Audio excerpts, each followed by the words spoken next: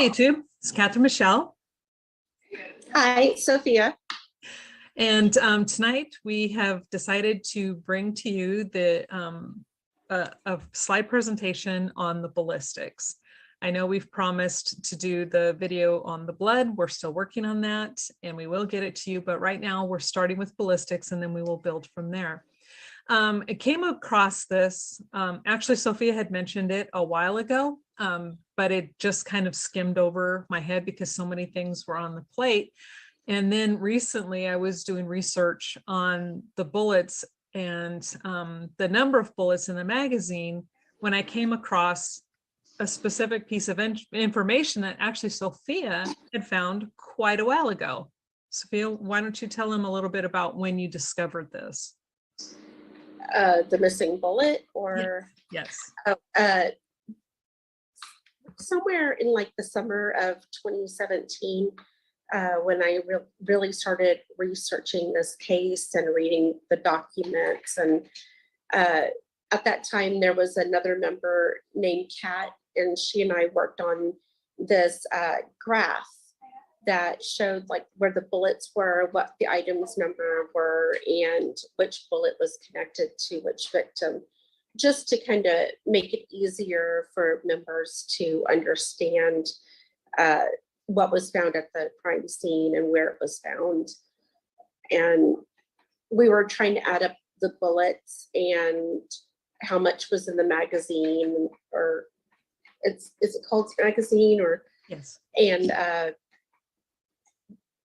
usually I believe that there's 12, and then I think there's only 10 that were counted. And we think that David had 11 in his magazine because his other magazine also had that amount. And so where is that 11th bullet? And we're gonna try to go over that tonight and explain each of the bullets that were found and bullet fragments that were found at the crime scene. Yep. And you know, it's really important because Sophia's right. Not only did David, he had a 12-round magazine, but he always put in 11, and that was verified by Mason Hendricks. I do have a copy where he stated that he knew David to have only put 11 rounds in his magazines. I did not include that in here today because there's just so much information that we're just going to try to cover. However, like Sophia did state, the other magazine, the spare magazine that was in the safe in the bedroom, also only had 11 rounds, which were all accounted for. But the magazine and the gun at the crime scene, there are only 10 that are accounted for. So, okay, we're going to start the slide presentation and we're going to go over all of this information now. Okay, and I'm going to kind of shrink us down here. Okay. Okay, so for the ballistics, there is so much to cover in the David Crowley case. One often finds themselves scratching their heads saying, where do we go from here? Where do we go from here? And we figured the best way to figure this out is to start with the ballistics. In every case where there's a murder using a handgun, the presence of spent bullets and casings is something to find. This is true in the Crowley case as well. When the AVPD and the BCA left the Crowley home on January 18, 2015, they left with 4 spent bullets, 3 of those containing obvious blood and hair, 1 spent round found in a wall, 1 fragment, and 1 unspent round. We can only assess from this, not access. Oh my goodness, you guys, you see typos.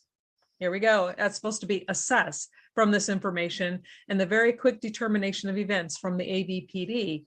The police felt they had all the evidence needed to bring the case to a close. They had 3 bodies and 4 spent bullets. It made sense after all. Kamel's body showed the presence of 2 exit wounds. David's body showed the presence of 1 exit wound, and Ranya's head showed the presence of 1 exit wound, 4 in total. Unfortunately for them, they were wrong. So let's start by looking at and comparing a 40 cal bullet and the bullets found at the scene. Now, this is the actual box of ammo that was taken from the crime scene. And the weight of these bullets weigh 180 grams. And this is what a 40 cal Winchester bullet looks like from the outside. And I took this from the website Outdoor Limited. And I checked on their website and they said that you could use their photos that they had as long as you gave them credit. And here's the credit with the website. So if you guys want to go and find it, you can find it at Outdoor Limited. And you see that they're hollow points. Now here's item 31, the bullet fragment. And this is just a piece of the bullet.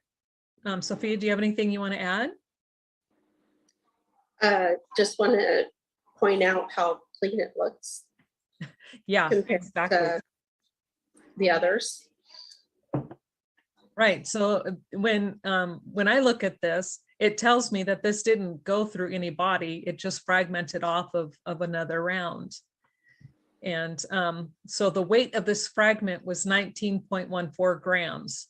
So it was, of course, since it's a fragment it's of an entire bullet, it's going to be a negative 160.88 grams of the total 180. Now here's item number 42. This is the first one that they've associated with Kamel. Now the weight of this bullet is 167.98 grams. So it is missing 12.02 grams. Sophia, do you have anything to say? I'd like to point out that this spent round is, well, it's not as shiny. It's got blood, it's got tissue and hair on it. So it definitely went through a person. Yep, big difference from that fragment. And here's number 43. This one hardly lost any weight at all. This one's weight was 179.56 grams. So it was only missing a negative 0.44 grams. So basically it was in full.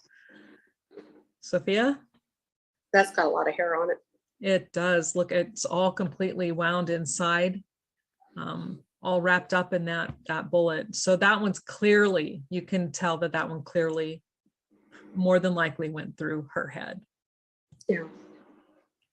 Okay, and here's item number 44.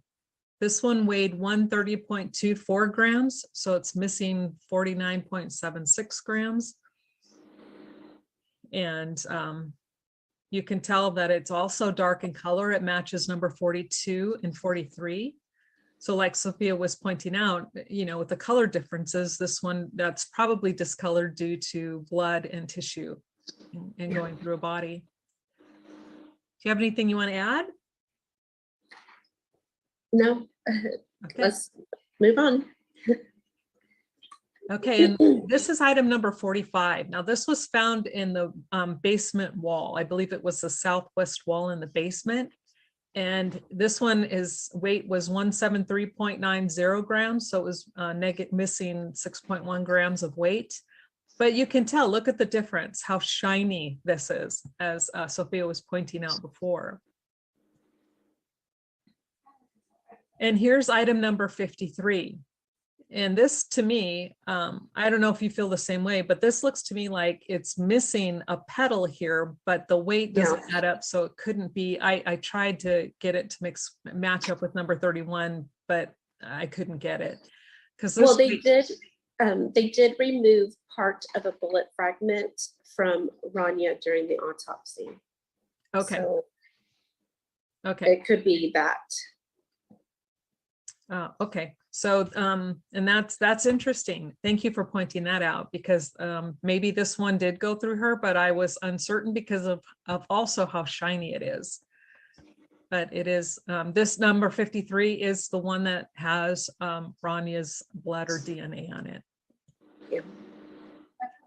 And here's item number 57. This is the best photo that they gave us. It's sitting in the attic inside the insulation. But here is the interesting thing to note. It didn't lose any weight. the total weight on this one was 180.18 grams of the 180 grams. So it was just over by 0.18 grams.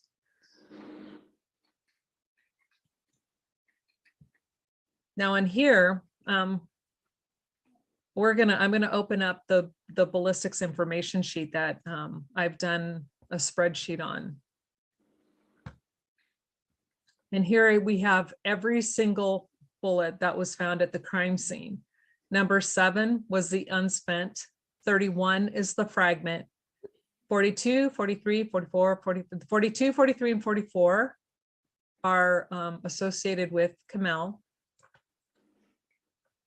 45 has no DNA profile. That was the one in the wall. 53 was the one that has Ranya's, and 57, no blood, no hair, only white material was detected. And this information was pulled off of the ballistics section of the report. And they stated, let's see. Okay, item number, okay, and no DNA was collected on number 7. They didn't do anything to it. They didn't process it at all. On the bullet fragment, it says apparent hair-like substance, but that could have been because when they picked it up off the floor, there was hair on top of it. Doesn't necessarily mean that there was any hair in it, but there was hair-like substance that was in the envelope that went along with the fragment. Number 42 had blood-like and hair-like substance. 43, apparent blood-like substance. 44, blood-like substance. Number 45, which was in the wall, only white substance. Now here is where it gets interesting.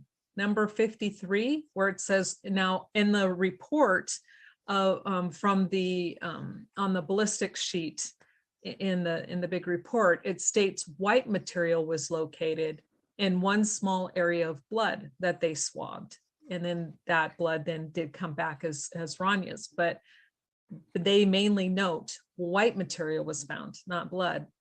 And on the number 57 that's associated with David, only white material was found, no blood detected at all. No blood, no hair, nothing. Is there anything you'd like to add? No, it is interesting though. Let's move to the next slide. Yeah, and I found it, and I wrote down the weights here and the differences, you know, the fragment, and then of course, if that had been a bullet in and of itself, which we know it was not, it was just a fragment, a piece of one of these. So which one could it have really probably belonged to?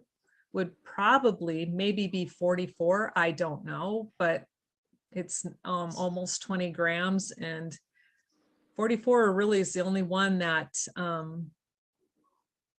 I don't know, that I guess it could fit with the weight. Yeah. When a bullet is fired at a hollow point, it only mushrooms and the petals come out when it goes through something. Yeah, it has to hit something in order for it to mushroom. Yeah. So that petal wouldn't have fallen off before it had gone through something. Wow. You know, that's a good question. Maybe it could have. I don't know. That is not something I didn't think to ask somebody, but that is a good point. But it only just came to me, so. Yeah. Well, it's a really good question, but we do know 31 is only a fragment. It could have belonged to number 44, but it is definitely not a bullet. Or is it part of the bullet that is missing? That's a good question too. Yeah, we don't know. Okay, and now on this one, we're going to compare side by side, 42 and 45. You see with number 42, what it looks like after it actually went through a human body, and compared with number 45 that just went in through the floor and then into a wall. And number 42 with number 53. You know, this one is discolored, it has tissue and hair. And 53, yeah, it looks like it might have a little bit of blood on it, but You know, it's Yeah. very clean. That's actually a pretty good photo of it, because it's either shadow or it does have some blood on it. Yeah, Hmm. and we'll cover that when we get to number 53. Okay. And here's number 42 compared to 57. Again, big difference between the bullets that entered a body and those that were shot somewhere else. Here's number 43. Compare 43 with number 45. Yeah. What are you thinking? I mean, that's obviously it's gone through somebody, Yeah, obviously. But like you said, also there was a lot of hair at that scene, so that could have been added on. yeah, with by the the dog. fragment. Yeah. Yeah, because I went back and I looked at the photos where the fragment was located, and there was hair, loose hair on top of where it was lying. So if the dog had been running around, or if the heater's kicking on and it blows around loose hair, that could have easily been why there was hair on top of it. And then as they're collecting it, they just picked it up and put it in the bag. So then hair then is transferred with it. And then here's 53 compared to 57. I mean, it's just obvious. It really is. And here's number 44. Yeah. And can you see my pointer at all, or is that just on my screen? I can't see it. No. Okay. Okay. So if people look at that item 44, like toward the bottom of the spent bullet, it looks like that you can see some maybe tissue or blood or something on that one. And then just the discoloration itself, and compare that with number 45 next to it. Again, we're just showing you the comparison to show you the difference between bullets that we know went through a body versus those that they can't prove actually did. And 44 with 53 and 44 with 57. See, and if you go back to 53, that looks pretty clean still. Okay, let me go back to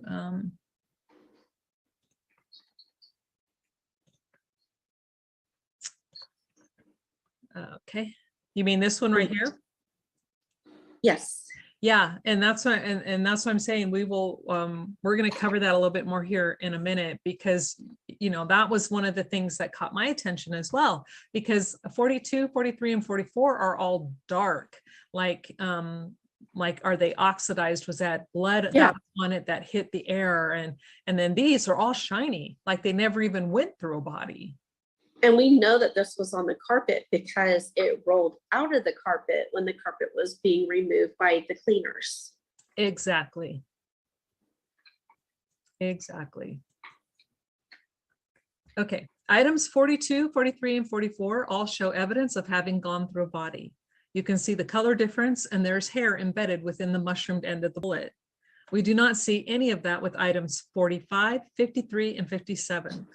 All three, items 45, 53, and 57, present with a copper shine, yet items 42, 43, and 44 are all dark in color.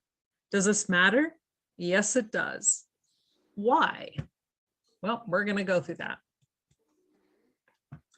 If the three bullets that are known to have gone through a human body have the look of oxidation, which is what we were just talking about, and the three bullets that are known to have not gone through a human body do not have the same appearance, sorry, another typo, what does that tell us about the DNA found on items 53 and 57?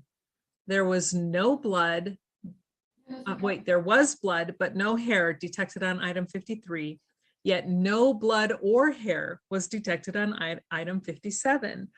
Do you have that pulled up on your side? I forgot to add that. I was going to actually put a link to that in here, because there seems to be yet some misunderstanding, but the blood analysis clearly states that no blood was found on item 57, but they did a swab of it anyway. I only have it on my phone. I don't have it on the iPad.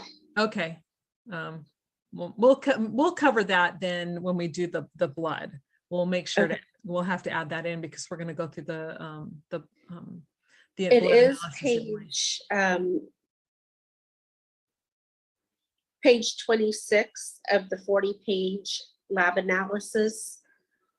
For Okay. anybody who wants to read it, though, it's at the, like in the, right after it says results of laboratory examination. And It's right there. And what was that again? What page number? 26 of the 40-page lab analysis. Okay, and you guys can all find that at Greg's website, the Gray Stage website. So, and also on the Justice for David Crowley and Family Facebook page, you can go to the files section and look up this report and find it there. It is there, and it states as plain as day, no blood or hair. But they did find DNA. But they swabbed it anyway. There was nothing they could detect, and they tested it. They swabbed it and tested it for blood. It came back negative, a negative pheno test. So then they went ahead and swabbed it and sent it off to the lab. And then that's when they found a DNA match. But again, no blood. Okay, so here we have it. Item 53 and item 57 have DNA associated with Rania and David, respectively. However, both bullets lack the evidence needed to prove these were the bullets that killed them.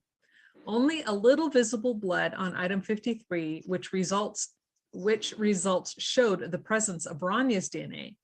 Keep in mind, though, the bullet was only found after it rolled out from the rug and onto the floor. Now, did the bullet pick up Rania's DNA in the process of rolling, or did the bullet actually come into contact with her body? The evidence is leaning toward the bullet picked up Rania's DNA when it rolled around on the rug. And this is what you were talking about, right? Yes. Yes. So, and that's the thing we have to remember. It's a copper bullet. It doesn't have any oxidation on it. And not that we can see in the photos that they give us. You guys saw it yourself. It was bright, shiny copper.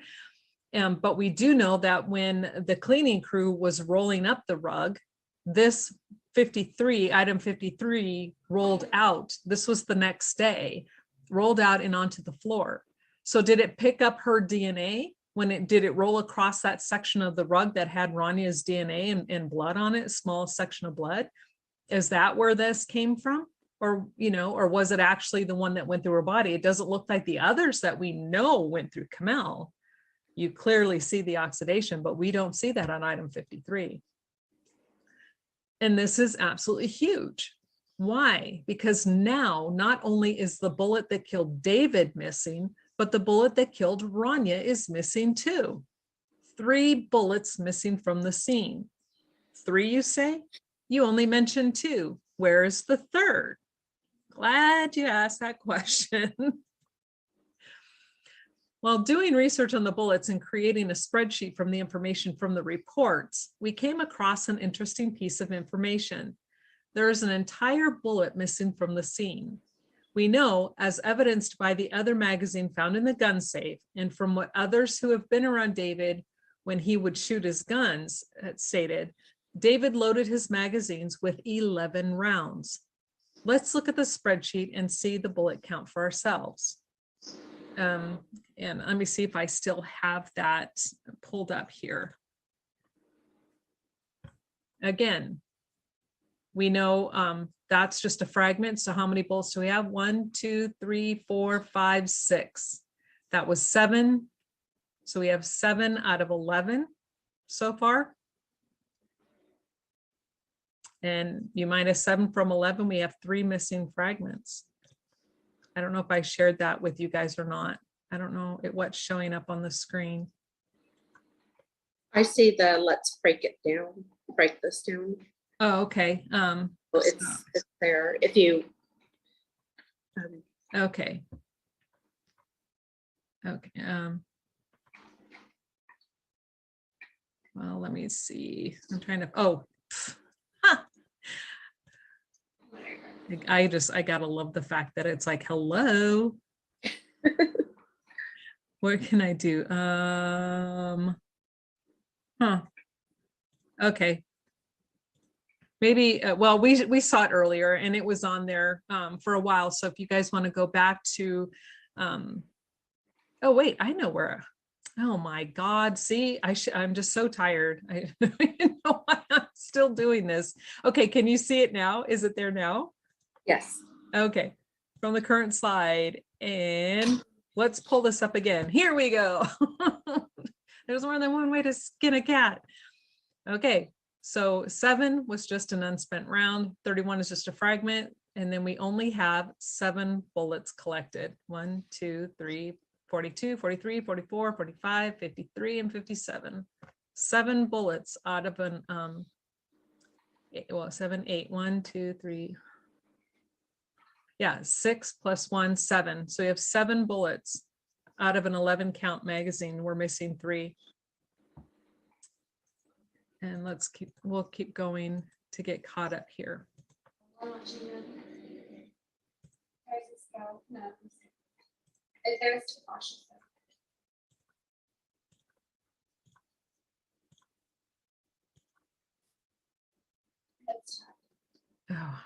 it looks like I skipped some here.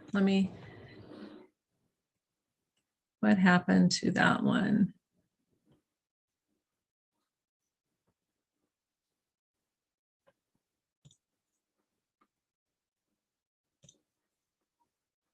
Oh, did I actually delete? I think I deleted a slide. How did I do that?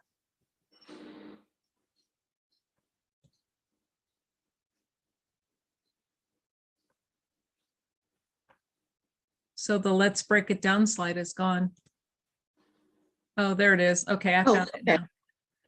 Oh, jeez. Okay. That's a good slide too, so. Yeah, I know. I'm like, oh no. See, I told you it's a day. It's been a day. Okay, so what does all this mean and why does it matter? If item 31 is a broken off piece of item 45, that means an unspent bullet is missing. We know David loaded his magazine with 11 rounds, as evidenced by the extra mag in the gun safe, and Mason Hendricks stated the same in a comment he made once. So let's break this down. A, 6 spent bullets and 6 casings, 3 tied to Kamel, 1 tied to Rania, 1 that went through the floor and into the basement wall, and 1 in the ceiling. 1 unspent round found on the floor.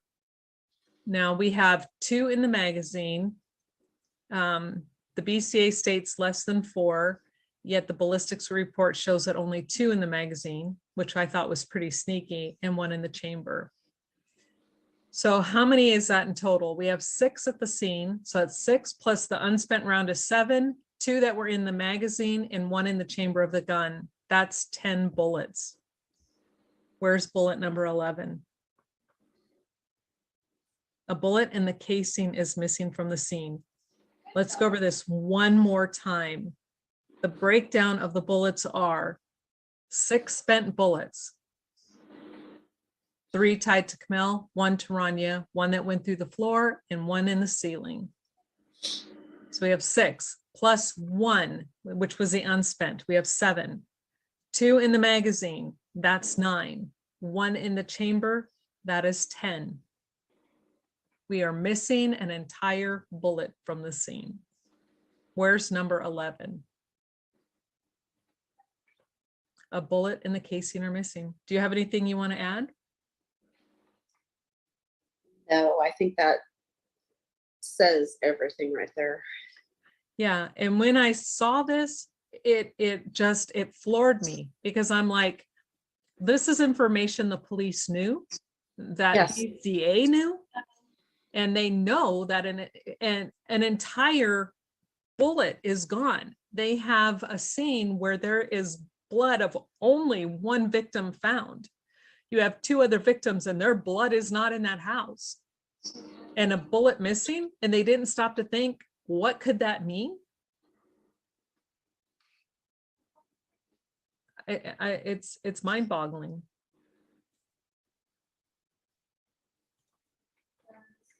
So the BCA evidence in the property report and the supplemental report show the magazine in the gun safe in the master bedroom contained 11 rounds.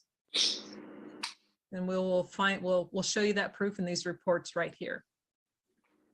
This is from the supplemental report right here. This was the magazine from safe loaded with 11 rounds of ammunition.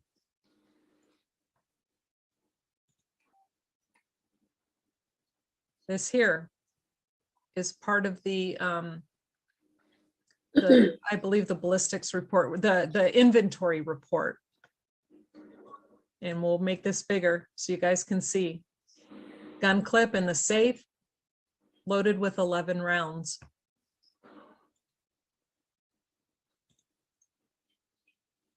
And here's the firearm worksheet. And it said that they had a cardboard box containing a firearm, an open manila envelope containing 1 magazine, 2 red evidence tape sealed manila envelopes labeled 1B1 and 1B2 containing 1 cartridge each, and 1 clear tape sealed manila envelope labeled 1C containing 1 cartridge. 1B1 and 1B2 came from inside of the magazine of the gun, and 1C was what was the round in the chamber of the gun. So there were just a total of 3 left. 3 in the gun, 7 found at the house, 1 is missing. And where is that bullet? Yep, And where's the casing too?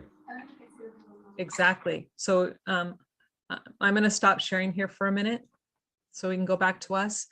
So yes, exactly. We have an entire bullet. Was it another round that was ejected? Was it one that was shot somewhere else? But like Sophia said, the bullet and the casing are not there.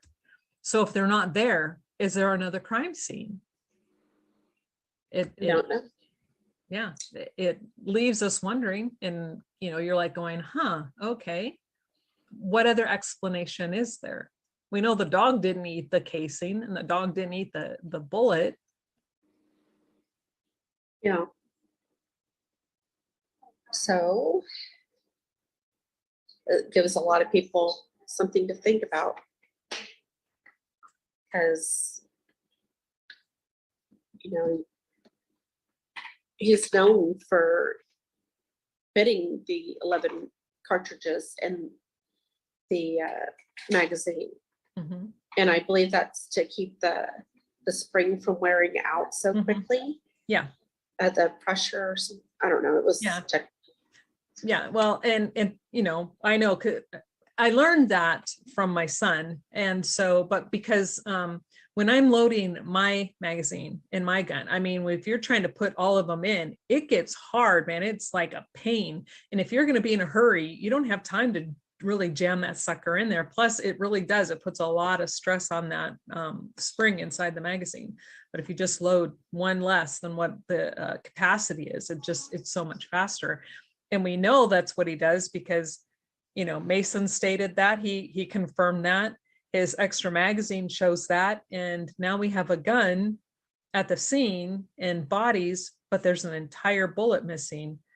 We have 3 victims, but only 1 victim's blood in that house.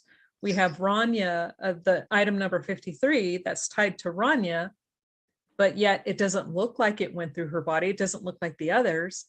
And they found it after it rolled out from underneath the rug. So as they're rolling up a rug, it's tumbling and it's coming into contact with stuff on the rug, obviously. I mean, whether or not that's where it came from on the bullet, it still is going to be coming into contact with, body fluids, tissues. So go ahead. No, continue, please. Yeah. So, I mean, if we break this down, we know that Kamel was shot and killed there. We know she was killed in that house. Her blood is there. Her blood is everywhere. But we don't, now we no longer have the solid proof about where Rania was killed. Yeah.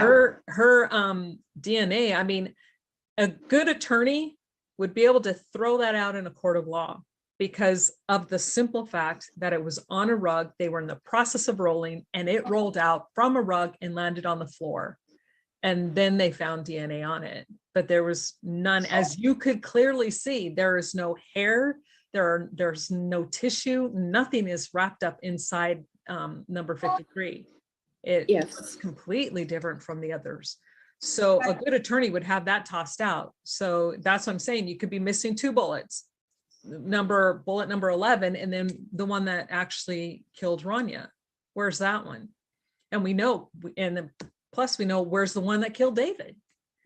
57 does not have his blood or hair on it, but yet it has his DNA. So somehow I guess we're supposed to infer that that was the bullet that killed David, but there is no proof of that whatsoever. It's impossible to state that, because we know it didn't go through David's body, by body position, by where it ended up, and the fact that it's in the ceiling. That is not the bullet that killed David. So in actuality, we have 3 bullets missing from the scene. Where are they? And not only did they find Ronnie's DNA on that bullet, item 53, but they found 2 or more individuals. So yes, you are right. You are right. Let me see if I can't pull that up and share that. Let me see if I can. And it doesn't match David, and it doesn't match Kamal. Right. Okay. So here, can you see it? Did it pop up? Yes. Okay. So let me, and that was item 53, right? Okay, I'll highlight it this way. Yes. You're right. When indication of blood, yes, because one small area again, and I'm taking this from their reports, mainly white material. Now, the only other bullets that had white material were the ones that went into the ceiling and into the wall. So 53, that's interesting. It had white material, but one small area had blood. And that's what I'm saying. Did it pick it up when it was rolling? Very possible. So indicated, yes, blood was indicated, and it was Rania, but it indicated, like she stated, as 2 or more, and David and Kamel are excluded. This case is all over the place, all over the place. Yep, it is. Yeah. And go ahead. I'm sorry. I mean, this item 53 is the smoking gun for this case. Yeah, you think so? Please expand on that. Let people know what you're thinking. I mean, whose DNA is on that bullet? We don't know, because nobody else was ever tested. And this is not the only time that they find extra DNA on items. I believe it was it 41? Major profile. I know we'll cover that No. when we do the blood, because I did a whole huge spreadsheet on that as well. But there's like 2 other items that had extra DNA too that was found on it. So, I mean, whose is it?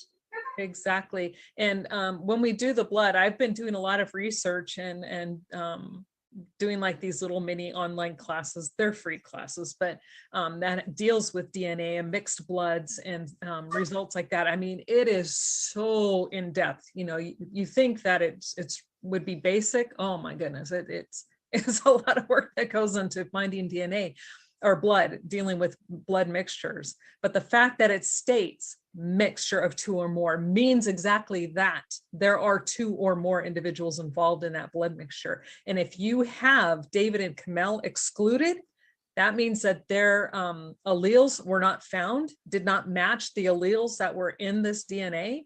They are not part of that. So we have 2 individuals, 2 or more, and Rania was the only one that could have been picked up. But again, was that because it rolled through the carpet? And if that's the case, we know that there's passive blood in the kitchen. Was there just happen to be passive blood on the rug as well? We don't know. This is all speculation at this point. But again, the main point of this is to show you guys that we have the bullet that killed David is missing. The bullet that killed Rania is obviously in question now. Is this really the one that killed her? Highly in question. It's very questionable. And a good attorney could toss it out and say, no, it's not. And we have an entire bullet missing from the scene. We have David and Rania's blood missing from the scene. So where were they when they were hurt? And where's that bullet?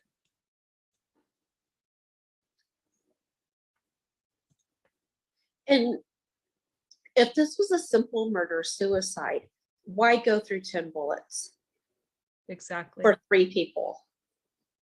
It just doesn't make sense. Right. Especially when they're hollow points too. Right. I mean, I mean, they're meant to do the job. and you bring up an extremely valid point, because if David were the guilty party, he knows how to fire a weapon. He knows how to just do boom, boom, boom. He knows how to do that and could Correct. do it with ease. You'd have three, and it would be over, and you would have all 3 of their blood in the same area, you know, cut and dry. There it is. Correct. No question asked. You wouldn't have all of this writing on the wall. What does that serve David to do something like that? And there is none of this, oh, he snapped garbage that they keep trying to put out there. That just doesn't fit. Yep. I mean, there's so much more we could add on to this, but then this presentation would be like 3 hours long, if not more. Yeah. And so, Okay, so before we wrap it up then, is there anything you want to say and kind of wrap all of this together, to tie it all together?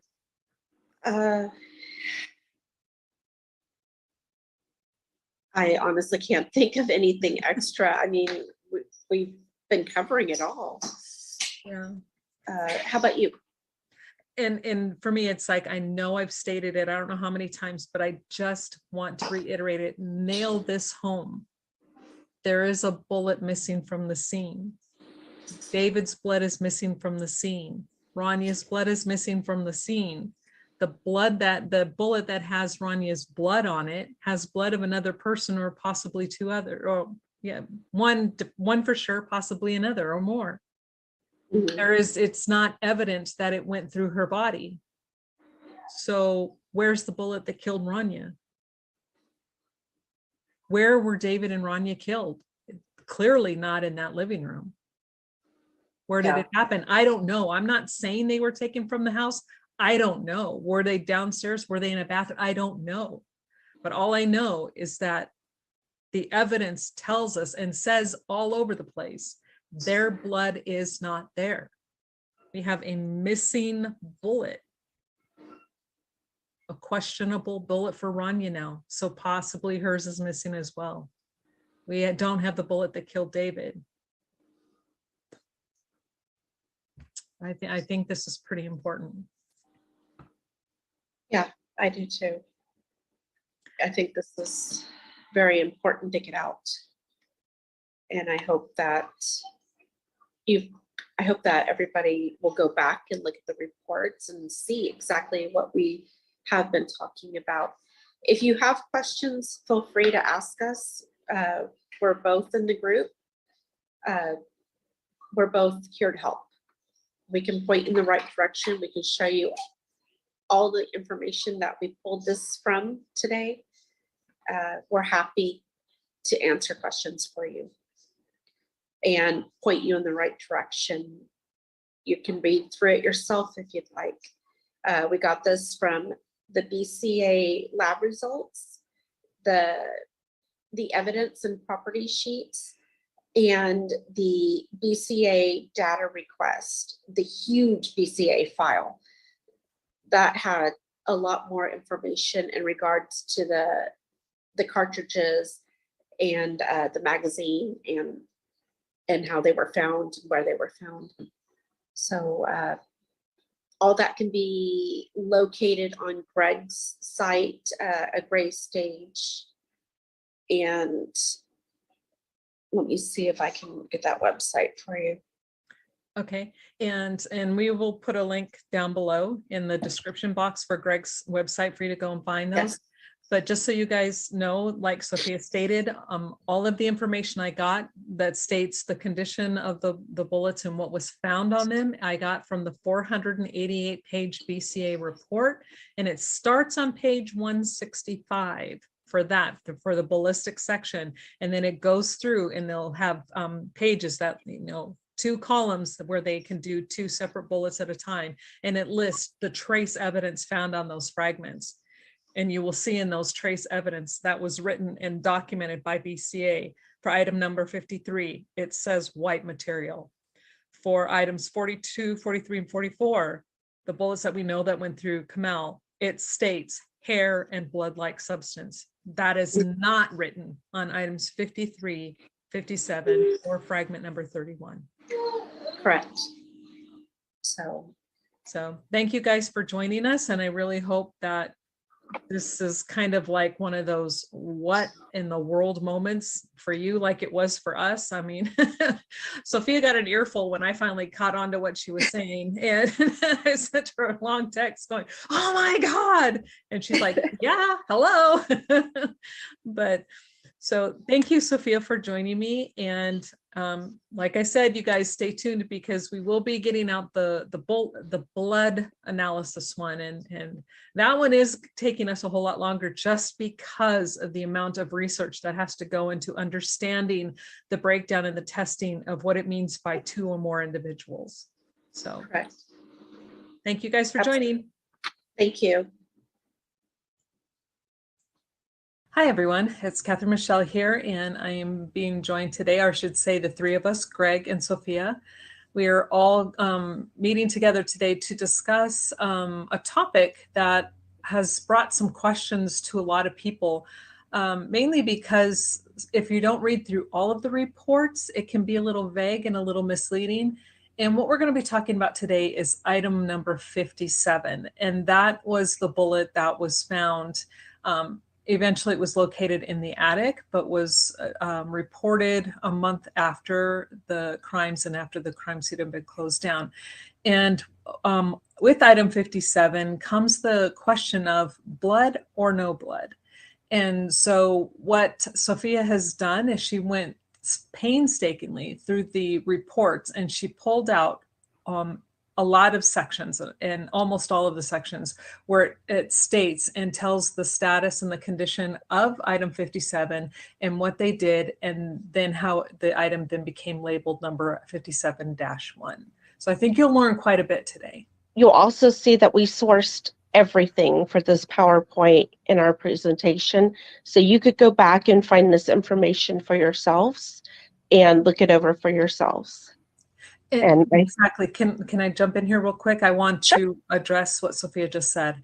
And what a lot of people don't understand. When you're doing medical reports and you're doing report writing, it's not the same as an English paper or a novel writing. They're basically, you're going to write what you did, what you saw, and what the results were. You're not worried about adjectives, adverbs, all this, none of that stuff. It doesn't matter. It doesn't play a part in these types of roles in reports.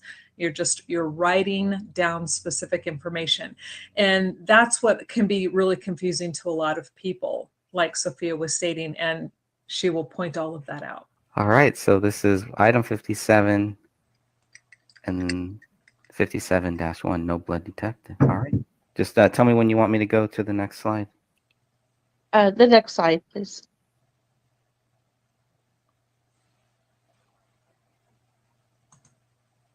Okay, this slide can be found in the BCA lab results, page 26.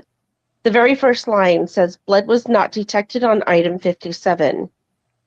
However, a sample was collected from 57 as item 57-1. What they mean by however a sample was collected, they're talking about that they collected or swabbed a sample for DNA testing. It's not saying that a sample blood was found or anything like that, just that they swabbed the bullet and they are going to use that for DNA testing. Correct. And that swab is called a sample. Yes. So you can swab anything, and whatever's on that Q-tip is then called a sample. And we will back that up throughout the rest of the presentation. Mm-hmm. Greg, next slide, please. This is from the BCA data request file on page 420. And it says item 57, where it was found in the attic above the living room, above the front entry, one bullet. And then it says on the third line, no blood, swabbed and cataloged as item 57-1. Greg, next slide, please. And what she has the arrows pointing to here is the part that states blood was not detected on items 1B1, the cartridge, 1B2, the cartridge, 1C, a cartridge, or 45, a bullet. However, a sample was collected from each as item 1B1-1, 1B2-1, 1C-1, and 45-1, respectively. And this is page 10 of the BCA lab results, so everybody can go and look it up for themselves if they'd like. Well, and what she's showing here is the same wording. There was no blood on these items, but they still collected a sample. Again, the sample being the swab from, swabbed each one of these, that swab then became the sample. And we know for a fact that item 45-1 did not have blood and it didn't have DNA. And neither, and same with the 1B. The 1B1 and 1B2 were the cartridges that were in the magazine, and 1C was the cartridge that was in the chamber of the gun. And none of these items had blood on them, but yet they still took a quote unquote sample. Again, when they swab it, it's called a sample. This is the one slide I did put together for Sophia. She did all the work on the other. So I'll go ahead and read this one because it is small writing. These are found in the BCA lab results, page 26, the laboratory report number 4. And in the blue, I added, below we can see the items that tested positive for blood and items that did not test positive for blood. Items 38, the push keys on the gun safe, 45, the bullet from the south wall in the basement, and 57, bullet from the attic, did not test positive for blood. These items were tested for DNA, and then said DNA was tested against known samples to gain results. And down below under results of laboratory examination, again, we're back to the same part where Sophia had read previously, where it says blood was not detected on item 57. However, a sample was collected. And then if you look below, you will see the two separate paragraphs, the top one being where they did DNA profiling on blood previously indicated, and then it lists all of the items where blood was found. And then the paragraph below that is where they're doing DNA profiling was done on items where there was no blood indicated, but yet they were able to swab, get a sample, and then they tested, found DNA. And then that is how they compared that DNA with the samples taken from David, Kamel, and Rania. There were no blood on items 45, 38, and 57. Thank you, Catherine. Welcome. Greg, the next one, please. And if you could zoom in for everybody so they can compare these two. This is taken taken directly from the reports. And you can see how the sentence structure is almost exactly the same. And again, to reiterate, this is typical form writing. This is not how you would write if they were writing a novel or a newspaper article. This is information they're gathering to put into report. It's what did you do? What did you find? What were the results? And then the next slide, please, Greg. What is DNA? DNA can occur in body fluid stains and other biological tissues recovered from the items of evidence. The DNA testing results obtained from the evidence samples are compared to DNA from reference samples collected from known individuals. In this case, that is David, Kamel, and Rania. And this is from the FBI website. And then we can go to the next slide, which explains exactly what type of biological samples DNA is. That's liquid blood, blood stains, liquid saliva, saliva stains, liquid semen, pieces of tissue, skin, fingernails, shed hairs, skin cells, clothing, sweat, tears, anything that has a nucleus in it has DNA. Okay, next slide. Did it say it? Oh, it did say hairs. Okay. Yes. Mhm. Yeah, hairs. As But long the as hair, it's yeah, I'm sorry, but the hair has to have that tissue bulbous at the end. It has to have that, Oh. so you can gain the DNA from there. Like when you yes. pick a hair from somebody's head, like that, like. Yeah, if you pull out a hair and it has that, what they call the root at the end, that is Mhm. where the DNA is going to be located. But if you go up to somebody and just cut a piece of hair in a hand, that doesn't have DNA. Oh, interesting. Okay.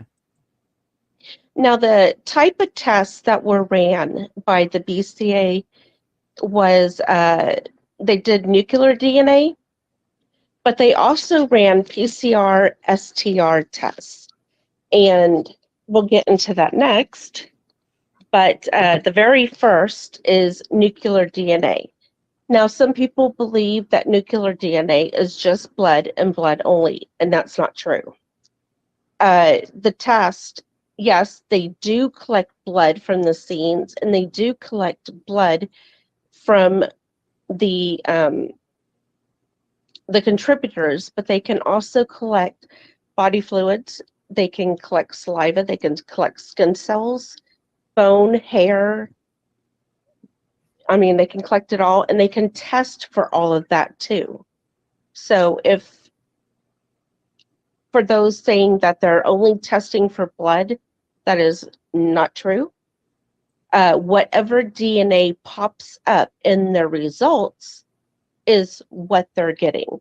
So if there was a hair follicle that was on a bullet or a knife or whatever was at the crime scene, and that was swabbed and picked up by the swab and tested, and that DNA pops up, then that's what was there. If they caught skin cells and that the skin cells had a nucleus in it, and that popped up on the DNA results, then that's the results that they got. But you could get it from body fluids, skin cells, bone, hairs that have tissue at the roots. To sum it all nicely, what Sophia just said is the blood is not the DNA, the skin is not the DNA, etc. The hair is not the DNA. The DNA is what is contained within the nucleus of these particular cells. So they're looking for the DNA. They're not looking at the means by which it is being transferred. That is easy for other things. If they're looking at bloodstain patterns or, semen, for example, that all has its place in solving a crime. However, but when you're looking for DNA to match victims and perpetrators, you're looking at the genetic code, not the substance that is carrying that genetic code. So that's the substance the substance is not the DNA. It's just the means by which it is found. And if we move to the next test, we are looking at STR, or short tandem repeat. The reason why I bring this up is because item 57 had this test ran on it too, which leads me to believe that the DNA that they found on item 57 was so minute that they had to keep duplicating it to get an actual DNA profile, and that's why they ran this test. And STR just means that they are replicating the DNA over and over and over so that they can get a strain long enough to see who the person is, the major contributor is. And so the test that they ran was called PCR STR. Okay, and I can show you why I'm saying this in just a second. Okay. STR, it's a a tool in forensic analysis specific to STR regions found in nuclear DNA. Usually STR, well, no, not usually. STR and nuclear DNA go hand in hand. If the lab comes across a sample that is too small, like 3 skin cells, then STR PCR gives them the opportunity to make that DNA longer. They just keep replicating it over and over and over until they have enough to run the test and get a result. And if you look on the site for the BCA, this is one of their tests that they use all the time. Okay, we could go to the next. This just basically shows that item 57-1 was a male DNA profile. It matched David. It did not match Rania or Kamel. And due to insufficient genetic information, no statement on minor types. Basically, the DNA was too small for them to get any other information from it. It probably was degraded also. Okay, next one.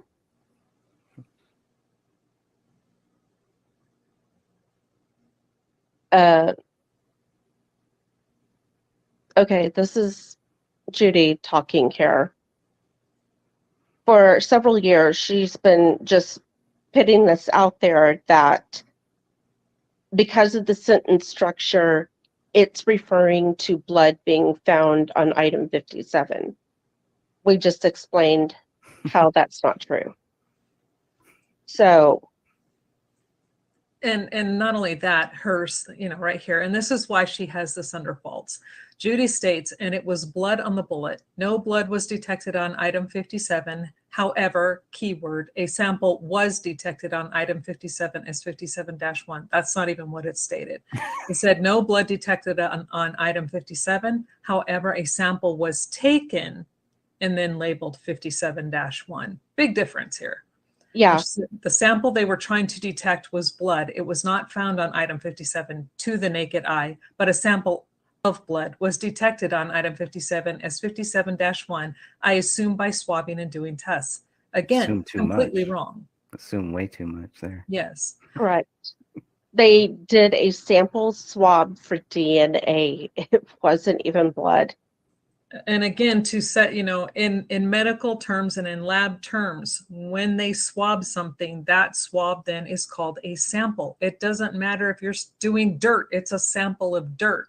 It's just what they call the swab once it is being used. It's now a sample. And they name it 57-1 because they took it from 57. This is how you number things. You keep it all categorized within the same thing. They wouldn't turn around and call it number 58. Because then it would get lost in the shuffle. This way, it follows suit. It's like, consider it bullet points. So you have 57, the next bullet point, because it's associated with 57, would be 57-1. And then if they took a sample of 57-1, that would then become 57-1A in brackets. It's just the numbering system. And again, the swab is the sample, not finding blood and the blood is the sample. That's wrong. And you can refer back to page 10 of the BCA lab reports, and it talks about how it took sample swabs from the cartridges that were found in the magazine and the one in the chamber of the gun, and then item 45, which was the bullet that was found in the basement that did not have DNA and did not have blood. So that will help clear up any confusion in regards to that. And then, of course, the next slide, Greg, please. This is actual false. It's not a fact. David's blood was not on that bullet. The BCA states it time and time again. And we can move on from this topic. Well, can we stay that's here a for just headache. Yeah. real quick second, because she keeps bringing, oh, it's To so this day, she keeps bringing it up. yes. Okay. As you guys know, my work experience is varied and pretty extensive, especially when it comes to the medical field. I did a 2-week stint working at Roche Biomedical doing data input. I took nursing classes. I've taken chemistry, biology, anatomy, human anatomy and physiology. I worked as an EMT. I've written these reports, and I've also learned in writing class how to do how to bullet something. And and she's like, I'm sure Catherine, because she knows everything about everything, can explain the purpose of the 1 after the 57. Why, yes, I can. Again, like we stated before, since item 57 is the item being used, the sample then taken from 57 now becomes 57-1. And then if they took 2 or 3 samples, then they would have been labeled accordingly. 57-2, 57-3. And then if they took a sample of 57-1, it would then become 57-1A in parentheses, and so on and so on. That is how they number it. That is how they do it. It's across the board, and it's as easy to understand as reading a newspaper. Yeah, I had no idea about any of that stuff, and just reading those documents, I could figure that out. You can look at David's notebook, and that's how they note the pages. You know, for what is it, like 41-1A, 41-1B, blah blah blah. So Yes. I mean, it's not that difficult. So not only do you know everything, but you do too. apparently we all do, except for her. Sounds like she doesn't know anything about it. And again, on the next slide, please. I'm just showing how page 26 is set up the same way as page 10 in the BCA lab reports when they talk about taking a sample. And this is a sample swab. It is not a sample of blood. Okay, and this is perfect. Oh, okay, right here to explain to Judy and maybe to some other people who might not understand. And I'm going to single out Judy here to help her. This is perfect, especially the bottom one. Blood was not detected on items 1B1, but then they were collected as 1B1-1. Here's the perfect example. What was item number 1? The gun. What is item number 1B? The magazine. What is item number 1B1? The cartridge taken from the magazine, removed from the gun. And then 1B1-1 is the swab taken from the cartridge, which was taken from the magazine, which was taken from the gun. Do you see? This is how the numbering works. Perfect example. Yeah.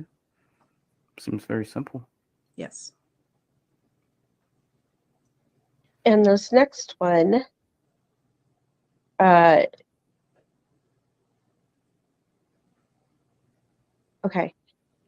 we're just going through this real fast, and I need to find the screenshot real fast. I'm sorry, give me 1 second.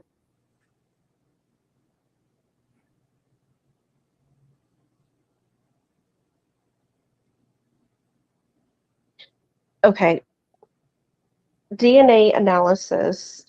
Okay, they're talking about blood was not detected on item 1B1. And then as we go down,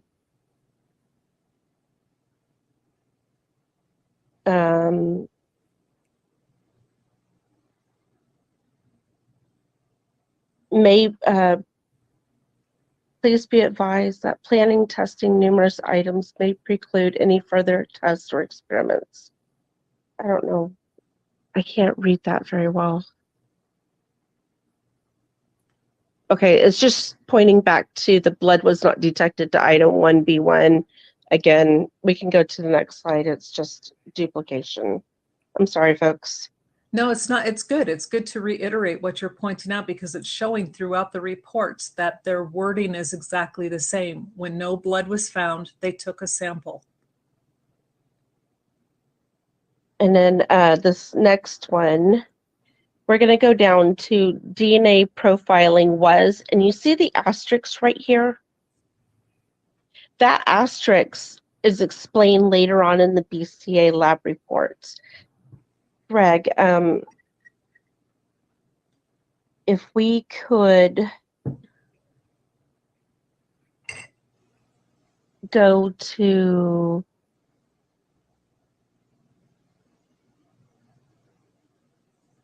slide number 2, please. See.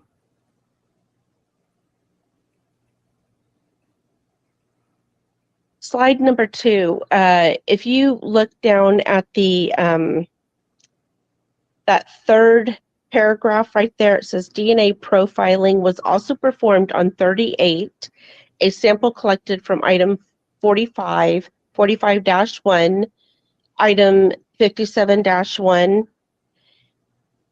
This is talking about the PCR STR tests that were ran so that they could replicate that DNA that they did find, the sample of DNA, over and over and over so that they could get a major DNA type from those results. And that asterisk is explained on page, and I'm pulling it up right now so that I can give it to the audience and they can look it up.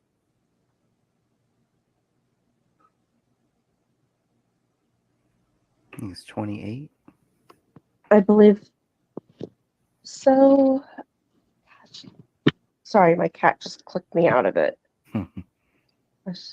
Sabotage. It is. They always have to get right on top of my lap and everything. I love I'm it. not upset. Relax.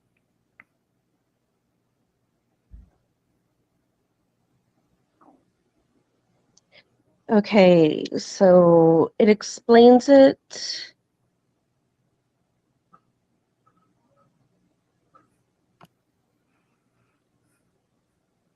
DNA loci testing using PCR STR includes some of the following. These are just the DNA codes that they have for the alleles. And then they explain it again. That was on page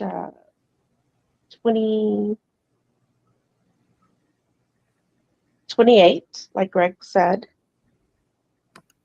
And I believe that they explained it a little bit more on page 23. And they're just discussing replicating the DNA sample that they did receive because it was so minute that they would not be able to get a full DNA profile. And the PCR STR test is a rapid one. It could be done within hours instead of days and months. And that's just usually what the BCA does when it's testing nuclear DNA that they've collected and are running those tests. And the FBI also does the same exact thing. And I can probably rattle on a little bit longer in regards to that, but I'd lose the audience. So in other words, what you're saying, if I'm hearing you correctly, is that this is a very accurate test. Oh, And yes. they can- Both nuclear and PCR STR are highly sensitive. okay. And this is one of the reasons why they were picking up mixtures in a lot of the items. And we will get back to that further at a further date.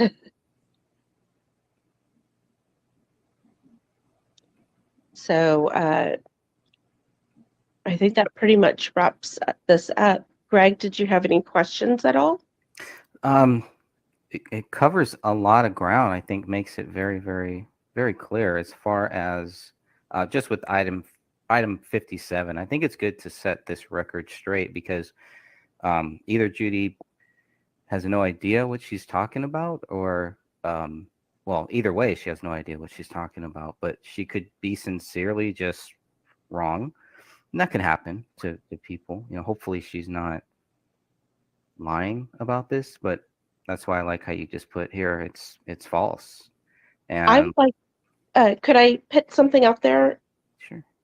Judy, I'd like to invite you to go down to the BCA or call them Oh, she doesn't have time for that. and discuss this and get a clear answer for yourself if you don't want to take our word for it. Feel free to do it. Okay, Anybody go got ahead. time for that? I think this slide here really breaks it down for anyone who still may be questioning that. I mean, it obviously says if there was blood detected on item 57, they would have said that. Correct. Now, and there's no way that they're going to put in the same report that there wasn't blood and that there was. If this top portion here would have been in their notes and then later on they found, oh yeah, there was blood, they would have said that. They are clearly saying blood was not detected on item 57. It doesn't get any clearer than that. Yeah, And if you could go to that one page that Catherine did all the work on,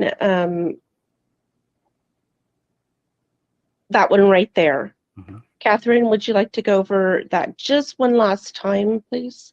okay, yes. And again, this is how this, and the difference is this is a report writing. This is not a novel writing. You're not going to write with the same quote unquote sentence structure. With these reports, again, you write what you see, you write what you did, you write what the results are. It is as simple as that. And again, to reiterate and state one more time, and this is their words, not ours. We're just trying to help everybody understand. Blood was not detected. However, they took a sample of number 57 and then they labeled that sample 57-1.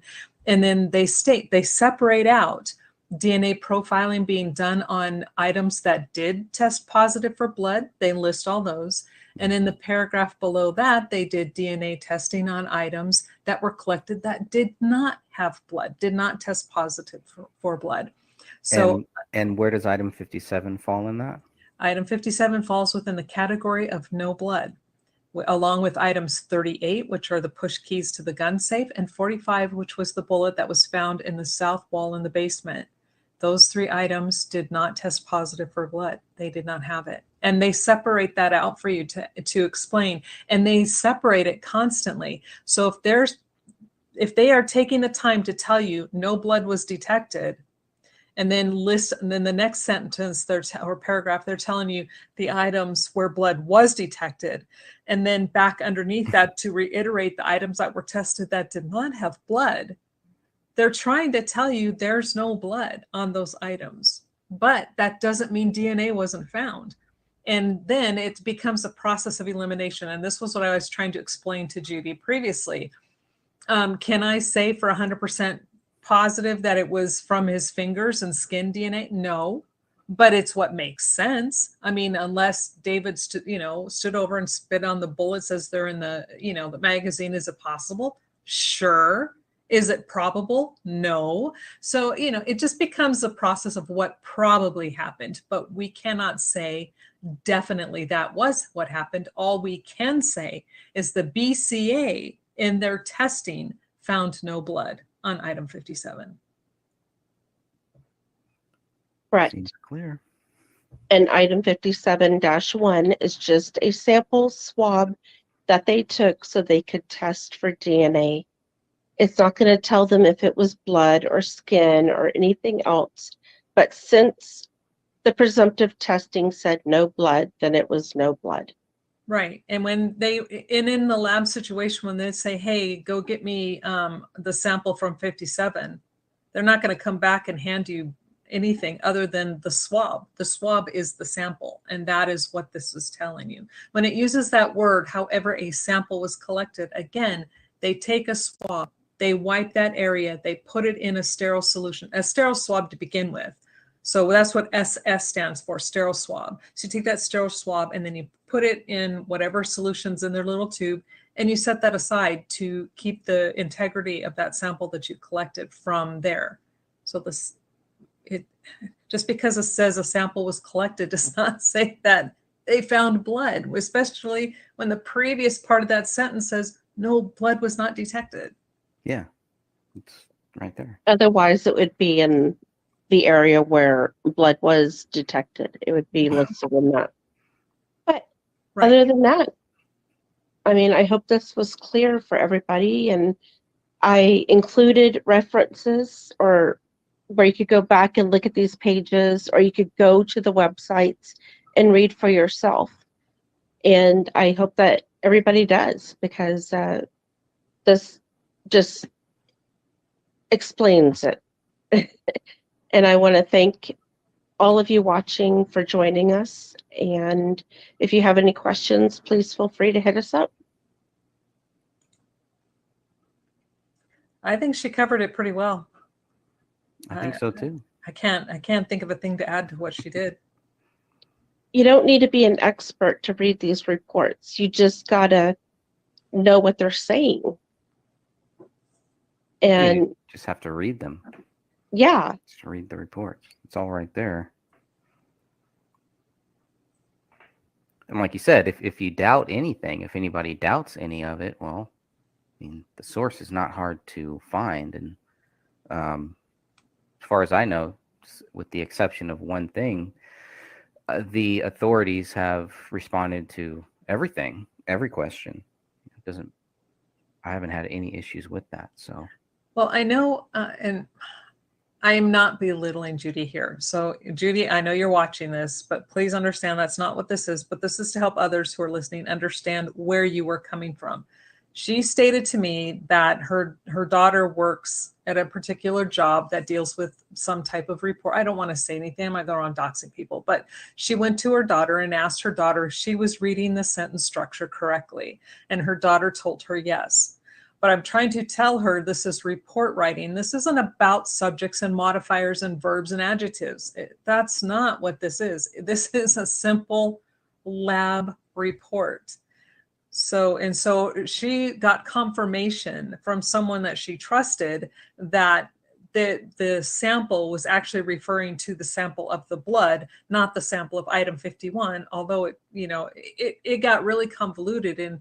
And so she kept trying to push, what's the subject? And I'm like, it's not what this is about. Again, Judy, the reports deal with, what do you see?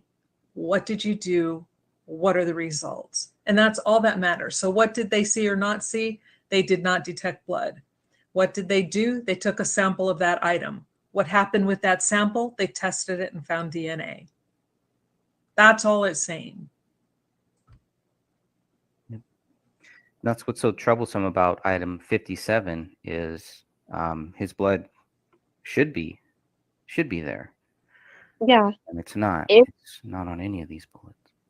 if that was the bullet that killed him, he should have blood and tissue and hair on that bullet, and there isn't. It's Yeah. not going to fall off magically as it goes through the ceiling. Well, and Because here's the thing that I was trying to explain to Joe, because he's emphatic that David was sitting or kneeling or lying down and shot himself in the head. And How would he somehow, know? He wasn't Yeah. there. yeah, yeah, how would he exactly. know? But again, he says he talked to professionals. Don't know, don't care. But here's my point that I told to him is, as we all know, that if that were possible, not possible, if that were possible, that bullet went through his head, did a 360 turn around and ended up going from this direction to all of a sudden it's going this way, and say that hit the ceiling, you're now going to have transfer of blood, hair, tissue on that ceiling, and there is none there. You can clearly see where there it looks to be transfer of the like the gunpowder residue, I would say, on that ceiling. You see a dark spot. Again, we're going off into a whole different discussion, but there would be blood, tissue, hair, something on that ceiling. It would have transferred from the bullet onto there. And again, it would have been wrapped up inside of the expanded portion of that bullet. However, we have to keep in mind that item 57 was only partially expanded. So they expect us to believe that it went through a head, in and out. So it's made contact with two hard surfaces, bone, and then somehow made it through a ceiling and then hit a rafter and only partially expanded and still maintained all of its grains of weight. Yeah, that's hard to believe. Not buying it. But it also did that U-turn also. That's what I was saying. To, If by some you know, miracle it's going this way, but it's going to turn around and go whoop. I mean, it's they the lose magic bullet. I don't see what is the relevance of what is Joe's issue with the relevance of whether David was sitting or standing or There is any no of relevance. that. Well, he was trying to say that to him, in his mind, that made sense in the directionality of how the bullet ended up in the ceiling. okay. So I'm like, explain that, because then that would have meant he would have had to have been this way. Mm-hmm. And especially if it's going and it's exiting this here, Mm-hmm. how The does left it side. go here to up here? Right. It's like, please think about this. Think about the trajectory. It doesn't make sense. You know, It didn't. would have gone into, is that the south wall? Yeah. No, the south wall is where The the east front wall. window is. Yeah, the south wall. It would have gone into that. Yeah, if he was sitting this way because of where his body was laying, correct. It would have ended up hitting the window. Yeah. And that's what I'm trying to figure out is how are they, so if they're imagining, I'm trying to imagine what he's thinking, and I didn't ask him. So this is speculation on my part. So he says he believes David was sitting, lying, or is squatting in some type of low position on the floor, then shot himself, and then that bullet exited and ended up in the ceiling. So again, in order to get that to line up with where it was, how far away would he have to be? Because that was a pretty steep incline. I don't even see where that, if I'm looking at if I'm thinking about the trajectory of the bullet from the ceiling at a 20 to 30 degree angle, it's not going to be hitting the floor. It's not that big of a living room. Yeah. You would have been at the couch. Right, standing up. It doesn't help prove David Crowley did Correct. it or not either. Yeah. It's another straw man argument. If David was on his knees, to me that would be more. I mean, that would just lead me more to a hostage, some type of a hostage thing or something like that. Why would he be on his knees there? I don't know.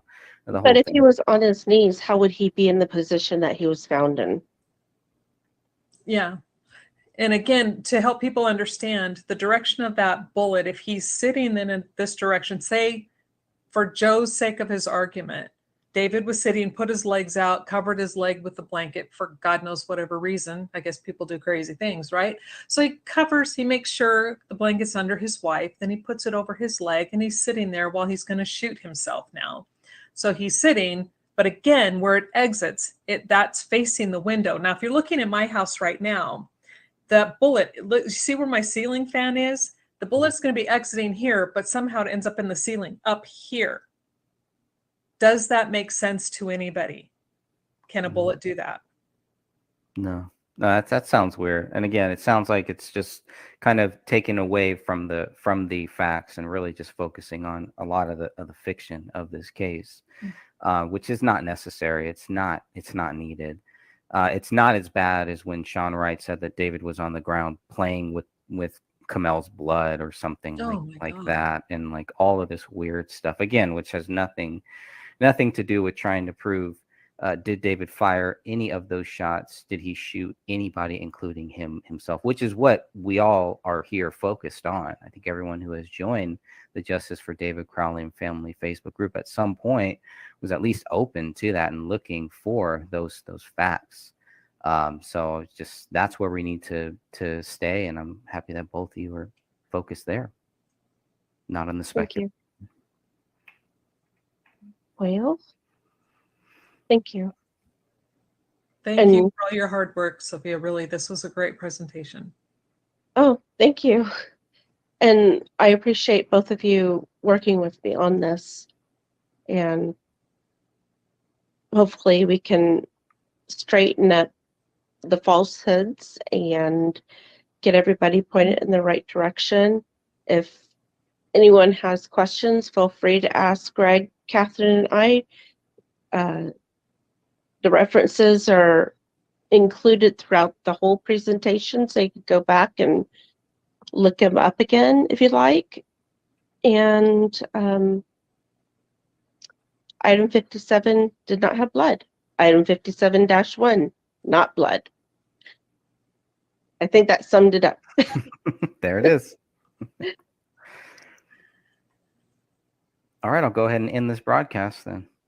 Okay. Thank you, Greg, for working with us today. You got it. Thank you all. Thank you. Hello, everyone. It's Catherine Michele, and I'm here with Sophia. Hello, everybody. And today we're going to go over a slide presentation that Sophia put together about the bodies in the living room. Actually, it's really a lot of everything in the living room. And because there's a lot of stuff that just isn't right, that doesn't fit the narrative. And yeah, I'm going blank. We could record it again. I mean, we could. Hello, everyone. Catherine Michele here, and today I'm joined with Sophia. Hello, everybody. And today we're going to talk about the bodies in the living room and the deaths that supposedly occurred in the living room. Sophia has been working on a presentation, and I think you guys will find it not only enlightening, but it's going to open your eyes to the real facts and not the narrative.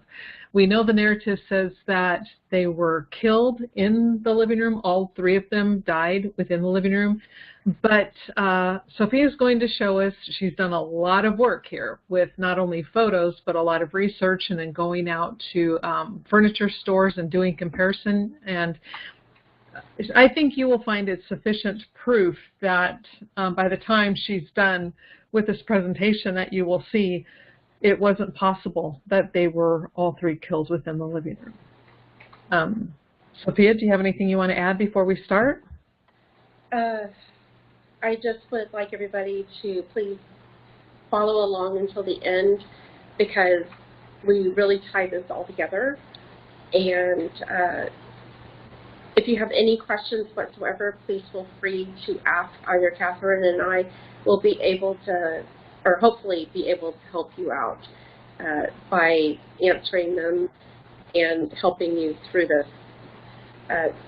This is going to show the living room photos. It's going to outline where the bodies had been laying. You're going to see decomp fluid that is there, the hair, things like that. So if you have children, this is probably not the video for them to be watching with you at this time. I just want to put that disclaimer out there for everybody, because we are talking about blood, and we are talking about the murders that supposedly happened in the living room. And so if you want to go ahead and pause and take your children out of the room, that would be perfectly fine with me. Okay, well, we are going to get going here. I'm going to, well, if I can get this to let me, just start sharing. And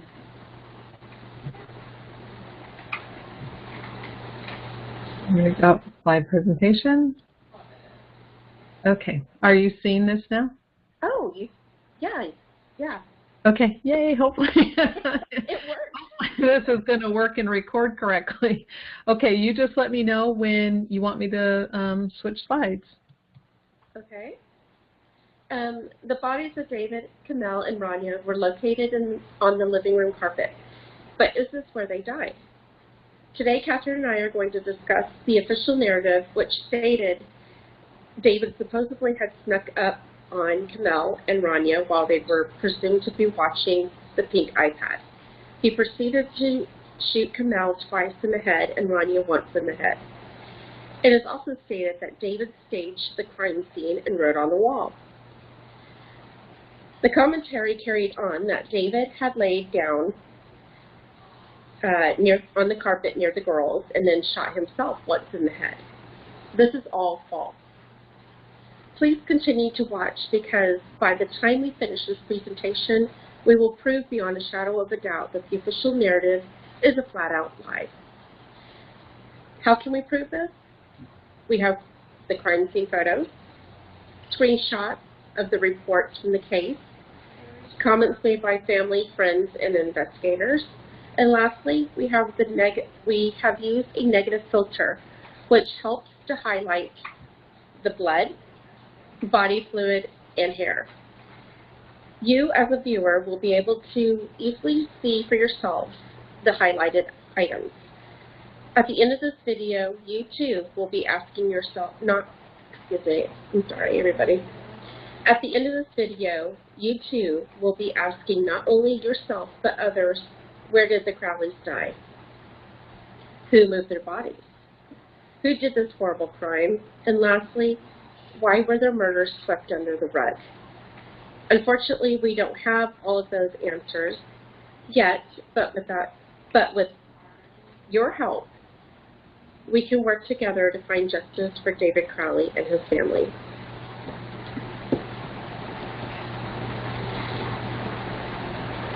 Okay, this next slide, we'll be looking at a conversation between Dan Hinnon and Sidra Alam. This happened several months after David and Kamel were discovered. David, Kamel, and Rania were discovered deceased in their living room. Within this conversation, Sidra recalls what the detectives told her when she was in Minnesota. The detective stated that David shot both Kamel and Rania in the back of the head while they were in the living room. Catherine, are you able to enlarge that? Let me see if I can. Let me go to the slide. Can you see it? Yes, I can. I won't be able to do it in the slide mode because I mean in the presentation mode, but I can do it like this. Okay, are you able to pull it up a little bit? Okay. This is it. I mean, I can't get it I can't put it in the slide presentation mode. Okay. Because it'll go right back down to what the slide looks like. Can you read this though? Is it big enough for you to read? Yes. Okay. This slide actually is pointing out, and I'm trying to enlarge it so I can read it for everybody. Please bear with me, I'm sorry.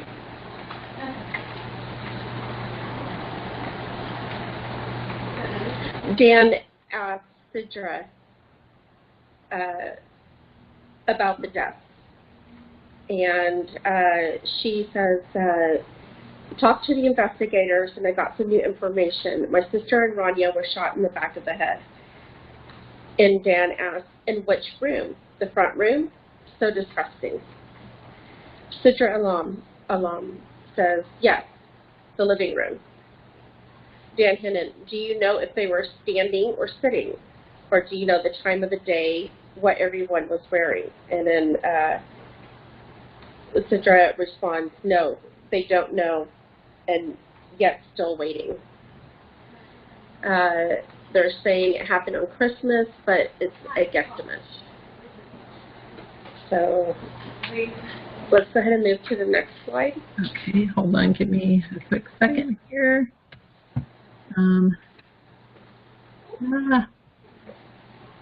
Slideshow. It would be the recliner. Yeah. Oh. Was that right? Wait, what's going on here? Hold on. What am I doing? Go back one, please. I'm trying to. Hold on. Oh, good grief. Okay, so this one right here, that's where we were, right? Mm-hmm. Yes. Okay. And so is this where you want to start? Was what you just read? The next slide, please, where we're looking at the recliner. Okay.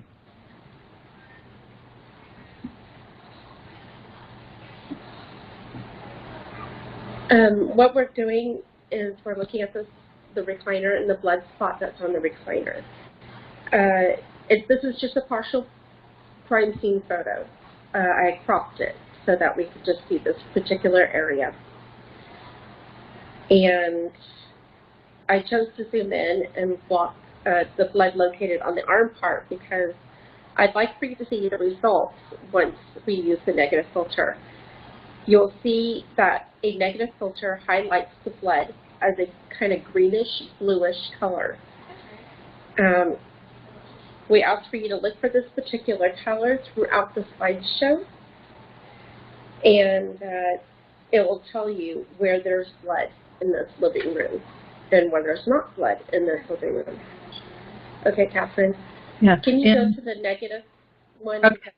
Yeah, and I just want to jump in here real quick and let everybody know that on this recliner, what you're looking at right now is the bottom right-hand corner of the footrest. This is the part of the foot part that would either come up or it was in the down position. I don't know which one, but this is the part that would be closest to the floor. Oh, sorry, everybody. I thought it was the arm. Yeah. Okay, and then the next slide, please. And as you'll see, it's like a bluish green color like we stated. Yeah, it really brings it out. It does. And then the white color is just shadowing from the furniture. So just so you can see the difference as we go throughout the photos of the living room. Okay. And then, of course, this is the living room. And you can see the staining where the bodies were found. Now this, what you're seeing is decomp. You're also seeing dog feces and lots of hair. And a lot of chaos, Yeah. unfortunately. Would you like, okay, there we go. Now, we're not seeing that blue-green color once you put this filter on. And this is the same exact filter that I had on the recliner. So it highlights the decomp, which is more of a, Catherine, what color would you say that is? It looks like a shade of white. Yeah, it's bright. It's brighter because it's the negative. You know, it's darker in the other one, and so it'll be brighter in this one. But yeah. And so it definitely highlights the decomp. It highlights the hair, which you'll see throughout the photo, which is all white. And then, of course, the stuffing. Yeah. But take a look at the couch, too. The couch doesn't have that blue-green color. No, it doesn't. Except for the pillow, but anyway. This is what gunshot spatter looks like. We should be seeing this on the couch. And so as we're looking through the photos from now on, we're going to be focusing on the couch and that area. And I just wanted to provide a visual of what we need to be looking for. And then I put a filter on this photo so that you could see the color again to help you guys kind of see what you're supposed to be looking for throughout the photos. Yeah, and this, everyone, is what is considered high velocity blood spatter. And you see how fine of a mist this is. It spreads out, and it's very fine mist. In fact, you know, it looks so different. Compare this with the blood you see in the other photos. And then this is why we're telling you, you have to imagine, there are 4 gunshot wounds to 3 heads. And do you see any of this pattern anywhere? And especially in the living room where this supposedly happened according to the narrative. And there's that blue-green color again, or aqua color. It's unmistakable. It just really jumps out. Yeah, it does. Okay. Now this is just a closer photo of the area where Kamel was found, and then Rania was between her legs a little bit further to the end of the photo. Yeah, and I wish the pointer on my mouse pointer, I don't know if it can show up or not. I really wish that it would. If it does, that would be great. If not, I want people to please pay close attention because Sophia's done so much work on these. Look at the number 44, and then down below that, you see a decomp stain kind of going toward the middle to the lower, like left-hand side. It's making an angled pattern.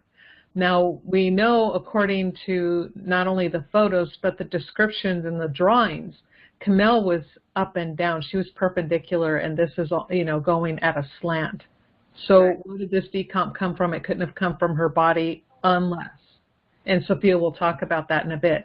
So, please pay attention to everything you see in these. She has highlighted and done this work for a good reason. And there you see there's no blue-green color at all. Except for, the pillow, of course, but the pillow is just reacting to the filter. But you don't see it on the couch. You don't see it where the bodies were laying. What you're seeing where that spot was, the decomp spot, past the marker 44, that's where Camille, well, she was laying almost, Catherine, you said straight? Yeah, she was like, straight up and down, and this decomp goes like from the middle to like at a slant. But there were no bodies laying here in this position where the decomp is actually located. Yes, that's correct. So, and what you're seeing on this couch right here, all those marks, those are just marks from either the dog or from the family when they were alive. And I went to a furniture store, actually 2 of them, and took photos so that you could see for yourself that these are actual marks made by humans. It's not blood. Blood is not on this couch. It would have highlighted when I did the filter, like it did on the recliner. Are you ready for the next one? Yes, ma'am. Catherine went ahead and did a little bit different. You want to explain what you did with this photo? Yeah, and with this one, when I ran it through not only the negative, but I took the negative and then I went through and I ran it through a color saturation process to bring out certain colors and shadings to see if you're going to see any blood spatter at all. And you don't. As Sophia was pointing out, you see marks. Here, to me, this looks like writing. Once I see it, I can't unsee it. So this looks like, when you're kids and stuff, you like to write things on the fabric of your furniture. That's what this reminds me of. But this actually helps to show you that there is no blood spatter on this couch whatsoever.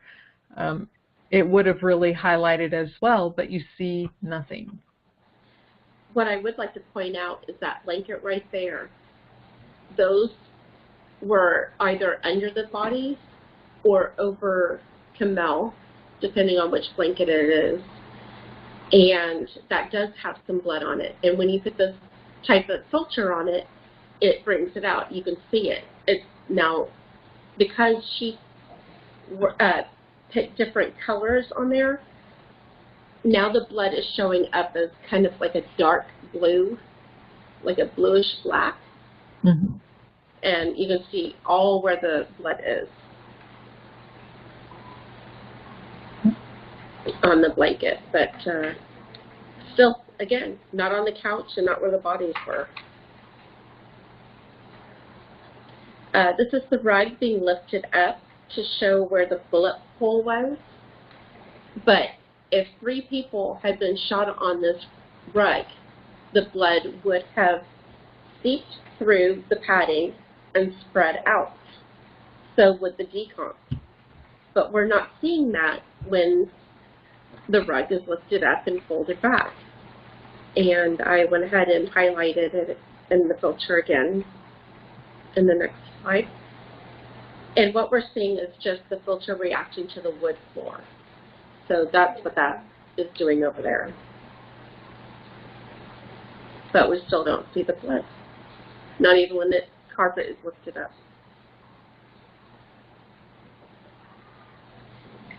And of course, this is the blood wall and the back part of the couch. And we're going to add the filter to it in the next slide. It's highlighted the blood. Wow, it really stands out on this one. Yeah. You did a great job on this one. Thank you. But once again, we still don't see it on the couch. There we go. And then Catherine did this one, which actually I like better than my filter because you can see it better. And look at behind the couch right there. Underneath the bookcase, you're going to see the lights, the Christmas lights. Now, we're thinking that the Christmas lights were hanging on the wall, kind of like made little dips. God, I can't think of it. Like scallops. Yes, scallops. On the wall, possibly, to be festive. But I'm thinking that somebody moved this couch to right on the wall, the Allahu Akbar. The lights were torn down, and then the couch was placed back and against the wall, and the lights were just shoved up against the wall like that. And then they put the bodies on the carpet.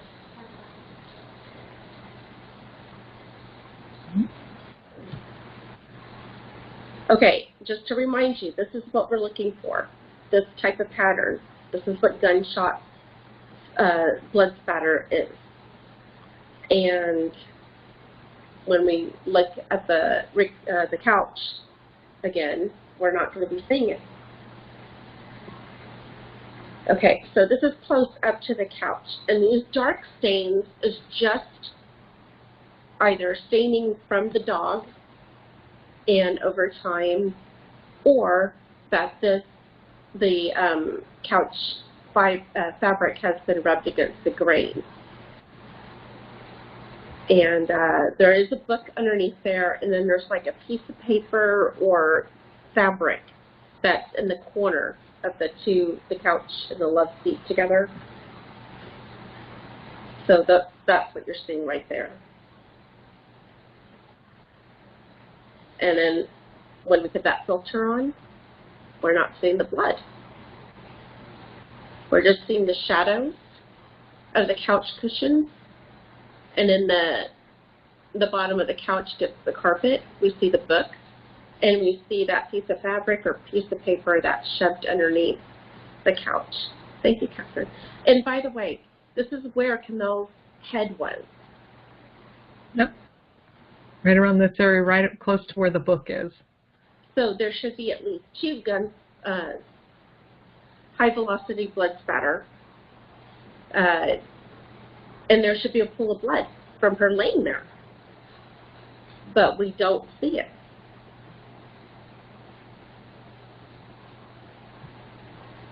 Okay, this is one of the couches that I went to go see. And it's got the same fabric as the Crowley's couches. I think it's microfiber, and or like a type of suede in a way. And this is actually in a furniture store, so it was pretty clean. And so when you see the filter being applied, the only marks that are on the cushions is what I had made on it, and you really can't even see those. But and you'll see the shadowing. This is not from the crime scene. This is from a furniture store for anybody who might be a little confused. I'm just trying to compare it to the couch that was in the living room and to show you that some of the marks on there with the negative filter also can be found in a regular couch that has not been in a crime scene. Yeah, and it resembles too the Crowley couch in the sense that we know there's no blood spatter on this whatsoever, and it looks exactly the same like their couch. So nothing is highlighted on their couch to show the high velocity. And then this is a different couch that I found over at Home Goods, and there's plenty of people have touched this couch and sat on this couch, and so it's pretty marked up. And when the filter is applied to it, you'll see that. And this resembles the Crowley couch more than the other one, I think. Yeah. And then you see all the marks, and a lot of the marks resemble the Crowley couch. Yep, it really does. Even the flooring does. It resembles the Crowley flooring. Yeah. I think you got a good match on this one. Thank you. And that was by chance, too. I wasn't expecting to find that there. So, and then I think these next photos are comparisons, yep, to the Crowley couch. And then the couches, or this is the Home Good couch up the top. And then, of course, the bottom is the Crowley couch. And then we're going to put a negative filter, and you'll see the same markings. Except for, of course, the dog markings, too.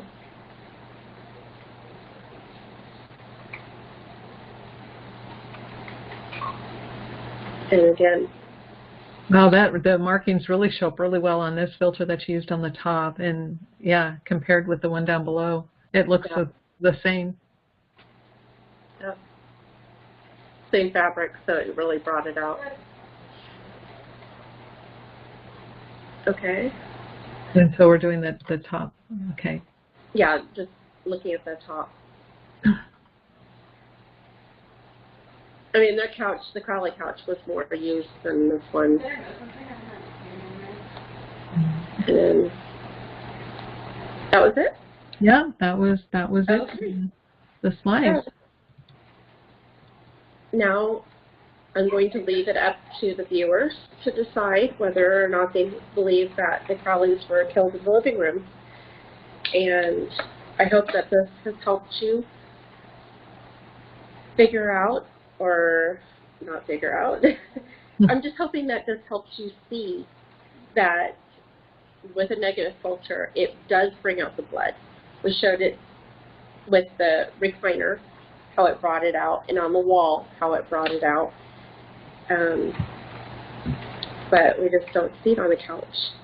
So I'm thinking, and this is an assumption, that they were killed someplace else, and the crime scene was staged. The couch was moved so that they could continue the staging of the crime scene and right on the wall. Couch was placed back. When they did that, the Christmas lights are hanging. They're kind of stuck between the couch and the wall, and they're just hanging there. I think that they were up on that wall above the couch.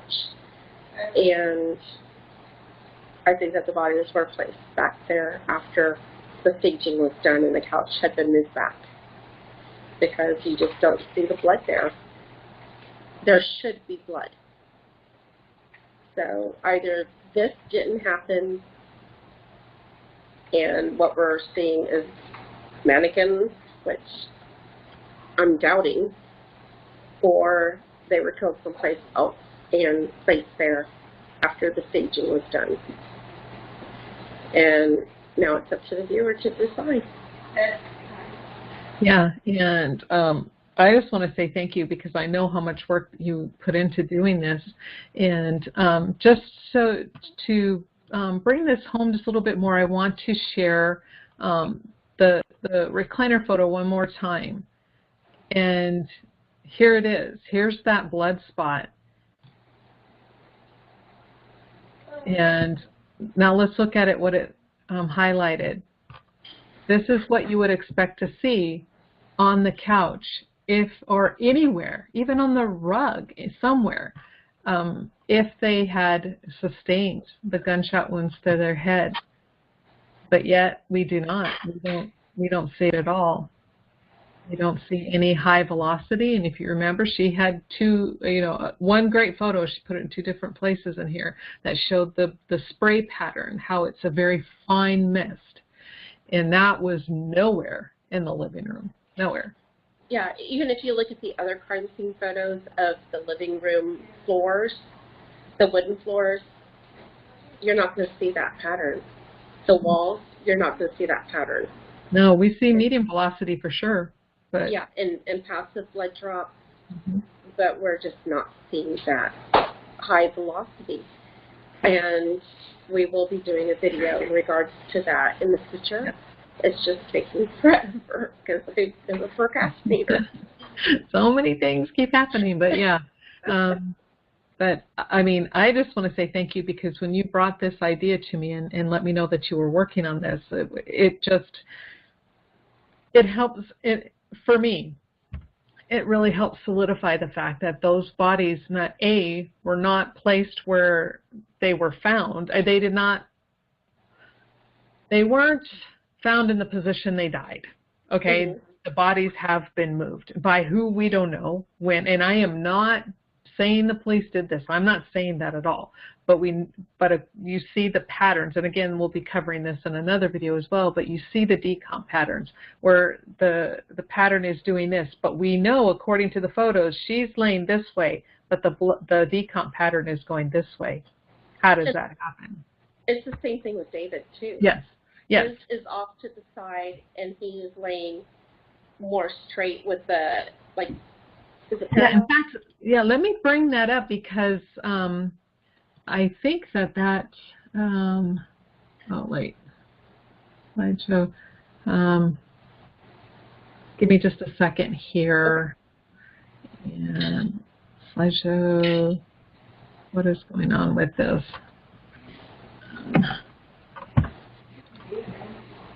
Okay, there we go. Ah, there we go. I found it. And I'm going to share this slide here real quick. Okay. You get that off. No outline.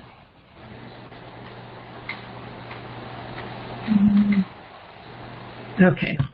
Now guys, give me just a second here so I can share this, because let's reiterate this point. Okay. Here's where I was talking about. You see this decomp stain there, and then this one. I think, maybe I passed it up. Sorry. It's farther to the front. Yeah. Start from first slide.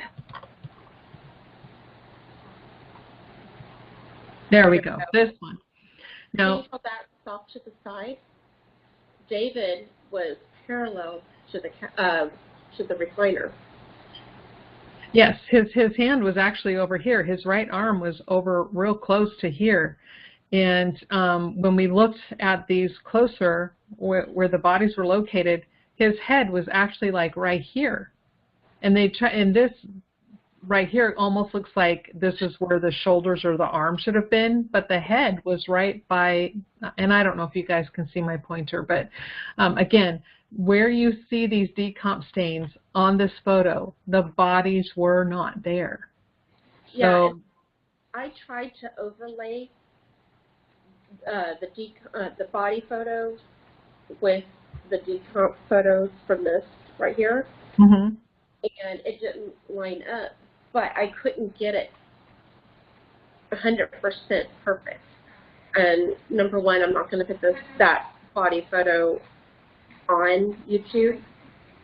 And so in the end, I had to chuck that whole project. Well, And unfortunately, you're not going to be able to get it 100% perfect because of the angle that they stood. We don't have the same photo where they're standing at the same exact angle, taking it up the rug and then with the bodies there and then with the bodies moved. They have different angles. Right here, they're like almost doing it a corner, but then the next one is where they're almost looking straight on. But with what you did do, don't scrap it too much. I hope you have some of it saved, because I really think that it does show enough proof that where these decomp stains are is not where these bodies were located when they were found. So there's only one option for that. And let me stop sharing. The only option is somebody move the bodies. Yeah. That is it. You have no other option. We know it wasn't the dog because of how the bodies were found. They were found too precise to have it be. They were posed. At least David was. Yes, they all are posed, exactly. So who is there? Who moved the bodies?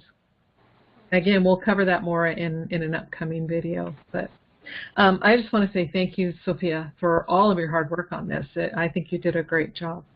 Thank you. I could have done it without your help, honestly, because I mean. Okay, everybody, no, I only did like filters on two photos. So no, she did. This is her work, and it's great. And it, like I said, it really helped. You know, when she was sending me as she's doing this, and she's sending me the presentation as she's working on it. I'm like, you know, this really solidifies exactly everything she's been saying. They weren't killed there. The bodies were posed. The bodies were moved, and there is not the blood present that should be present if you had 4 gunshot wounds to 3 heads in that area. And anybody could download an app. It's called Negative Filter app. I found it in the Android store, but I'm sure you can find it for iPhone also. What is the program? Is it Coral? I use Corel Paint Shop Pro, and then I also use that along with Lightroom. I use those two together. And any of you could take any of the crime scene photos and put it through this negative filter to highlight the blood, to see it better. Because when it's on the wood floor and stuff, it's hard to see in a lot of, you know, like the details of it. And the filter just makes it pop. It really does. Yeah, and that's the good thing about using both programs, because with one, you know, you can go into Corel or even Paint. I use Paint Shop Pro. What's the other one? Photoshop. They're basically the same programs, just different companies. So you put it in negative form, kind of work with the color and the hue saturation, and then I go into Lightroom, where then I tweak the whites and the darks, depending on if I'm doing color or if I'm, you know, just going black and white, or am I just doing negative. And then, because with each one of those, you can bring out the lightness or bring out the darkness, whatever it is you're trying to find. And even when I was doing that with these photos, nothing shows up. Nothing. Yeah. And, you know, Catherine's using her programs. I use the Negative Filter app. And just, we got the same results. So there's no blood there. And now that explains why the carpet, there weren't samples taken from the carpet. There weren't samples taken from the couch. If there was blood on there, they would have. They took it from the recliner. Good point. Yeah, exactly. And they took blood samples off of the hardwood floor.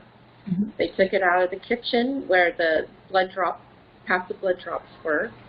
They took it off the walls. Anywhere there was blood, they took samples, but they didn't do the living room floor. And each area of the blood was marked with a marker and a tag number. Yet nothing on the rug was tagged or marked for blood. You have the Quran and you know, the iPad and then of course the bodies in the bullet hole, but that's it. Mm-hmm. That's correct. So I mean, that's pretty much tells me there's no blood. And like you said, that, you know, if you have a head wound and it's going to bleed even after death, because not to be crude, it's going to be an open wound, a gaping wound. So it's going to be oozing and coming out, and it will be in one particular area. But in where they pulled up the carpet, I mean the rug, it's not a carpet, where they pulled up the rug and they pulled it back because there's a bullet hole someone had shot through and then through the floor, is right around the area where David's body was found. That should have been soaked with blood on the back side of that rug. And you saw it. There is nothing. And the amount of blood that David had on his clothes, yes, he would have left some on the carpet because he shot himself, supposedly, as the narrative goes. He would have left it on the carpet, but it's not there. Exactly. Because the blood is also on the back of his shirts, plural, which soaked through all of his shirts and his pants and then his underwear. Yeah. But yet nothing on the rug. Not buying it. Just not buying it. Yeah. So, I mean, anyway, that's what I have. Well, again, thank you, Sophia, and hope you guys learned something from this. And if there's anything else either you see, you want to point out, or something you don't understand, like Sophia said at the beginning, either leave a comment below or come to the Justice for David Crowley and Family Facebook page and post your comments there, because it's public. Anybody can write a comment there. And there are a lot of people, and I'm sure just about anybody would be willing to help you, either point you in the right direction, or, meaning like if you're needing to see more videos, or not videos, but pictures, or, reports or something, people are there to help, and you will find this stuff in the file section. You will also find the photos on Greg Fernandez Jr.'s website. And WordPress.com. Yeah, we'll have those links down below. Thank you. I forgot what it was. So we will have the links to those down below as well. And again, if you have any questions, ask. This is how we all learn. Absolutely. So, thank you so much, Sophia. Yeah, and go ahead and do the filters. It's so easy to do. I didn't even use a computer. I used my phone. So anybody can do this. And you'll be really surprised at what you can see. It was pretty eye-opening for me, and kind of validating too, because I've been saying this all along, and I think a lot of you feel that they weren't killed in the living room. So this is going to be validating for you also. And if you have any questions, please ask, because we're happy to help you and walk you through doing this if you want to try it on your own. And I hope that we all learned something tonight. And thank you for going all the way through this video and bearing with us as we stumbled at the beginning. Sorry. I know, it's like you would think by now I would have this down, but I don't. Sorry. They're just, some days are just not as good as others, and this is one of those not so good days.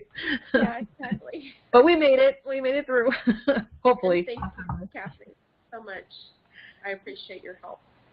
Well, and thank you. Thank you for including me. I appreciate it. Oh, you're welcome. You're welcome. Everybody have a good night. Good night, everybody.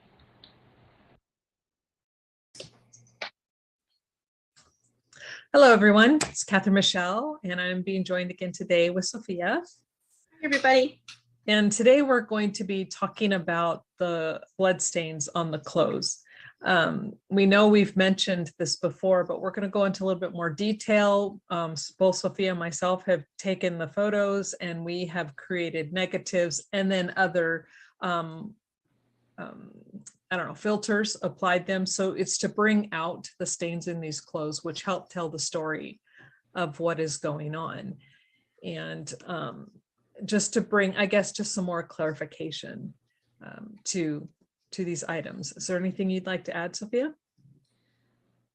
Because the clothes are darker, we will see when we apply the negative filter that they change color, but it still picks up the blood, which is important because some of the clothes are like navy blue or black, and you can't see the blood very well with it like that.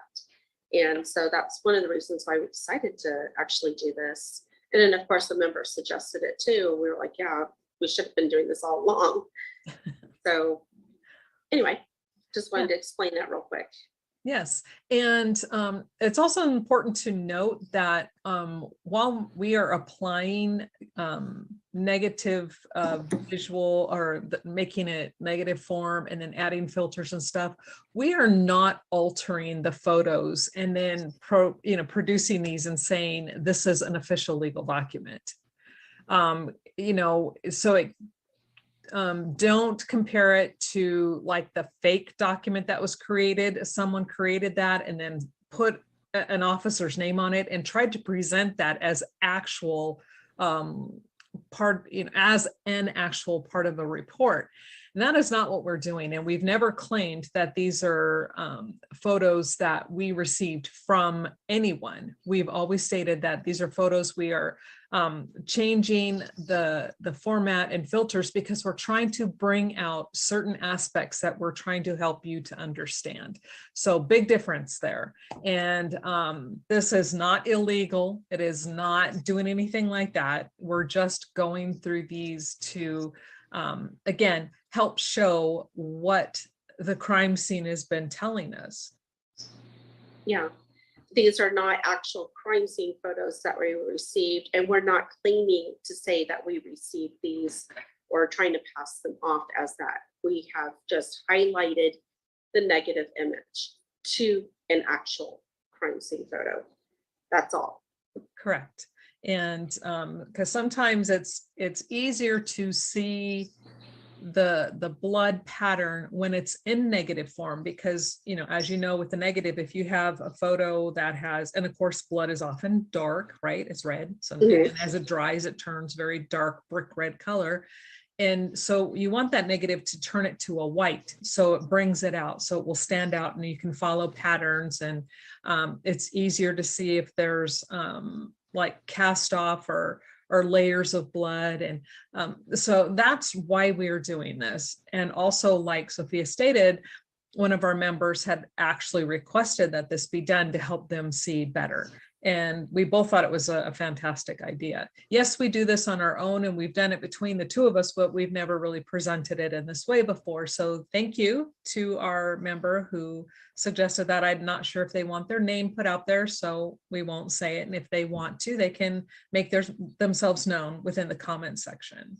Yeah, absolutely. Okay, so we're going to go ahead and we're just going to get started on this. I have to figure out what it is I'm going to be sharing here. And here we go. We're going to start the slideshow. And on this one, actually, Sophia had put this one together, and I love what she's done to this. So so I will let her take the lead on this one. And please, in the comment section, make suggestions, or if there's something you don't understand or anything like that, please feel free to join in or come to the group page and join in on the discussion. Okay, Sophia, here you go. Clothing talk, a frank conversation regarding the Crowley's bloody clothing. Just a side note real quick, we are only covering David and Camille in this presentation and not Rania. And we also have a viewer discretion only because we're talking about adult gory stuff like decomp and blood spatter and that kind of stuff. And it's probably not appropriate for little ears. Correct. And also these are real crime scene photos that we have taken. So they actually do belong to a real crime scene. Yes. And both Sophia and I, we just don't want to cover anything with Rania. She was an innocent, she was a child, and I'm not going to go there. David and Camille were adults, and this is all public, but as far as the baby goes, I'm not going there.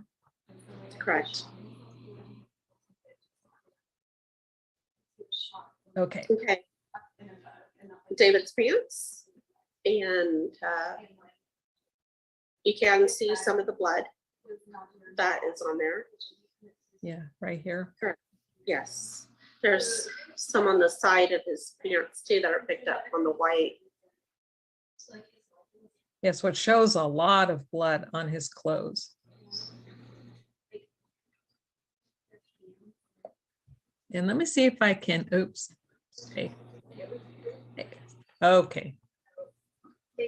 Other direction, yeah. Why is this going like that? The pants? Okay, it was, I'm trying to see if I can zoom in and I can't, but okay, here we go with the negative form of the pants. Yes. The reason why there's two negative filters is because usually the first one that I have entered into this presentation has been done by Catherine and your computer program. Mhm. And then the other one was done by mine on a cell phone app called Negative Filter.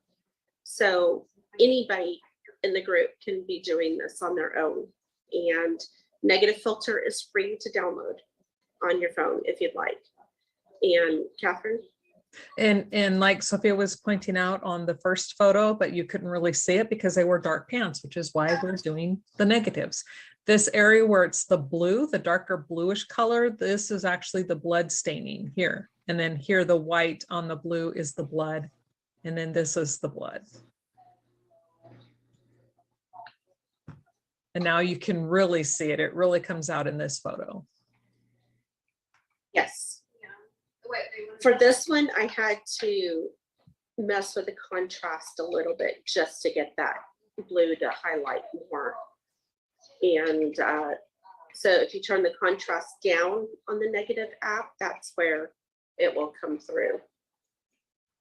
Yeah. And this was navy blue to begin with, so you couldn't really see the blood staining. And then it picks it up pretty well. Yeah. And then you can see the tear here. And you, to me, and I could be wrong, but when I see this, this looks like little dog paw marks, like the claws of a dog made these little rip sections here. So this looks like something like maybe paleo or whatever was trying to claw at the pants, maybe trying to get, I don't know. I'm thinking what I see this is like the dog's like, wake up, move, what's wrong? And so he's just trying to claw to get him attention. But again, you can see the blood here. There is a lot of blood. Oh yeah, this one. Yep. This is pretty obvious. Mhm. And with this one, I want to bring out, I want to draw your attention to the bottom part right here. Do you see all this wet blood on this? And this is called a chucks. This blue thing behind it, it's a chucks. Or maybe it could be blue butcher paper. I'm not sure, but this is the type of thing that we would put down, especially if we have something that's going to have blood or other bodily fluids that help, keep a thing sanitary. But notice how soaked this shirt is. Now this could be this area over here could be some decomp, but this definitely is blood, and this is wet blood. So when they were taking this out to lay this down, that shirt was still wet. And how could that be if they supposedly died 3 weeks before? Exactly. And I know before I've stated, and I want to make sure I explain it better, because I don't think I explained it well this last time. These marks here, where it looks like the shirt is wrinkled or pulled up. Now this area, the way this blood is on here, you see how it's dark here, light here, dark here, light here. That tells me that it was bunched up when an event was taking place. It's not the same thing as picking it up and then putting it into a bag, because I don't think these were put in a bag, correct? They were left on the body and then transported with the body. Procedure is for them to do that. Yeah. Okay. And so, that would leave a different pattern. Yes, the clothes would be wrinkled if you take them off and you put it in a bag, and of course they would, they would be wrinkled, but that they would not leave a darker blood pattern with a lighter blood pattern with a darker blood pattern. That shows like something is bunched up underneath something else while it's being exposed to whatever liquid. Like here, you see this white area right here, but it's all dark. So these patterns tell me that this shirt was, you know, when you put your clothes on, you just don't leave it all bunched, right? You don't put it on and then put another shirt on and just go, okay, I don't care if it's all wrinkly up underneath there. No, you straighten out your clothes. You want to be comfortable, but that's not how this looks like it was worn. Here you can see it so much better too. Yes. Exactly. And you see here, this is what I'm trying to point out. And of course, again, this is negative. So this would all be the blood and this would be the white. And this is the white and this here is the blood. So you can tell that the shirt was kind of bunched up underneath his other shirt. But again, that is a lot of blood.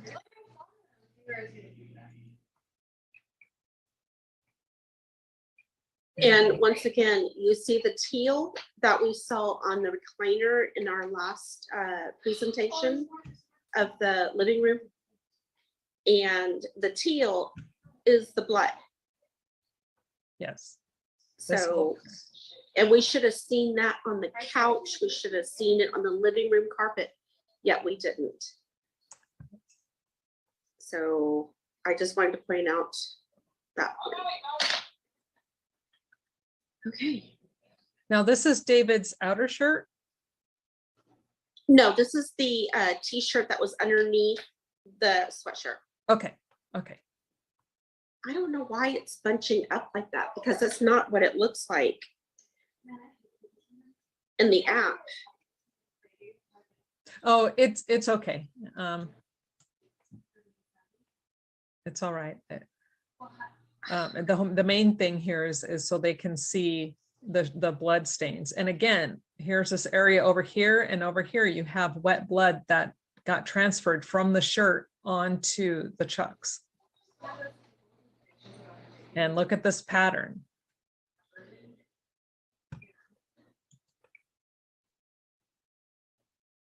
And it has the same kind of bunching on the left front shoulder part as the other shirt did. To me, that's very interesting to note.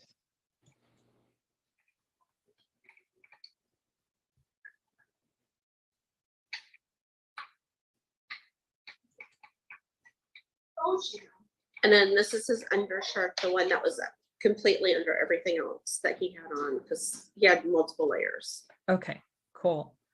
And Yeah. it's very hard to see the blood in this. It really is. And then to notice the fraying on the bottom and on the back. And as we know, David was supposedly found lying on his back with arms spread out. But the fraying and the tearing of the shirt is underneath him where his back would have been on the floor. I don't think David wore torn clothes. You know, this one and then the previous, let me see if I can get it to go back. Yeah, I don't think he did either. Well, I don't know because it looks torn right there on the bottom. Both shirts are, oops, no, I went too far. Both shirts have a tear. The same exact area. Yes. So that, and then so it's on the back, and the back is on the floor. So this took place prior to them being placed in the position in which they were found. Interesting. I wonder what could have caused the tear then, because paleo couldn't have gotten to his back. Exactly. Right there in the middle, and that tear comes from the middle and over. Yep. And what's So- interesting is the shirt, the undershirt is the one that has the bigger tear, and the shirt that was on top has a smaller tear, same area, start at the same place. But again, these are the things that we've been noticing in this case. And but if you will take a look at the chucks on this one, there's really no wet blood on this one at all, which to me, I find it's interesting. I'm looking at this going, I would think since this was closer to his body and not as exposed to the air as the other shirts, that this one would have left some blood on the chucks, but it didn't.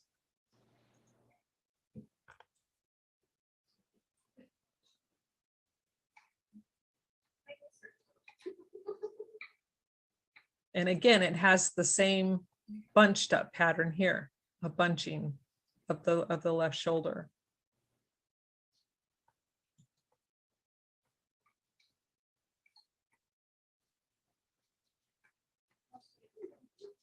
Do you have anything you want to add? No, I just pondering the chair. Okay, and again, this here, look at this section right here, everybody. This was what I was trying to point out before. Look at this section versus these sections. This, again, was like it was bunched up and not in a smoothed out, so it was kind of bunched and wrinkled as the blood is being, I don't want to say applied, but as the blood gets on the shirt, it's leaving a pattern like this. Again, it wasn't a smoothed out shirt. It was one that was bunched up on his body.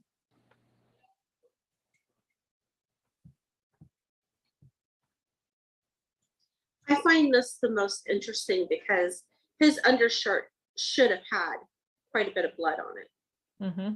compared to, in just like the boxers, it should have just as much, but it doesn't. Yep. And it's interesting to note this blood pattern. So it's coming down the front. So this, to me, and again, they're bunched up, same thing, same situation. So when I look at this, I'm envisioning David like in a sitting, crouched position, maybe possibly legs up, like kind of, I don't want to say a fetal position, but kind of, I'm assuming you're going to be crouched. And so his legs are up, he's in a sitting position as the blood, because blood will go down, and it's going down the front of him and then through the crotch area toward the back. So this tells me that he was probably in a sitting position when this happened. It wasn't a lying position because it couldn't have been lying on his stomach because we have too much blood in the crotch toward the back area. It's not laying a back position because there's too much blood on the front. So it's really the only thing that makes sense, a sitting position.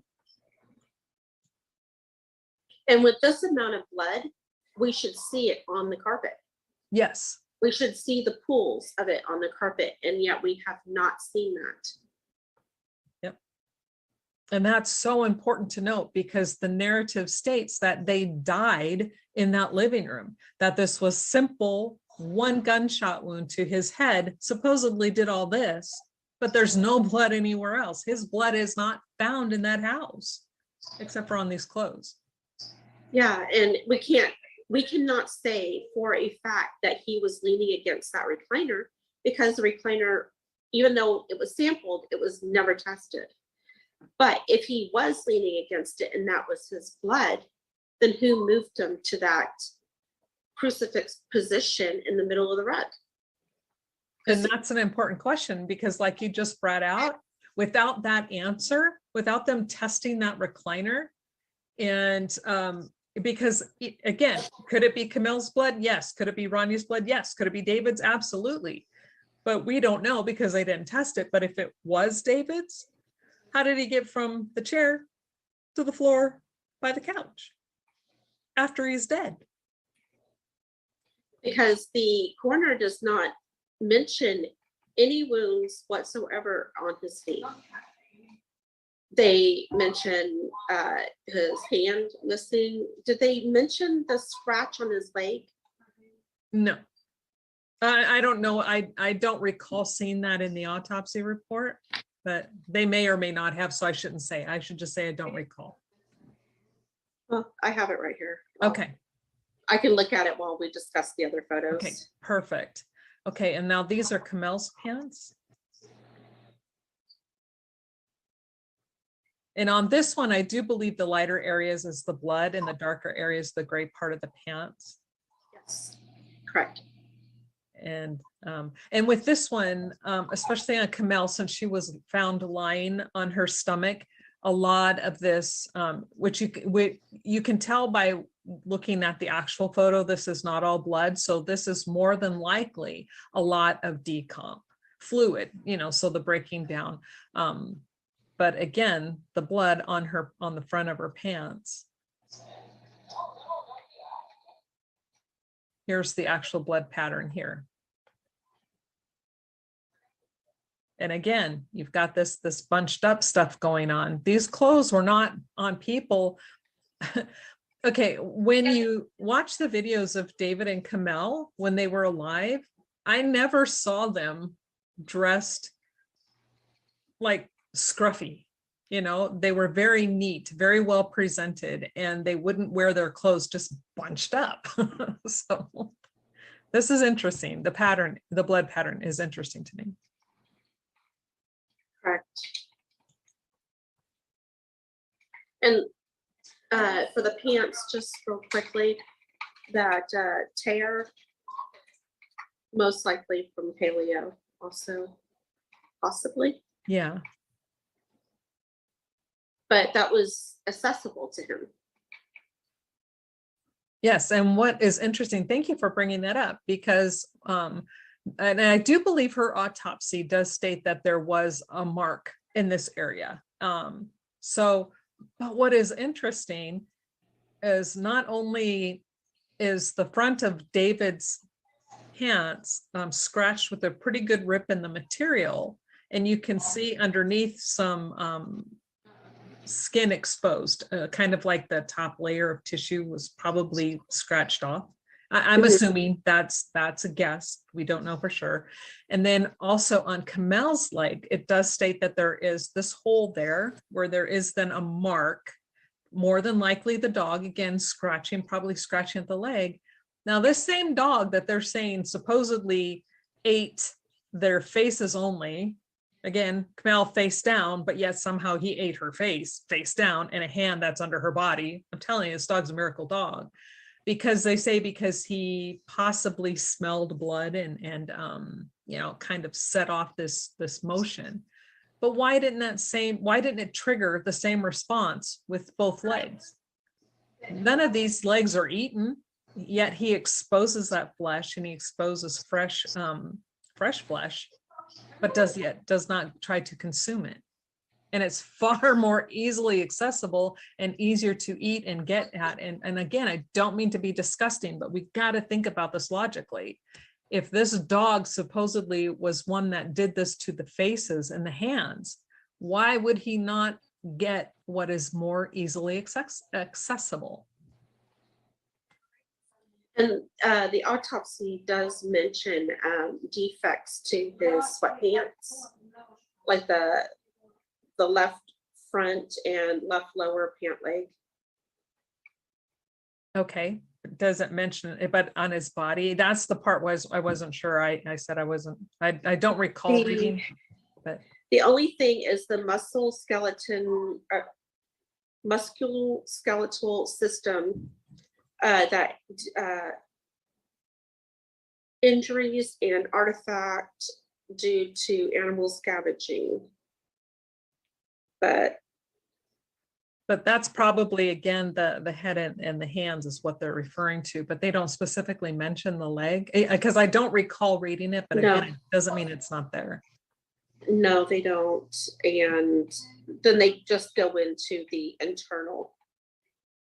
Okay. And then with the tests that they ran. And that was literally it. I mean, it was just a very generic autopsy.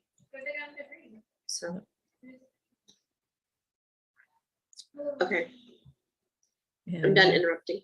No, you're fine. Because I know that you wanted to bring some, an important aspect out about the sweater.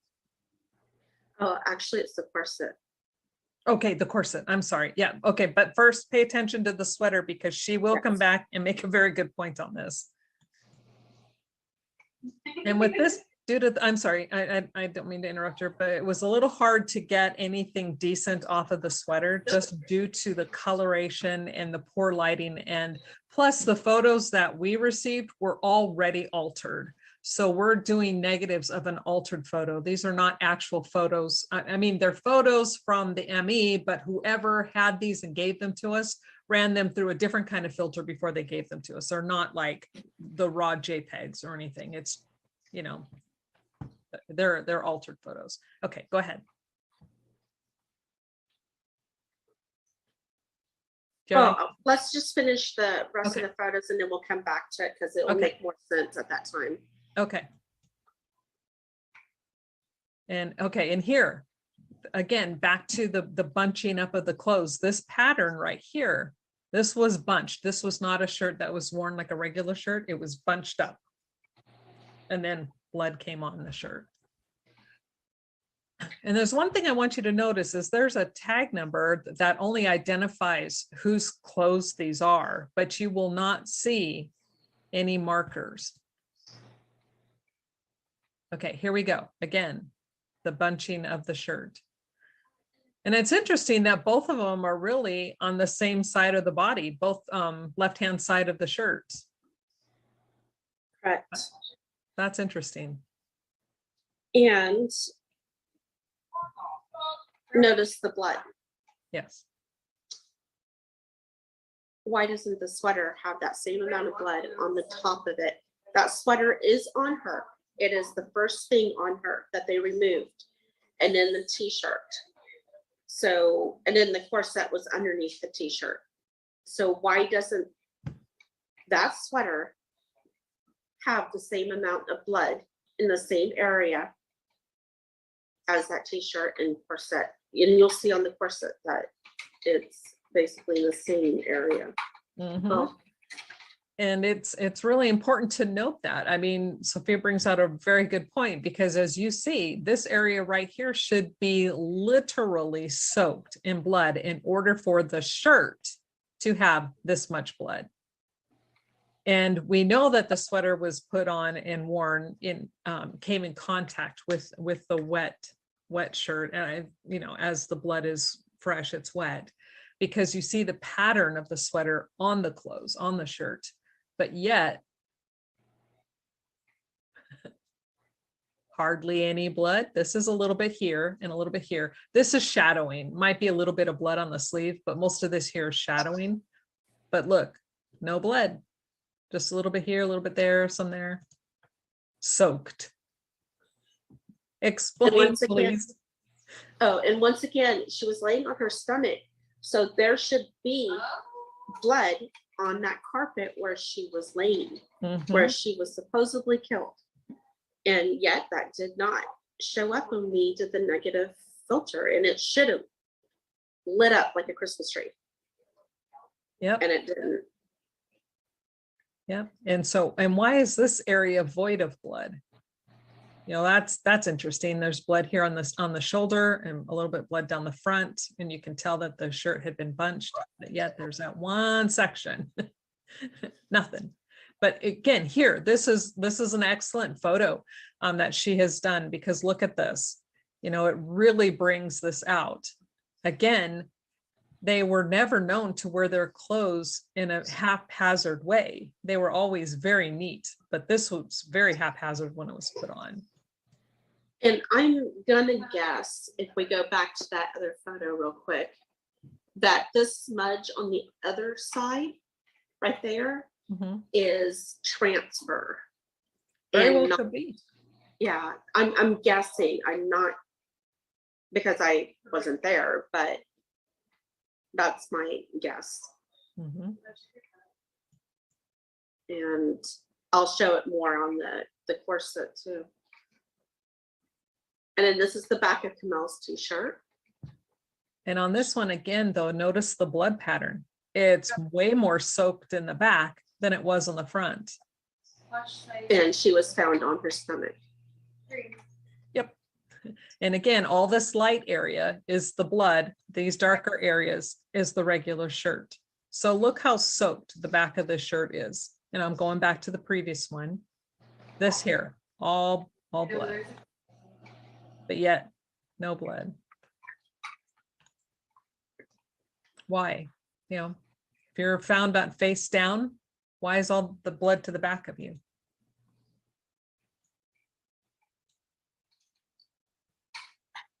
Okay. And before she, because you're going to want to hear what she has to say about this, but this is a classic example of how we received the photo. I believe this is how we actually received it. And you can tell that it has been run through a filter because this is not proper coloring. This is not the right color. This background is not the right color, but this is what we had to deal with. Okay. And then now we're looking at the corset, and notice the blood patterns on here. It doesn't really line up with the t-shirt. Hey, if I die, will you take care of my good son? If you're still alive, I will die right now. And what I find interesting, let's go back. Let me go back to this previous one. Okay, now is this inside out? It could be inside out. So this could be the left side and this would be the right side. Or is this actually right side out? We don't know. Again, it's such a poor photo. We can't guess. But all this blood in this section, but why over here on this side on the strap only? Just doesn't make sense. What injury could cause that? This here, the light, blood. I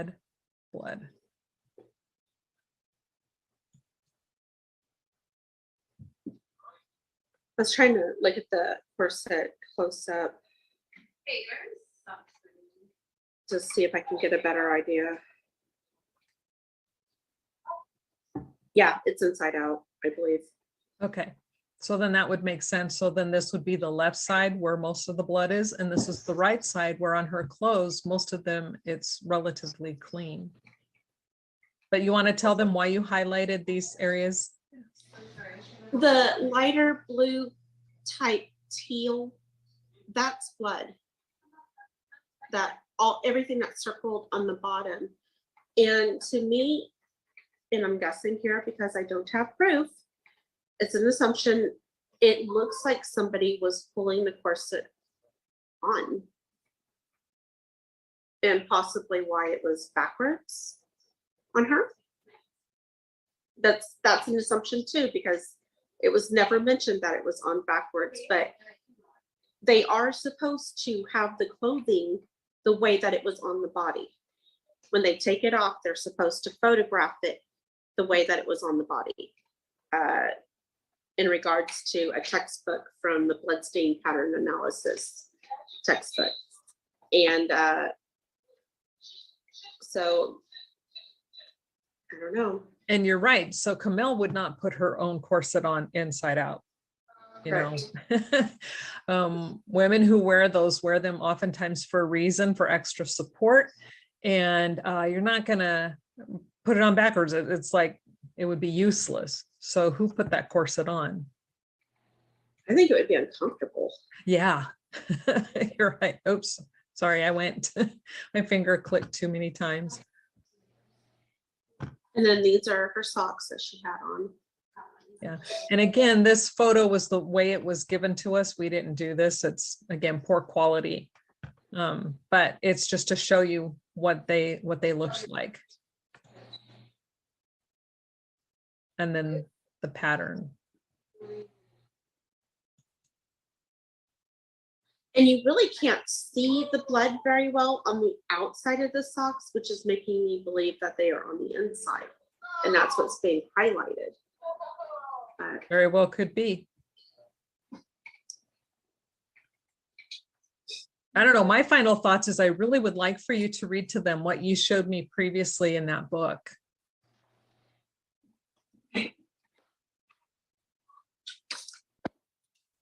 This book is called The Bloodstain Pattern Analysis, 2nd edition, with the introduction to crime scene reconstruction. This is a textbook, and this is from chapter 8 of the textbook. It's talking about clothing exams.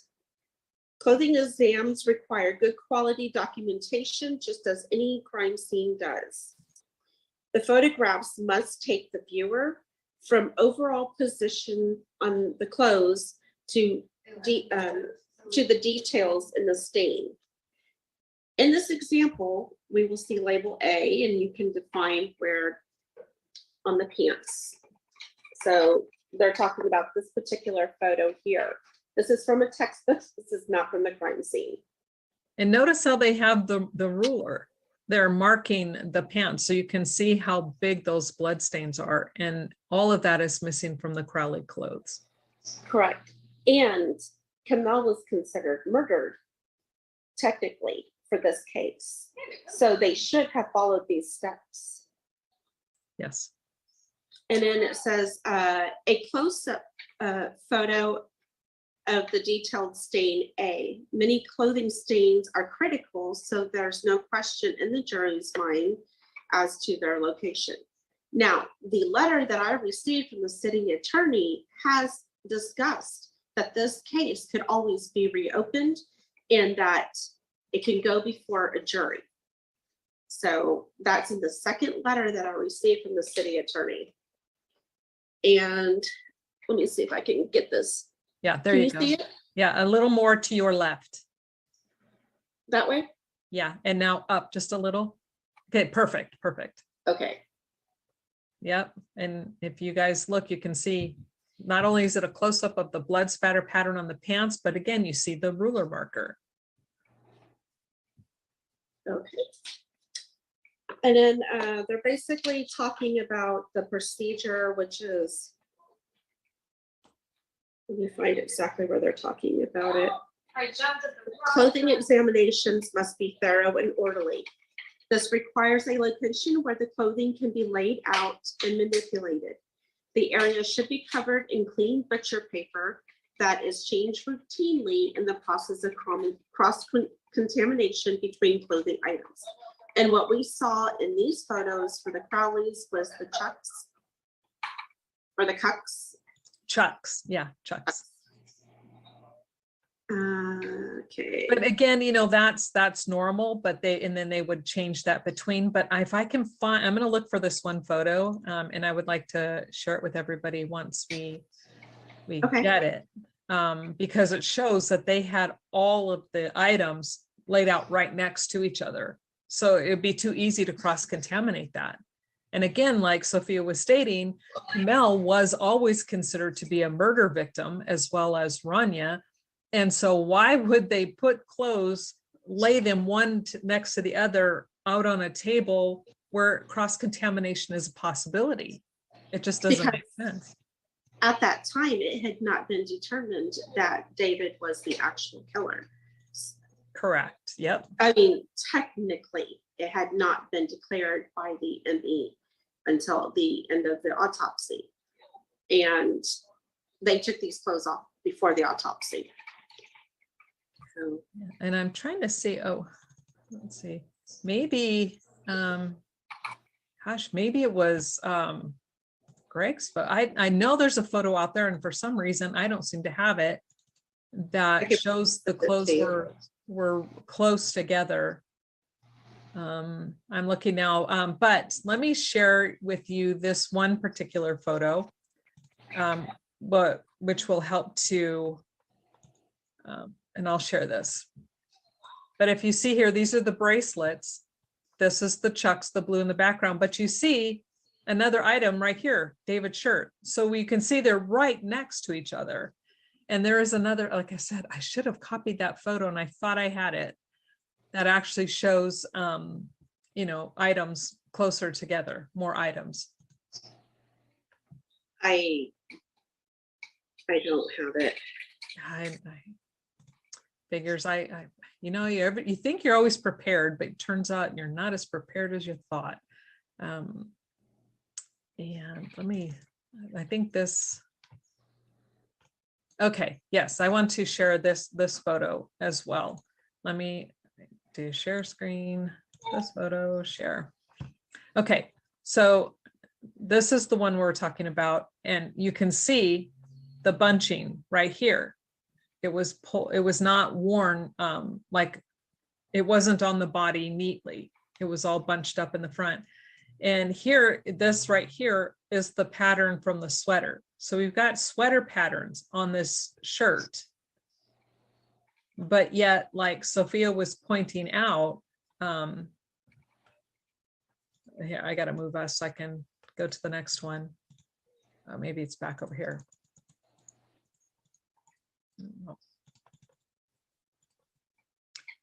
And let's rotate. There isn't as much blood on this one. But what is interesting is you see this pattern here. This is the pattern that should be at the top of her shirt, which is actually on the bottom of this shirt. And she was wearing it. How does that happen? How does that happen? Okay, we'll take a better look at this one. No. Maybe it was her sleeve. Oh, there you go. So there's proof that her arm was under her body. There you go. Yep. So we have proof, according to the clothes, that her arm was under her body, which means Paleo did not have access to that hand to remove it. How did her hand get removed? There we have proof, according to the evidence and the clothes, that this was underneath her body. Paleo could not have gotten to that hand. You know, I'm wondering if maybe her sweater was inside out too. Because the staining on her sweater is on the opposite side. Oops. Let's take a better look. See the red staining right there? Yeah, right here.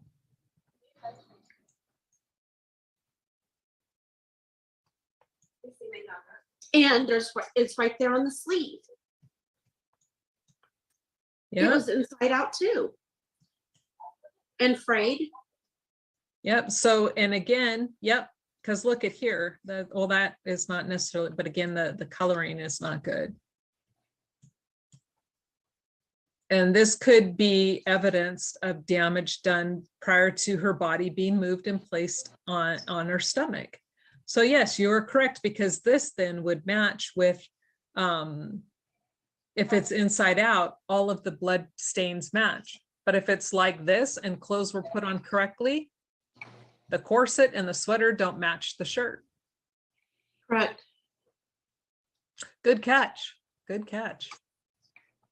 Well, I only caught it because you enlarged. And I can see it. Yep. And the same type of tearing of the clothes that is similar to David's. And again, it's the exact opposite. David's clothes were torn on the back. This is torn toward the front, or it definitely in an arm that the dog didn't have access to. If Yeah, it's 'cause torn it was- inside out, which makes sense because then the patterns match. So why is she putting her clothes inside out? Yep. Oh, here's another one that's evidence that there was something else close by. Yeah, because you see, they just laid it all out on the same table. Wouldn't that be cross contamination a little bit too easy? Yeah. So see, yes, these are chucks. Yep. They look like pee pads. Yeah, well, we use them for all kinds of stuff. Same thing. Oh, here we go. This is it. This is the shirt. Look at this. His Yeah. bracelets here. Here's a shirt here. And look, they're touching.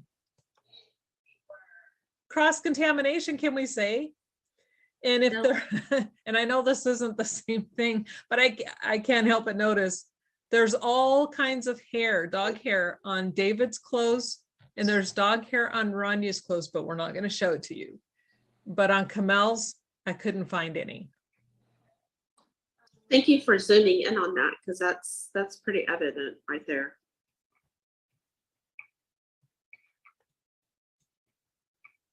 Oh yeah, a lot of it. I'm wondering if he could have just picked it up from the rug when his body was wrapped. Which is very well possible. Yeah. but his pants are covered in it too. So, but again, could be, was he dragged and then so it picked it up and rolled him over. But even on Camel's clothes, on her pants, I zoomed in and I tried to find any kind of hair on her clothes and I couldn't find anything. Oh, it's my grandson leaving a message. He's so funny. Here's like human hair, Yes. but no dog hair Yeah. anywhere. The rip in her pants. Oh, wow. That's a pretty good rip. I don't know. I mean, And yeah, and how did the blood get down here on the lower part of her pants versus, again, none of these blood stains make sense. Let's see if we have okay. Oh, those are David's. I'm sorry for going fast. I'm trying to look. there we go. There we go. Yeah. That's good one. Yeah. And that Again. rip, that looks a lot wider than what a dog would do, honestly. My Yeah. opinion. It's a pretty good sized rip. But I mean, look at all the frays. They didn't Yes. bother to chew on the frays or tear it even more. yeah, not at all, but yet it just looks like you could see these being claw marks. This fits like a claw of an animal. So that makes sense. But again, Why not go back and yeah, continue? they would consume it and people, you can see no hair, no dog hair. And I will go to David so you can see that as well. We'll go forward now to David's clothes. And her pants were dark. Yes. Do you see the difference? All of these, Oh, wow. this is all hair, dog hair. And this is what I'm saying. David's clothes is covered in short white dog hair. Now Paleo's hair was fur, sorry, call it hair, was not this short. This is super short. A lot of these hairs. That would make me feel so gross. I'm sorry. I have pets and I have to lint roll or you wash them. I can't put clothes on like that. It would make me feel so dirty. Yeah, I know. And but again, this is what I'm saying. It's like, it just doesn't make sense. The clothes don't match up. And here we go. You can see the hairs now, the little short white hairs. Okay, and that's a off lot. topic. Yes, That's a lot of fur. it is. It really, really is. I know some dogs are very prone to shedding and he was stressed, but that's a lot of fur. But the thing is you would expect to see the same amount on both Rania and Camel. Correct. You don't. There, like I said, there is some fur on Rania's clothes as well. Same type of little white, short white hairs, but it's nowhere near to the degree of David's clothes. But as you can see, it's not on Camel's at all. Nothing. And here we go. This, look, you can tell it's been bunched up. Again, not talking about the same type of, I'm not talking about wrinkled, like you take something and you stick it in a bag. Of course, it's going to get wrinkled because it's not folded neatly. But looking at hair. I'm It's sorry. got hair too. It has Yes. hairs. Also. Yes, right here. So on the every front. layer has hair. Yes. Oh, yeesh. And how is that supposed to happen? So much fur. Yeah. I would be itching. Oh my gosh. It again just does not Oh, make sense to God. me. I'm sorry, guys. This is creeping me out a little bit. Sorry. But again, and this is why all of these items are so very important to this case. When you take a good look at everything, you realize nothing adds up. Nothing.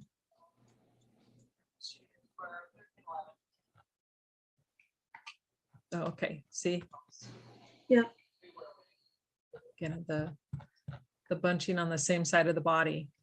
Starting to get dizzy. And here, and here, and here. These are separate events from this. You've got all this spatter right here. Again, separate event. So we have at least 2 events on this shirt. But again, you see how it was bunched up underneath, and when the blood came in contact with his clothes were not put on correctly. it just, to me, these patterns are telling me that there's just no way that this could have been a murder-suicide. A murder for sure, but not a suicide. They were all 3 victims.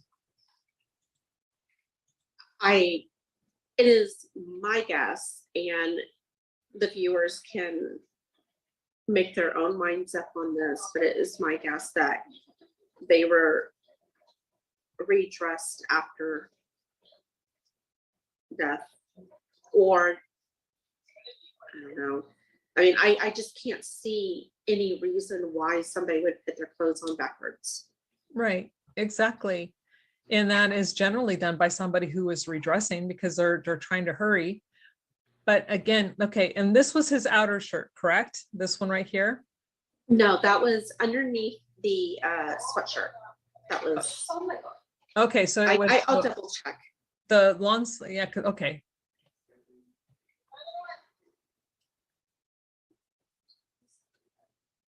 But let's see if there's any hair on this one. There's some hair on this one as well. That was actually underneath his long sleeve shirt. Okay, And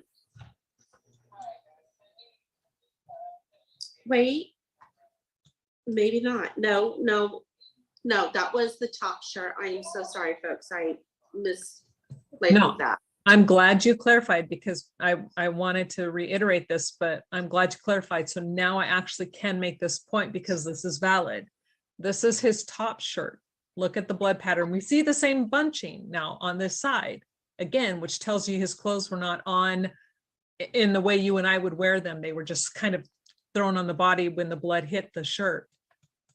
But again, do you see anything on this front? Do you see any cast off? Did you see any spray on the top of the shirt? But yet the one that was underneath that shirt, this one shows 2 separate events. Yeah. And the top shirt is missing these events.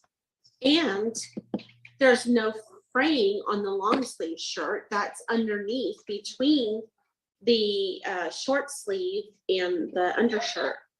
Correct. Those shirts were torn in almost the exact same area. Correct. But this is not. This one is perfectly fine. And again, you see the wet blood here, which tells me the shirt was still wet when they took it out of the bag or off the clothes, off the body, however it was that it came out. If they took it off the body and laid it on here, it was still wet with blood. But again, And his white shirt is more bunched up. It's bunched up in between the 2 shirts. His gray one is pushed further down. His black one is even further down. But his white long sleeve shirt is bunched higher up on his chest as he's laying down. How does that happen? Unless somebody manipulated his shirts once they arranged him. yes, and that is evidenced by this right here, these fold areas. And right here, especially what she was just saying, it was bunched up underneath the clothes. Look at this, bunched up. I mean, that's so evident. Yep. So, Just makes me very sad. oh, is there anything else you would like to add? We just need to find justice for this family. It's been 7 years of slander, of a documentary that just gave us more questions than answers, and it did no justice for David. It didn't even give us the answers that we were promised.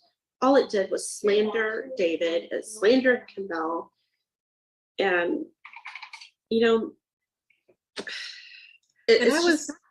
I'm sorry, I don't mean to cut you off, but I was reading an article and I'm pretty sure I can find it.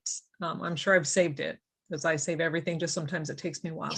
And I believe it was by Eric Nelson, and Eric Nelson was part of the documentary, correct? Yes. Yes, okay. Well, he made the documentary. Yeah, okay. I wanted to make sure I had the right name. And he was being interviewed, and he stated that they set up the dialogue and they set up the screenshots to get the narrative they wanted across. And he was very happy with the fact that it came out looking like he wanted it to look. and it went the direction they wanted people to believe. That's not an independent documentary. That's something setting a narrative and propaganda. I don't know what other word to use other than propaganda. So that told me right there, Eric Nelson was not out to look for truth. He definitely wasn't out looking for justice for anybody, not for Kamel, Rania, let alone David. And that tells me that he had a mindset against David from the beginning. So it's completely biased. And then he geared that bias toward the audience to get the audience to follow what he's saying. And this is it's on the record. He says this in interviews. Yes. So it's not like we're making this stuff up to fit our narrative. He stated this. So, because I remember Anne bringing this up too, because she was there during the Twin City viewing. I think that's what it was called. Okay. There in Minneapolis, I believe, or I don't know. It was at that where they showed it, and then they invited all the local people, and So they did gave a like this yeah. question and answer kind of session at the end. So, and she reiterated that. Yeah, and that's pathetic. It's absolutely pathetic. So there are people who watch that supposed documentary and will swear up and down that, oh, it's telling the truth, when the creator and writer themselves tells you he wrote it with a bias and to get you to follow a certain train of thought and a certain narrative. So don't fall for what they say at all. And, and think about the money these people have made off of the death of this family. Every single one of the GS guys, I don't think they did any of this stuff for free. These guys don't do anything for free. I bet you they got paid to appear in that little lying piece of, film that made it onto Netflix. And, they're still trying to profit off of the gray state today. Yeah, they are. And, I've heard some snide comments that people have made about Greg Fernandez Jr., because he wrote a book, and his book, what it does is he documents the stages of the case, and he gives you the information and police reports, all this other stuff. So he kind of puts it in one easy place, go to section. And 9 times out of 10, he gives this book away for free. But the printed one you have to charge for, and other things like that. And there are people who will condemn him for doing this, but yet hail these people who not only, I believe, were somehow connected to this crime, but then supposedly are his friends, but have condemned David, and they are making money off of it, and it's okay. And they're trying to make money off of it, and it's okay. It's not even the Gray State guys. It's not just even them. Right. It's also journalists like Eric Wilkerson, who wrote that crappy piece. He got paid for his work. You think he did that for free? Exactly. And he's still getting paid every time somebody clicks on that. So every time you recommend that article that's full of lies and baseless untruths, did I say that wrong? Baseless, or baseless untruths. Sorry, I'm getting on a rant. And every time you click on that, he gets paid. But Greg can't earn a little bit of money so that he can try to get a documentary to state the actual truth, because that's what the Teespring is for. And he states it. He stated it in his live today that everything that he makes from Teespring is to help make a documentary. Yes, He's and not trying to get rich off the case. No, I don't know of any of us who've ever tried to profit from this at all. And we're going to you can't even profit from Teespring. Right. Teespring gets most of the money. And but we will put a link to that underneath in the description box. So if you want to take a look, because there are actually some really nice things that are in there. But yeah, that is what it's for. So if you want to help support this and help get another documentary done, Greg is very unbiased. Yes, now I've watched Greg grow from the very beginning, going, well, I'm not so sure he didn't do it, to now after all these years where he's had plenty of time to research the evidence, where he's like, okay, I'll still change my mind, but I want to see the proof, and there's no Mhm. proof. And that's kind of what he wants to do. He wants to do a documentary to show you the evidence. And the evidence does not point to David being guilty. And we argue a lot behind the scenes. So please don't ever think that we all agree and we're like the yes ma'ams of the group or whatever. No, we argue over the facts a lot and disagree. And finally, instead of getting angry at somebody and, staying that way, we're like, okay, we agree to disagree. I'm right, but I agree to disagree. But yeah, but this is how we work together, and we're always bouncing ideas off each other. And we'd like to invite you, the viewer, to bounce ideas off other group members and us, and join us. Be active in the group. We would love to have you people join us for podcasts, for videos, anything. It's not just us. We don't have to carry the case. You guys could join us too. We would love it. New ideas are absolutely amazing because you guys will see things that we miss. So please, we would love for you to look at this case, look at the photos, use the filters, which I use Negative Filter, which is a phone app for iPhone and Android. You get the same results as a computer, except Catherine does a little bit more with it. Would you like to explain a little bit? Yeah, and as we have stated before, I use Corel Paint Shop Pro, which is basically the same thing as Photoshop. They're two different companies though, but they virtually do the same thing. And then also, I will run it through Lightroom as well. When I'm tweaking and trying to play better with contrasting and colors, there's just certain things you can do in Lightroom that you can't do in Paint Shop Pro. But yes, or if you don't want to do your own YouTube channel, but you still want to do a video, then do one and send it to myself or to Greg, and we can put it on our channels. It'll be your video, but it'll be on our channels. But if you don't want to go through the hassle of creating all that and feeling like you have to constantly do content, if you either join us, like Sophia said, let's join up and do a video conference, or do your own video, send it to us, and then we'll upload it on our channels. It will be yours. You get all the credit, but there are lots of ways that, feel free, you can jump in and help and feel like you're part of the group. Yes, because everybody who makes a comment, makes a post in the group, you're helping. And we love that. And we would love to see more of it and have you join us even in the future. You don't have to stress about it. It's super easy. You just talk like you're talking to a friend, or like you're talking in Messenger even. It's super easy. Just forget that you're on YouTube.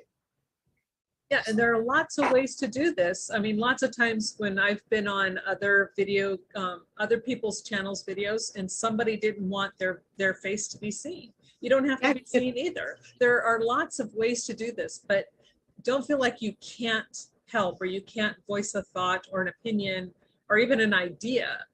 You can. And we encourage you, and we really want you to join in.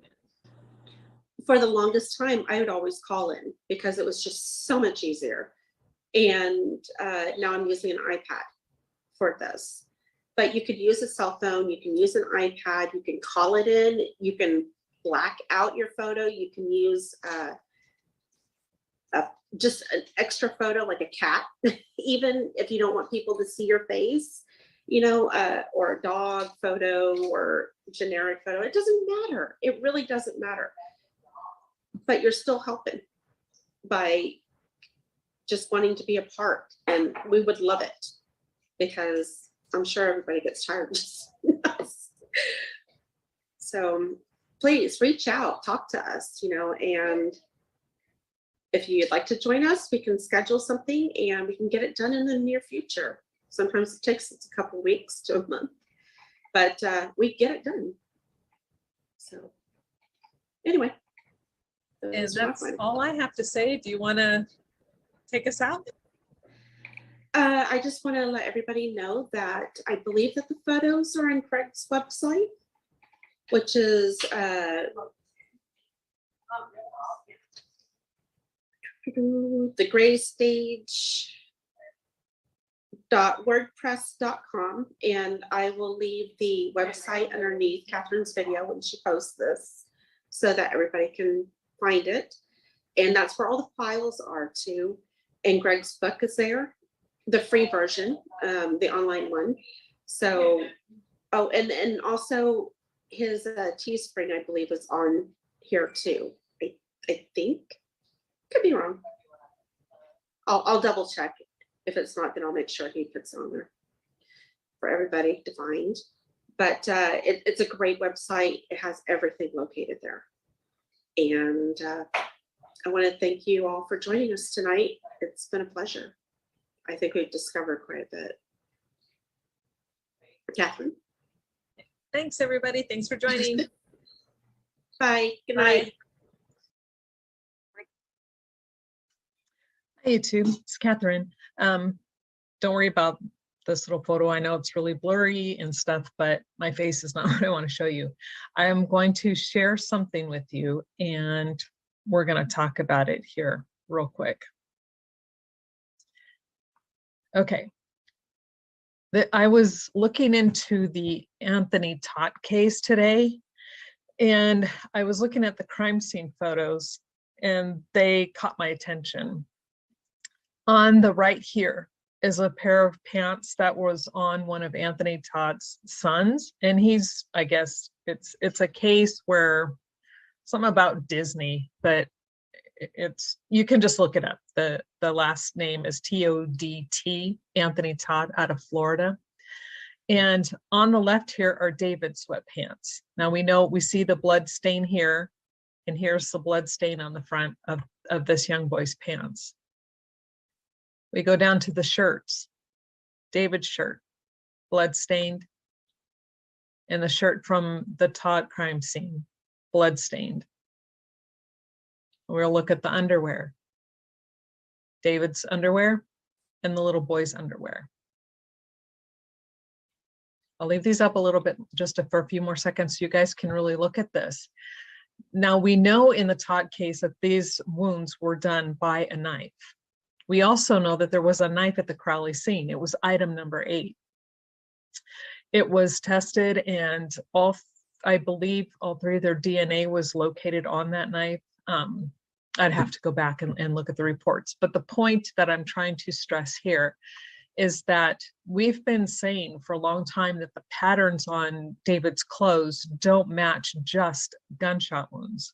They're too soaked with blood. And how closely they resemble. I mean, it's the same, almost the same type of dark material, just so you can get a good idea of what stab wounds look like. And unfortunately for this little kid, he did not, it was horrible, but it was more than just one. And again, let's see if I can bring this up. I guess that's as good as it's gonna go. David's pants, their pants. And you notice how they have the markers correctly on their clothes? This is what should have happened in the Crowley case, and they did not. It's protocol. That is how it's done. Unfortunately, they don't have these on well, maybe that's butcher block paper. So the brown paper would be the butcher paper. And the marker, and on here on David's, we just see them on Chuck's. Again, with same thing with their side, they have the proper measuring. On David's, they do not. But notice blood, notice the blood. Proper measuring, no measuring whatsoever on David's. But again, it's to show you the blood pattern, the stain patterns.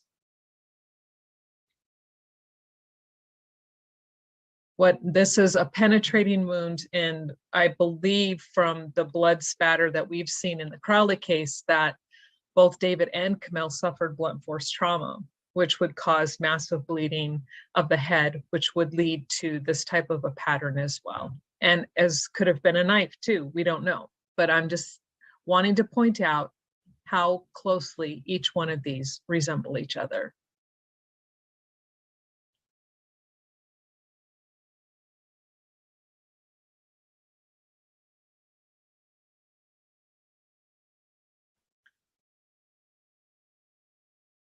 I'm curious to see what you guys have to say. Leave your comments down below. It'd be greatly appreciated. Have a good day.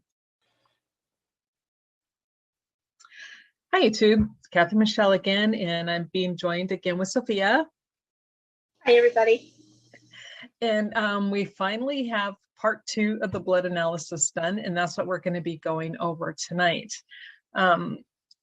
Depending on how this discussion goes, we may or may not do a video after this one to really bring home the points about the blood analysis and the areas where it shows that there's somebody else's blood there and it doesn't belong to David or Kamel or Rania. So we are going to get started with the slide presentation, and hopefully you all can see that. Let me see if I can.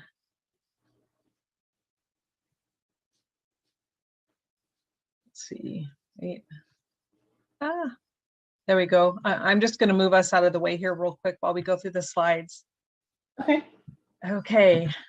And here we go. Blood analysis part 2. In item 38, we have the push keys from the gun safe, as you can see. And we have this one in negative, not because we expected to see blood, because we know there wasn't any blood, but it's to show that there wasn't blood present on the gun safe. And on item number 38, on the push keys, we have a mixture of 2 or more individuals.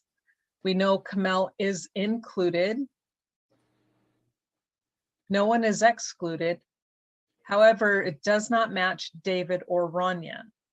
So it doesn't match David or Rania. It matches Kamel, but a mixture of 2 or more. Now, I know that you had, let's see, let me see if I can get us back. Here we go. Sophia, I know that, let me stop sharing, that you had a lot of information that relates to the push keys. Do you want to go over some of that right now? I'm just going to sum it up. Basically, I found every page that mentions the gun safe, and there was basically, they're saying that the master bedroom, there was no signs of blood inside the master bedroom. So there's no blood on the push keys.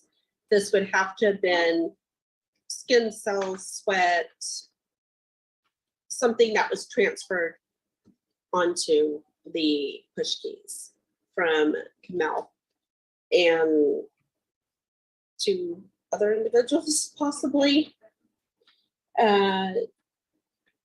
Page 23 from the Apple Valley police reports. This is the redacted one that mentions it. If you go through the data request, page 106 doesn't mention any blood.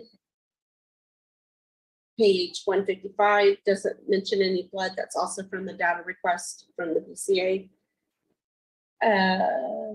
Page 468 data request, BCA doesn't mention blood. And they did swab it, but they just didn't find any blood on it. They did 2 swabs. Correct. And, and I think it's really good and important that you are pointing out that even in the, the BCA report, where they put together this entire little report, and they list in there, no blood was found in the bedroom. So that would include the push keys, because we know that there have been some who've been trying to say that there was blood on the push keys as well as other items, but clearly it states no blood in the bedroom. And wasn't there I'm trying to find that one page that mentions all the ones that, well, like the BCA lab report, page 17, it lists everything that says apparent blood. Mhm. Anything that tested positive for blood, it will have apparent blood on it for the description. Like, for instance, the Springfield XD40, which is the gun, item number 1, it says apparent blood on it. 3 bullets, item 42, 43, 44. Actually, it doesn't say apparent blood on that one. I'm sorry, but the book, apparent blood on it.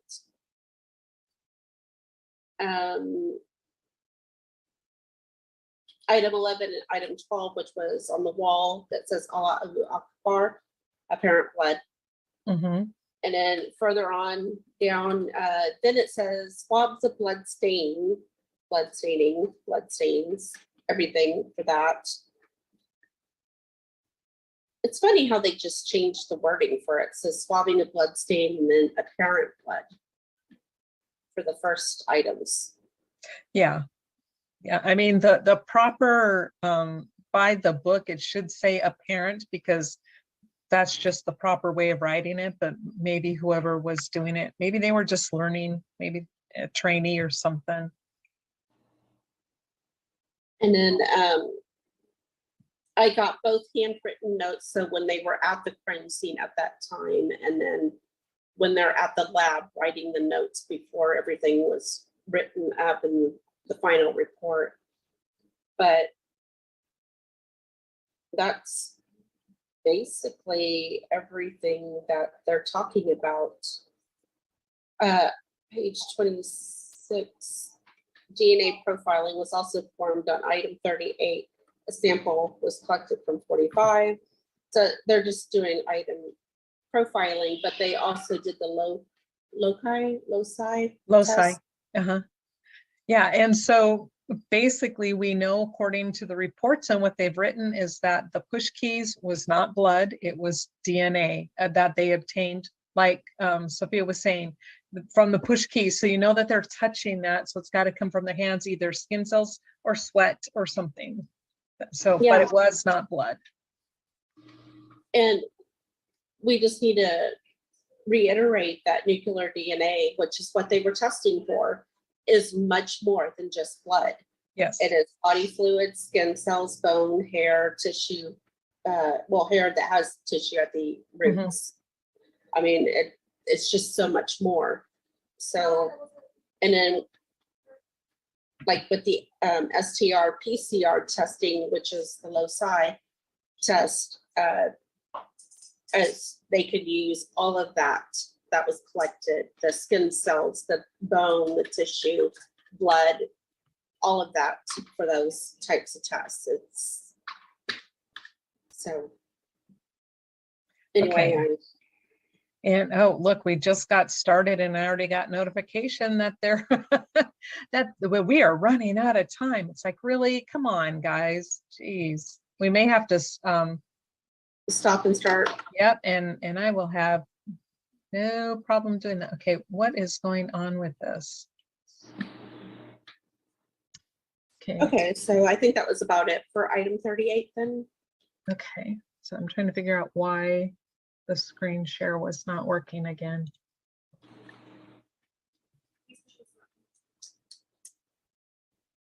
It's not letting me do it.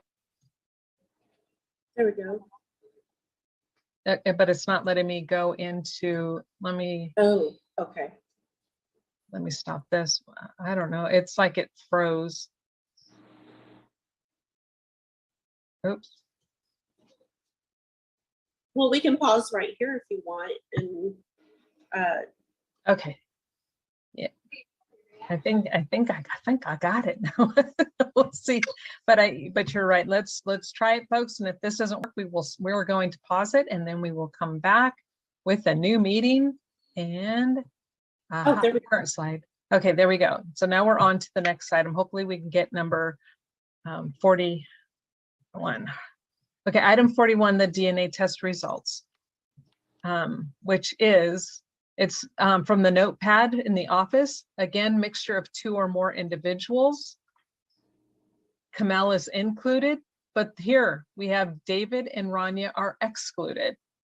Mixture of 2 or more. We're back to the same thing again. And this is what we want to go over time and time again, and to show you guys that there is blood from, or DNA, not necessarily blood, but there's DNA from someone else there in that office. I mean, in the house. Item 42, the bullet. In item 42-1, its DNA is indicated as female, not enough genetic material to know if there are any minor contributors. We know Kamel is included. David and Rania are excluded, but that's only one indicated one as female. And when I click on the attachments, are you seeing that as well? Or are you just still Yes. seeing the bullet? Okay. I'm seeing the bullet right now, but then you go back to the DNA results. Okay, so when I go this, you see this, the DNA results as well? Good, Yes. okay, perfect. And 44, which is also another an area of a bullet, single source DNA. It single source, since it matches Kamel, does not match David and Rania are excluded. And we're going to go ahead and pause it right here. You guys probably won't really know much, but we're going to pause here because we're going to exit and come back in because our meeting on Zoom is going to stop anyway. So we'll be right back.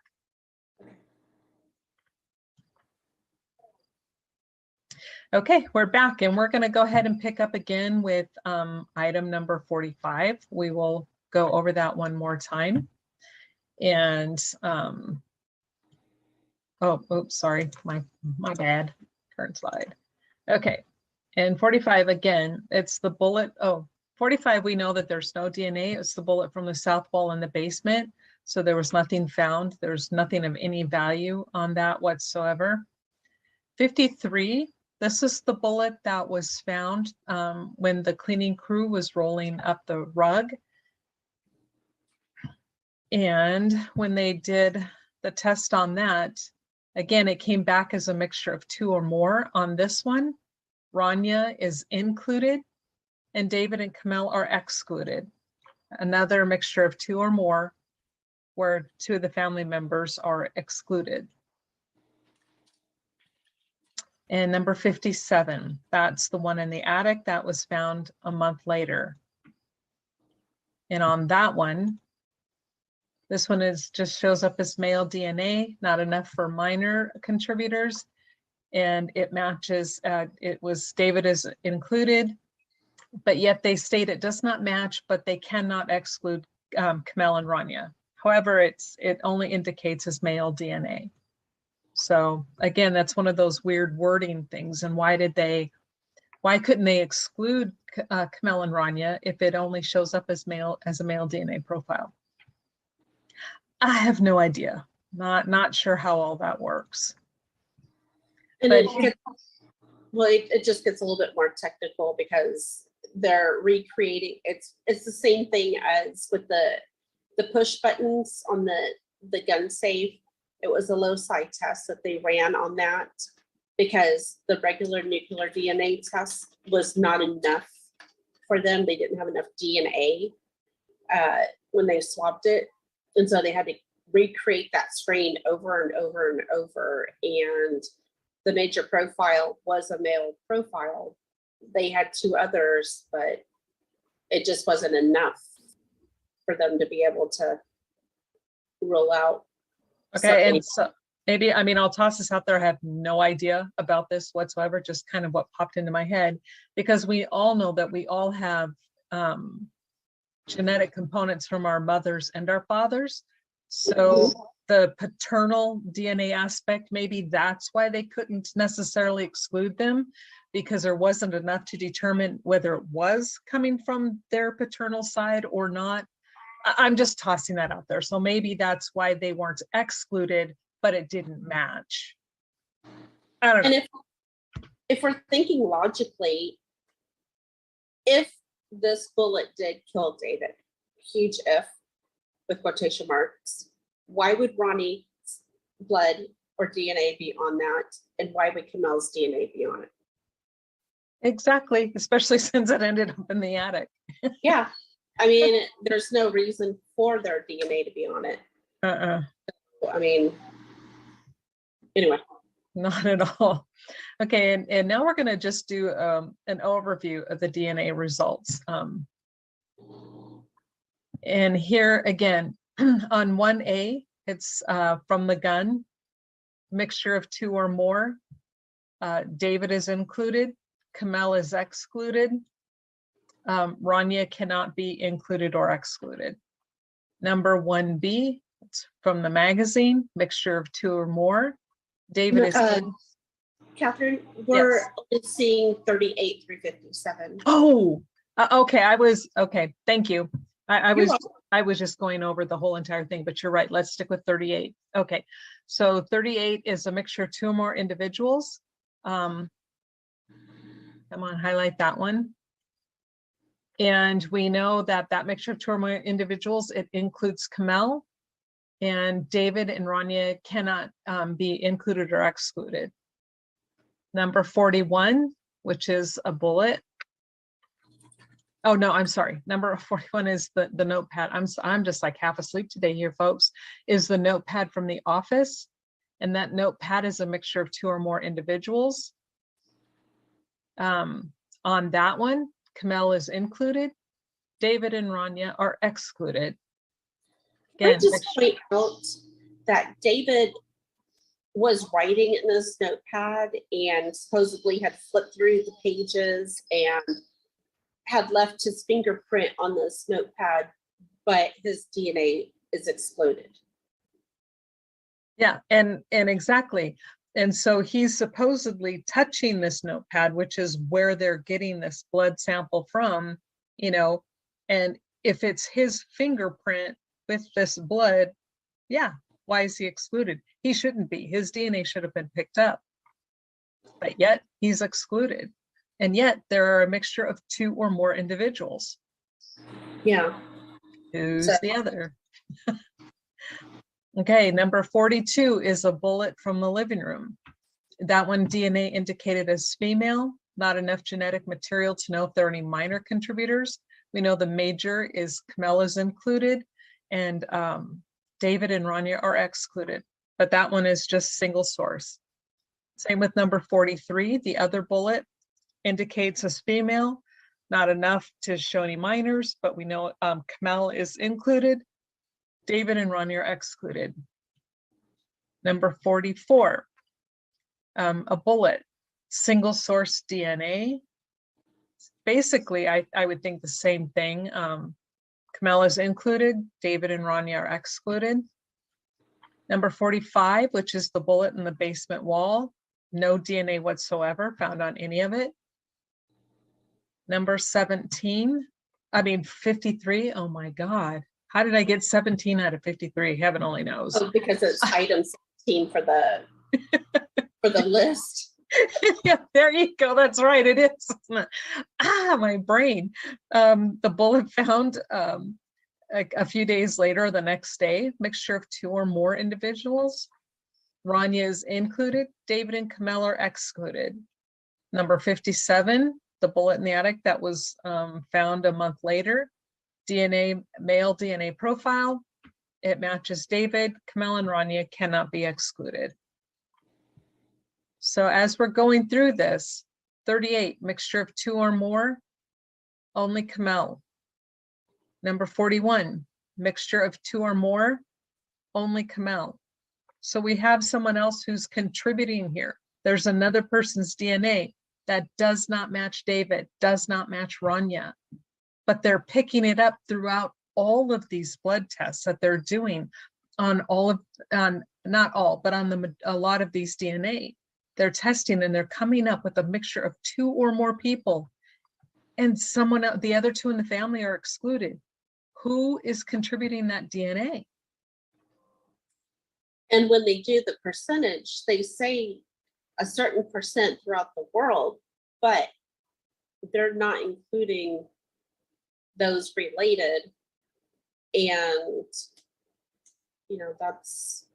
we're just gonna leave it at that. Yeah, and that is something that should have been done. And again, it's not necessarily testing it because they're now saying, or we're saying a family member did this. Don't put those words in our mouth.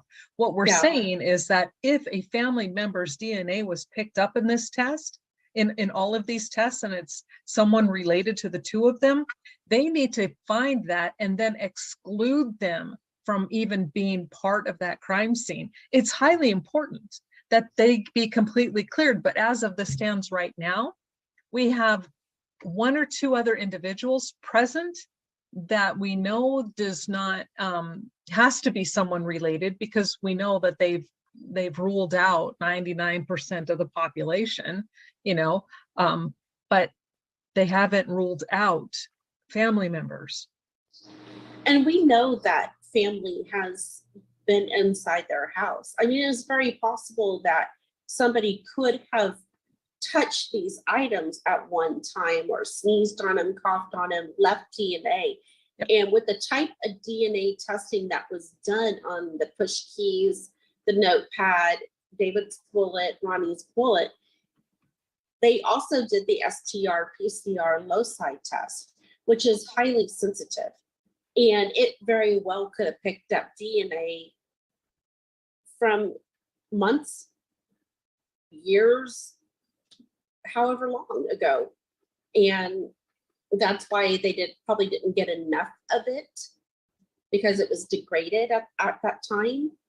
And I mean, it's very easily could be debunked if they would have taken those extra steps to get blood tests from these people and, get an explanation, but they didn't do that. Yes, and from someone who's on the outside looking in, and I'm looking at all of these results, my first question is again, you don't want to sit there and jump to the conclusion that, okay, this automatically is a family member and they're guilty. Okay, so go check out the family members. That I think is not only irresponsible, but it's, pretty much unconscionable to jump to that conclusion. However, when you're looking at something that is not 100%, I mean, we can't say with 100% certainty that it wasn't a family member, but we can't say and accuse and say it was. But here, these tests, if they had gone to the family members and said, hey, can we check your DNA? We're finding, because they're in this crime scene, they're trying to say David is guilty, and this is his home. His DNA should be everywhere within this home. Let me stop sharing this real quick so we could be there. And not only is his DNA missing from critical pieces of evidence where it should be all over, if he were the guilty party, if he were the perpetrator, it should be there. It is absent. It's not there, but yet there's somebody else's DNA that is, according to their results and how we're reading it, has to be related, because they've ruled out everyone who is unrelated. Yeah. That leaves the door wide open. For the cell phone, the laptop, that supposedly was the note, I will always love you, or whatever it says. I have loved you all with all my heart. Yeah, there we go. Which does sound like Kamel, to be honest with you, and what she's written before. And then when you get the notepad in the office, the prints that are on the floor, the 3 prints, and then the blood on the wall, all of those come back as Kamel. Mm-hmm. And none of them come back with David's DNA in it. So there should be some of his DNA in it, especially since we did not see gloves at the scene. We did, not that they couldn't have been thrown away, but why not take the rest of the trash out while you're at it? Yeah. I just...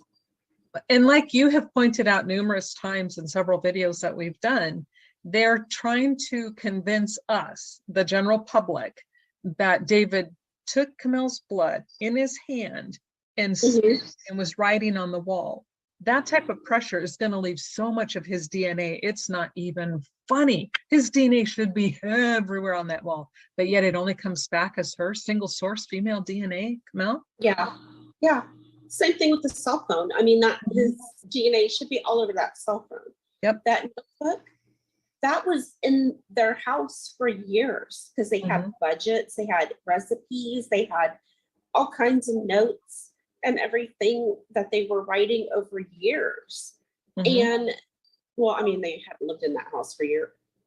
Anyway, I'm getting off topic. His DNA should be there. It should be.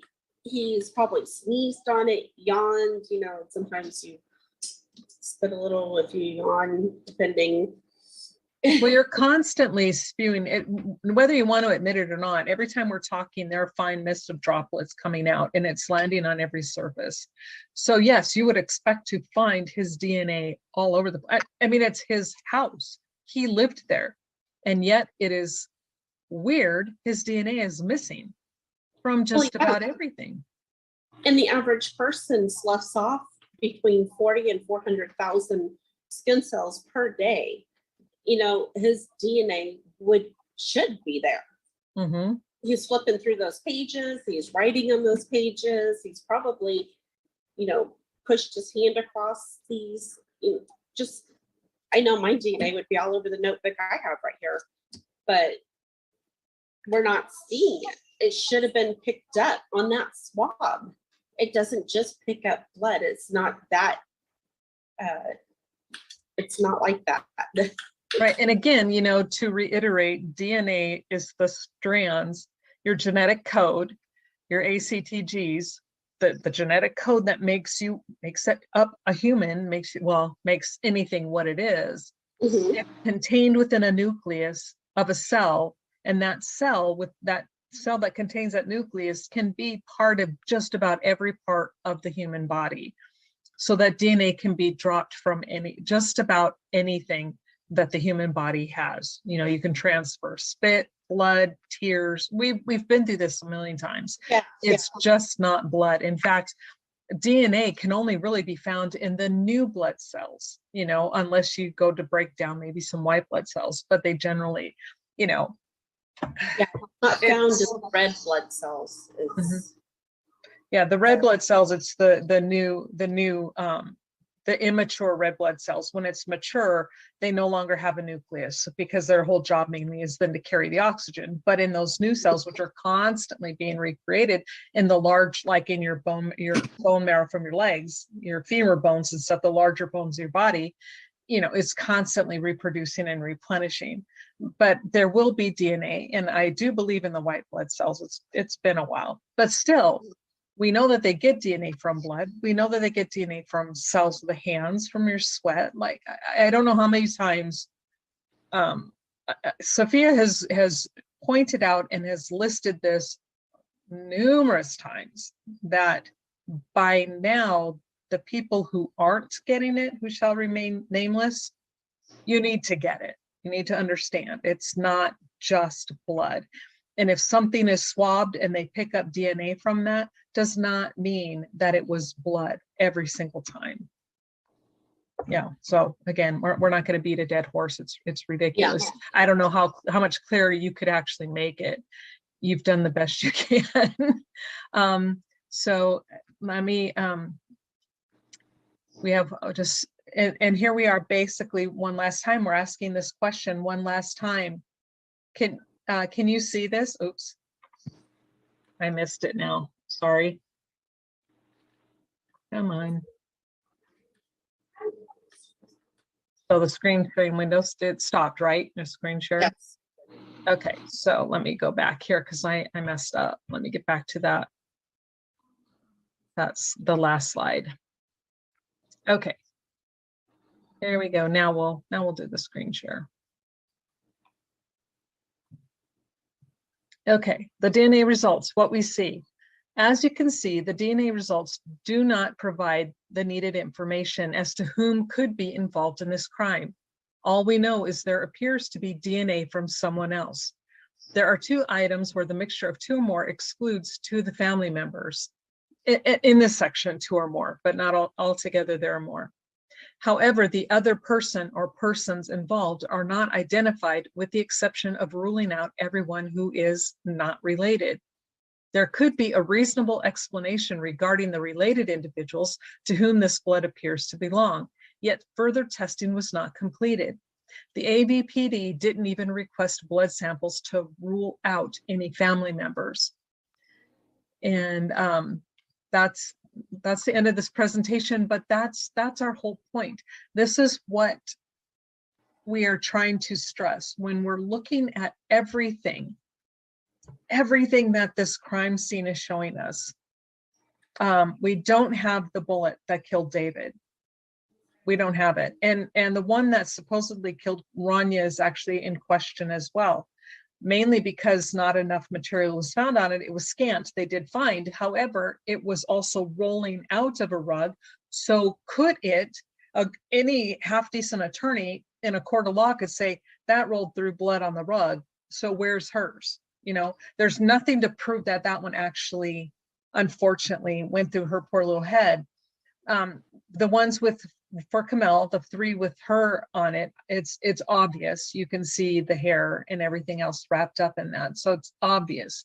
Those ones were the ones that did kill her, or at least went through her head. But we have David's DNA missing. We have the bullet that killed David missing.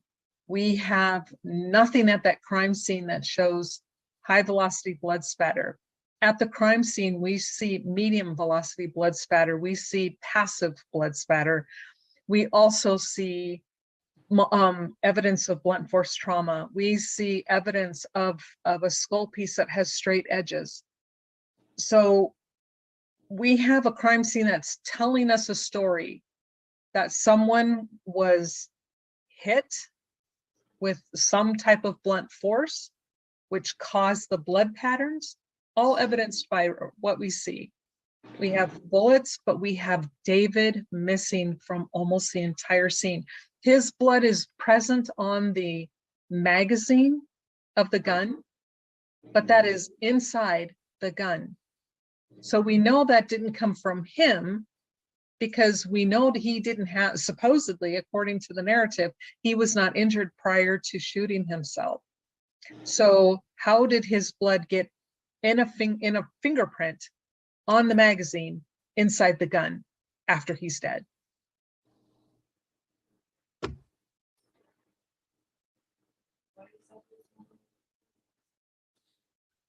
I do have a question because this is not very clear. When they give percentages, are they giving the percentages for the major profile, or are they giving percentages for the minor profiles? I'm from reading everything I've read, I've gathered, and I'm thinking it's the major profiles. I'm not sure if they even had enough at any time to really talk about minor profiles. Most of the time, it's not enough genetic material to know for any minors. And the major profile would have been David, Kamel, and Ronnie, because those are the ones that they had to test. Correct. Yeah. Correct. Those were the 3 at the scene, the victims. So yes, those would have been the major that they were looking for. So, okay, never mind. We'll discuss it more off air, but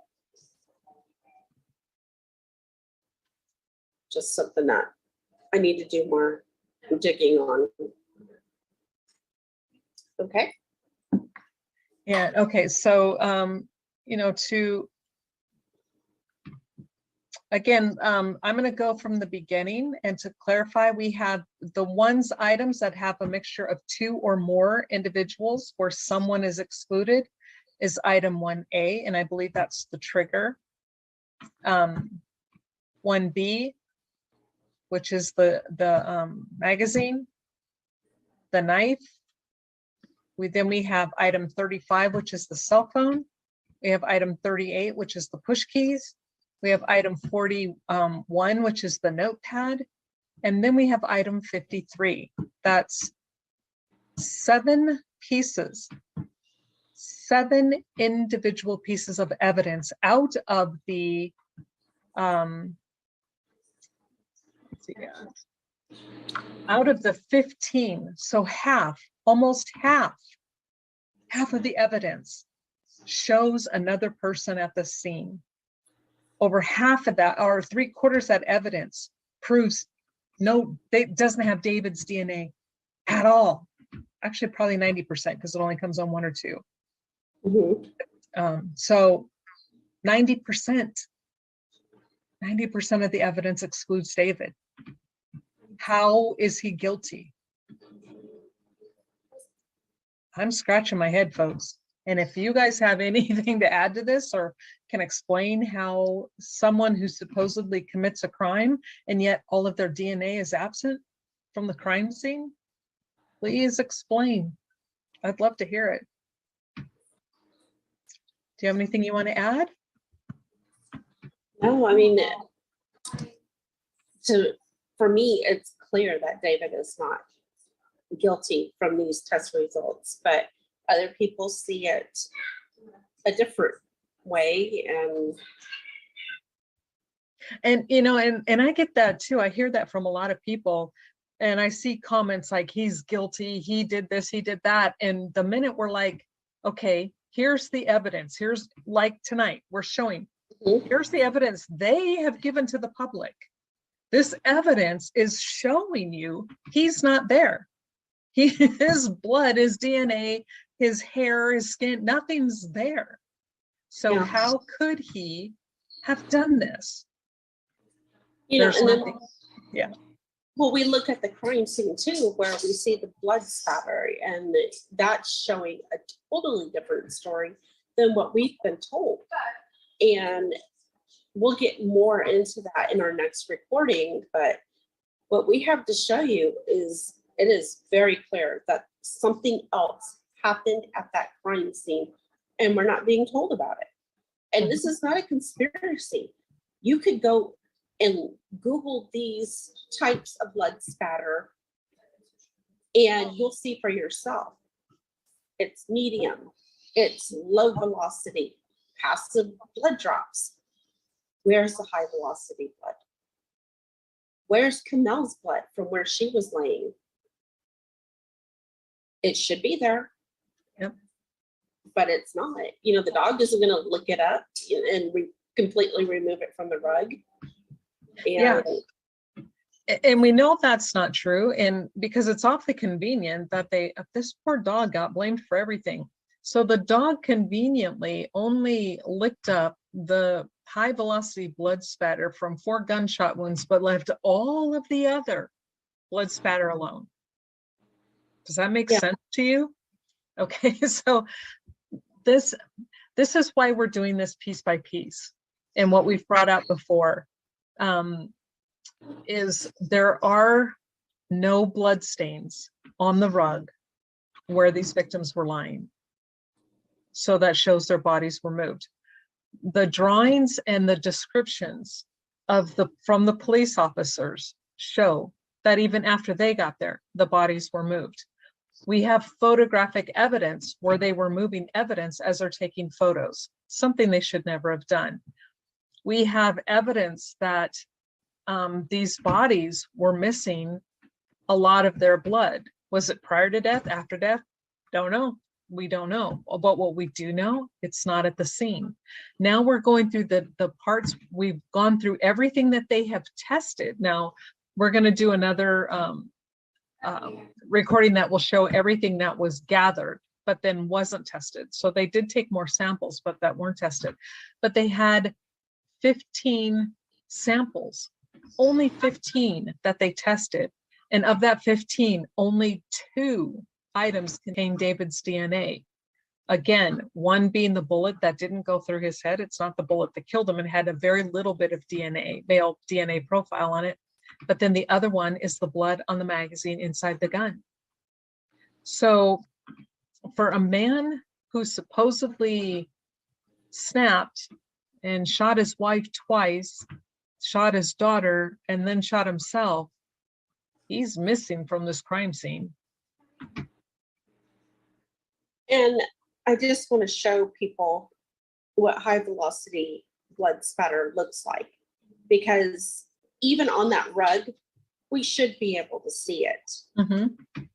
You know, even if it's just like one little area, but 4 people being shot, not 4 people, 3 people being shot at least 4 times, because that's what Right. it states. We should be able to see at least something, and we're not seeing it. We see Yeah. nothing. I'm just trying to get it Yeah. to come up. Are you able to see that at all? That's Yep, what high right there, velocity right there. It's looks perfect. like. Absolutely perfect. And you see, folks, that is what high velocity impact looks like. It sprays, as well as you do see droplets, but you see a fine mist spray pattern in there. That is not at the house at all. Yeah, look through the crime scene photos. Feel free to do it. Let me show you what you're actually seeing in those crime scene photos.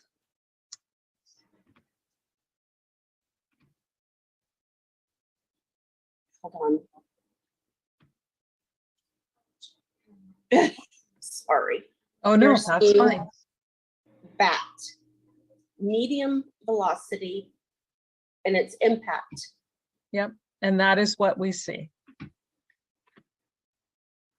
That's and this is why we're telling you, you really need to look into this on your own, because when you do, and when you really compare what should be there according to what the narrative is versus what is there, that's evidenced by the crime scene photos, they don't match. So that's really all I have to add tonight. And hopefully you guys, again, hopefully we've reiterated enough of this to let you know that David and Kamel and Rania are oftentimes missing. They're excluded, completely excluded from a mixture of 2 or more DNA samples that were found at the crime scene. So if they're excluded, who is included? Right. Do you have anything else? Okay, well, thank you for joining us, and hopefully you guys will join us on the next video when we go over the list of items that were collected but not tested. So have a good night. Good night. Hi, everybody. It's Catherine, Michelle, and Sophia. Hello. And we finally, finally, after, like Sophia pointed out to me earlier tonight, that it's been almost a year, are getting this out there to you. And this is the blood analysis presentation that we're going to be doing. This will be multiple videos. Don't know how many yet at this point, but we're going to be covering the blood analysis reports and then comparing that with items that were tested, and then items that were tested, swabbed and tested, and then only swabbed but not tested from the crime scene. So Sophia, what would you like to add? Just that we've, like you said, we've been working on this for a really long time, but I think that the audience is really going to appreciate what we have discovered and that we're going to present to them. And I think that's about it. And before we begin I'm sorry, Sure. I'm notorious for interrupting. I think everybody knows that No, by now. go ahead. Go ahead. But before we begin, I really want Sophia to read a paragraph that she found in a textbook. Now, this kind of applies more toward the video that we did on the clothing and how it's to be handled from not only either the ME's office or the police officers, the investigators. And this is coming from a book that she has, and I just think it's very valid. So would you please read that to us? This is from Crime Scene Investigations and Reconstruction by Robert L. Ogle Jr. It's an actual textbook.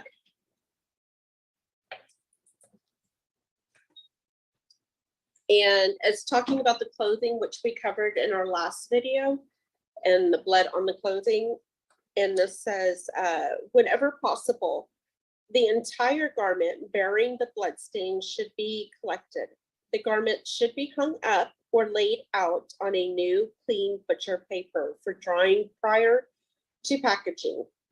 Special care should be taken to avoid folding or crumpling the garment and to arrange it in its normal configuration before drying in order to avoid alteration of the blood stains, patterns, or wipe transfer from one location to another on the garment.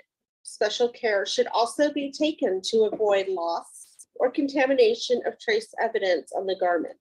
Once dried thoroughly, the garment should be wrapped in clean paper by placing the clean butcher paper under and over the garment and folding.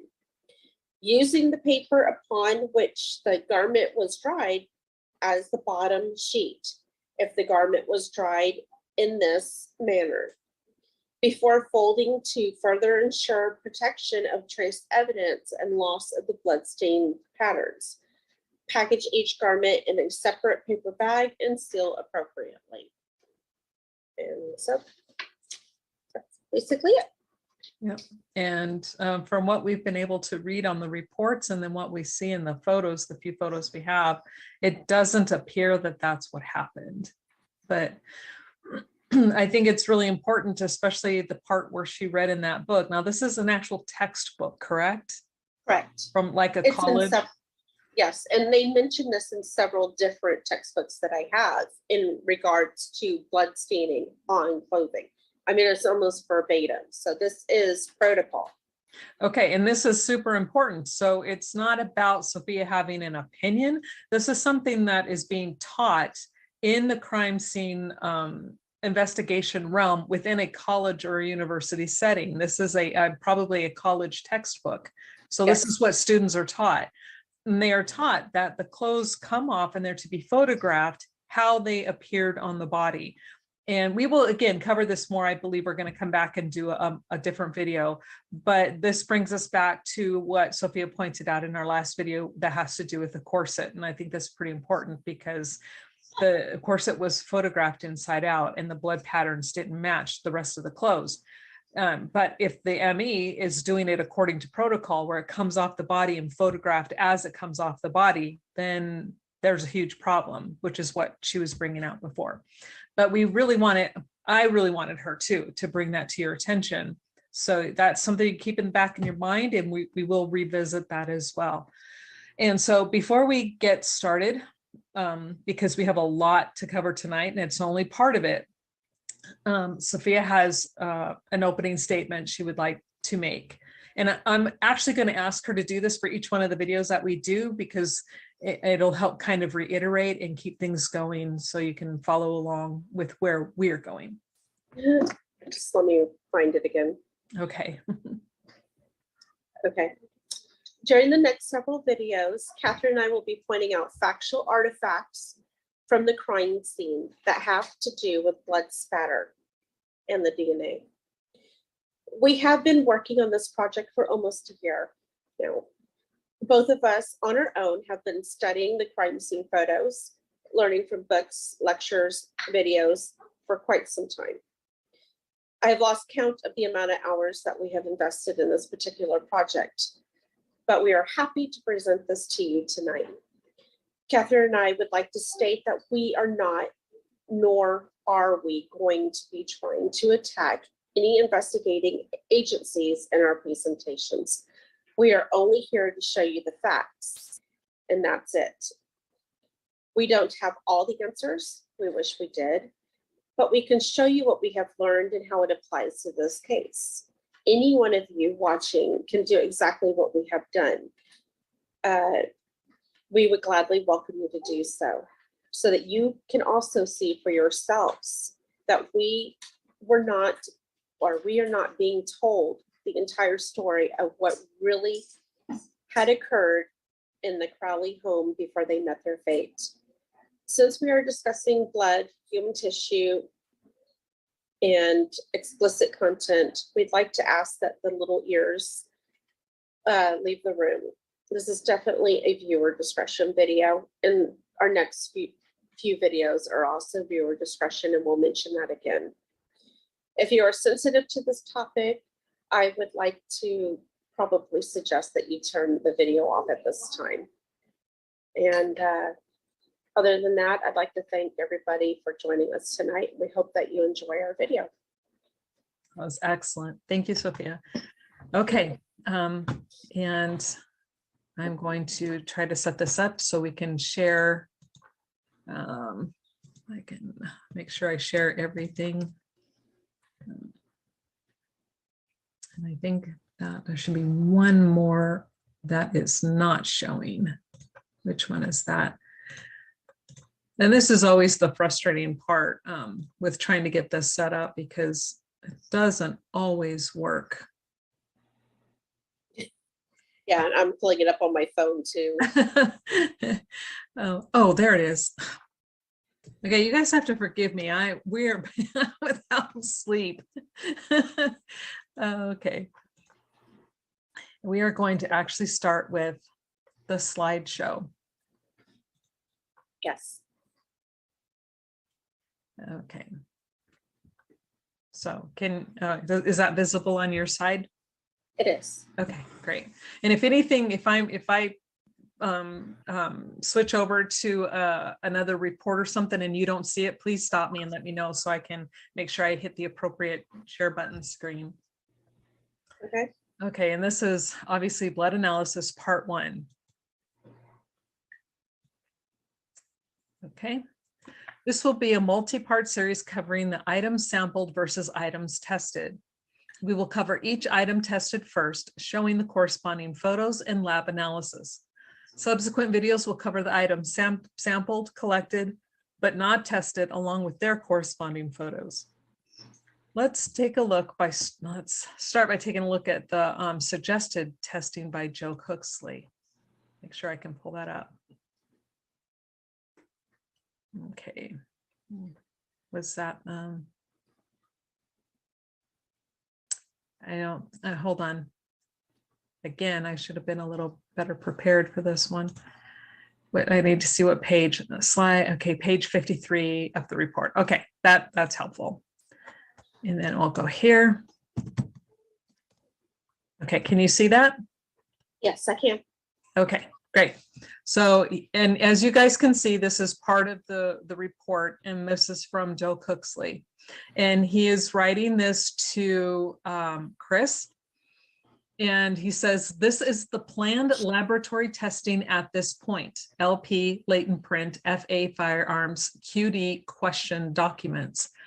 He wanted to test the firearm, the cartridge cases, bullets, knife, blood sample from the wall, photos from writing on the wall, blood from apparent footprints, blood from laptop, photos from apparent bloody ridge detail on laptop, blood from the A key, blood from the hallway, blood from cell phone on the island, swabs from push keys on gun safe. So that tells us there was no visible blood on the gun safe. So they were just testing it to see whose DNA they would collect. Blood from the desk, pen from the office desk, notepad from the office desk, and possible known writing samples. Now, this is what he suggested that they run all the tests on, and you will see that not all of these items were tested, and then some others were tested that were not part of the original suggested items. And today, this will be the table of contents for this. This is going to be a 2-part series on this one, but not the complete series of the blood analysis we're going to be doing. And so today we're going to cover items 1A-3 through item number 35. And here, item 1 is the gun. And item 1A, the gun in negative.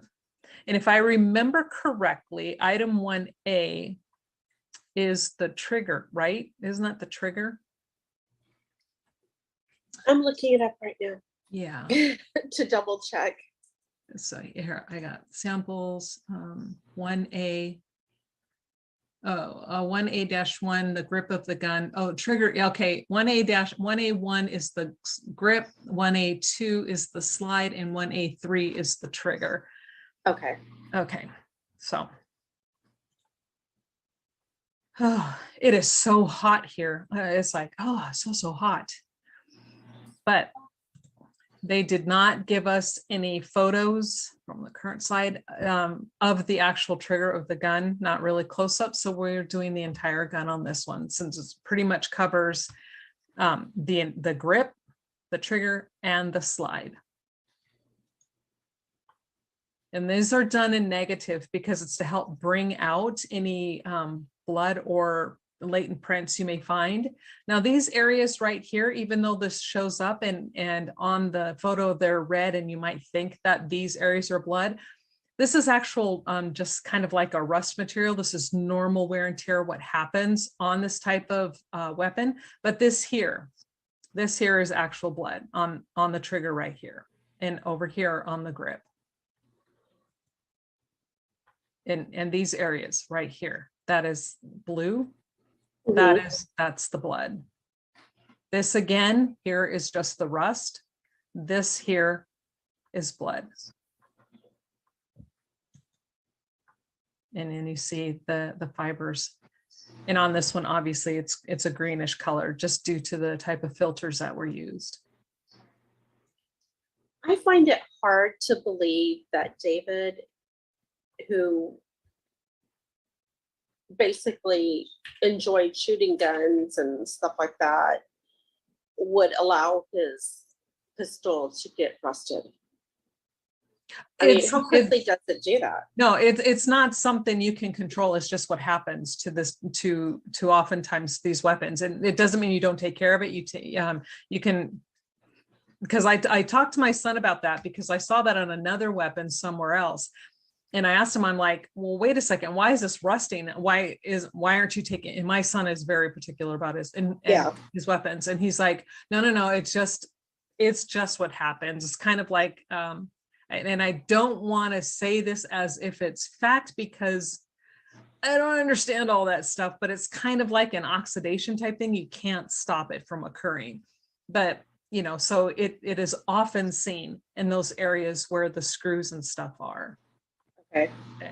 So now let's see what we're pulling up. Okay. Here is the reports we're going through now. We're dealing with today the 1A3, which as we saw previously was the trigger and the blood that came from that.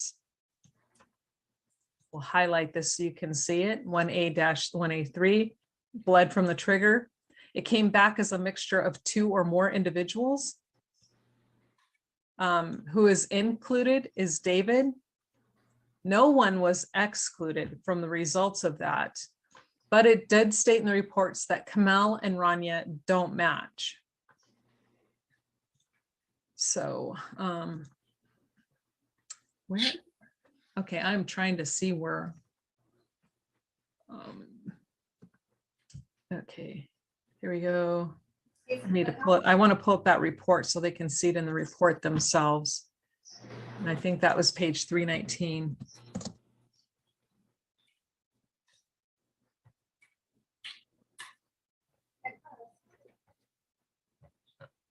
Or did I go too far? Maybe it's 310. Okay, yeah, 310. Sorry, guys. We don't always memorize all of these reports very well. But here we go. Here's you have it within your link. I can tell you next time what the page number is for. Okay, okay, thanks.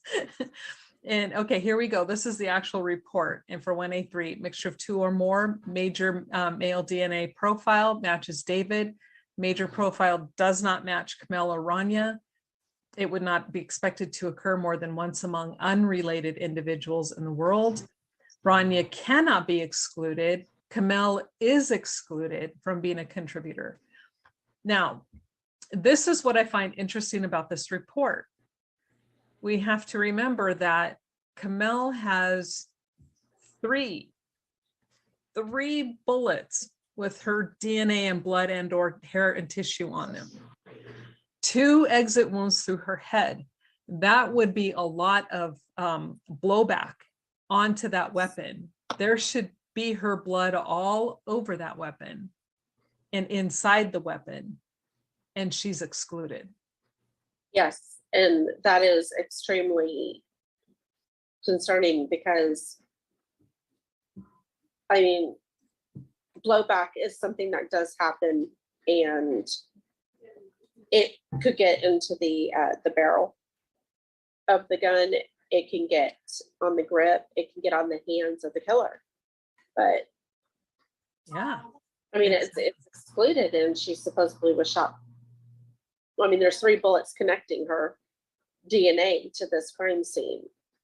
In fact, for those who haven't realized this, the 3 bullets that they found at the crime scene, the spent bullets on the rug, those were all connected to Kamel and to Kamel only. Yep. And And that's very, very important. And I've heard it said before, and I can't remember who said this, but a lot of times they were confusing and trying to say that we didn't understand this terminology of mixture of 2 or more individuals. Oh, by the time we get done through these reports, you will understand why we bring this up, because we know exactly what we're talking about. Again, like Sophia was saying, I have been working on these reports and doing research on this since I did my very first video back in 2017 or 18 about the blood. Mhm. So yeah, I think we kind of, and I know Sophia, like I said, she actually went out and purchased a textbook. Several textbooks. So we are not experts, and we're not saying that we would probably even pass the class, but we have enough knowledge base now that when we're looking at this stuff, we feel very confident in how we're reading it. Yeah, and I've been looking at the DNA since we received the DNA reports from Apple Valley. I can't remember if that's 2016 or 2017, but just listening to DNA lectures, which are boring as anything, but I've been listening to as many as I can come across, listening to blood lectures and reading anything I can get my hands on, whether it's online or books or what articles, just everything I can so that I can understand exactly what we're looking at. And this doesn't add up. Right. And hopefully, my main concern every time I do one of these videos is that I don't get across what it is that we're seeing or that I see. And I know Sophie and I, we don't want to like rush a point, and we don't want to misquote something, or we don't want to not exaggerate or expand, not exaggerate, expand on a particular topic, because we're so afraid that very important, that minute detail is going to get lost in the shuffle. And it's oftentimes those little tiny details that will, give you a whole lot more information. We also don't want to talk down to you all, because we're all adults and you can do your own research on this. And that's our point, is just to present the evidence. And so we're trying to walk a very fine line on all this. So. Right. And for those of you who are only listening and you're not watching, I'm going to read this next slide, which basically is what I just previously stated. The only person's blood the results prove were on the gun was David's. Rania's blood cannot be excluded. Now the real head scratcher, Kamel. She had 2 exit wounds to her head and 3 bullets with her blood or DNA, but her blood doesn't match. Think about that for just one moment. Her blood is everywhere in that house, but not on the weapon. And blowback is just something that occurs every time you fire a weapon. Especially into a body and a head, right? Because it's so vascular. The head is super vascular, lots of blood coming that goes on there. So to not have blowback and her blood on the weapon itself is a definite head scratcher. Okay, we did the slide 310. And now here's 1B1 is the next one up on the list is the magazine. And that's item 1B. Item 1A was the gun, 1B is the magazine. And Yes. here, this right here was the cartridge that they took out of the chamber in the gun. And then this is the magazine.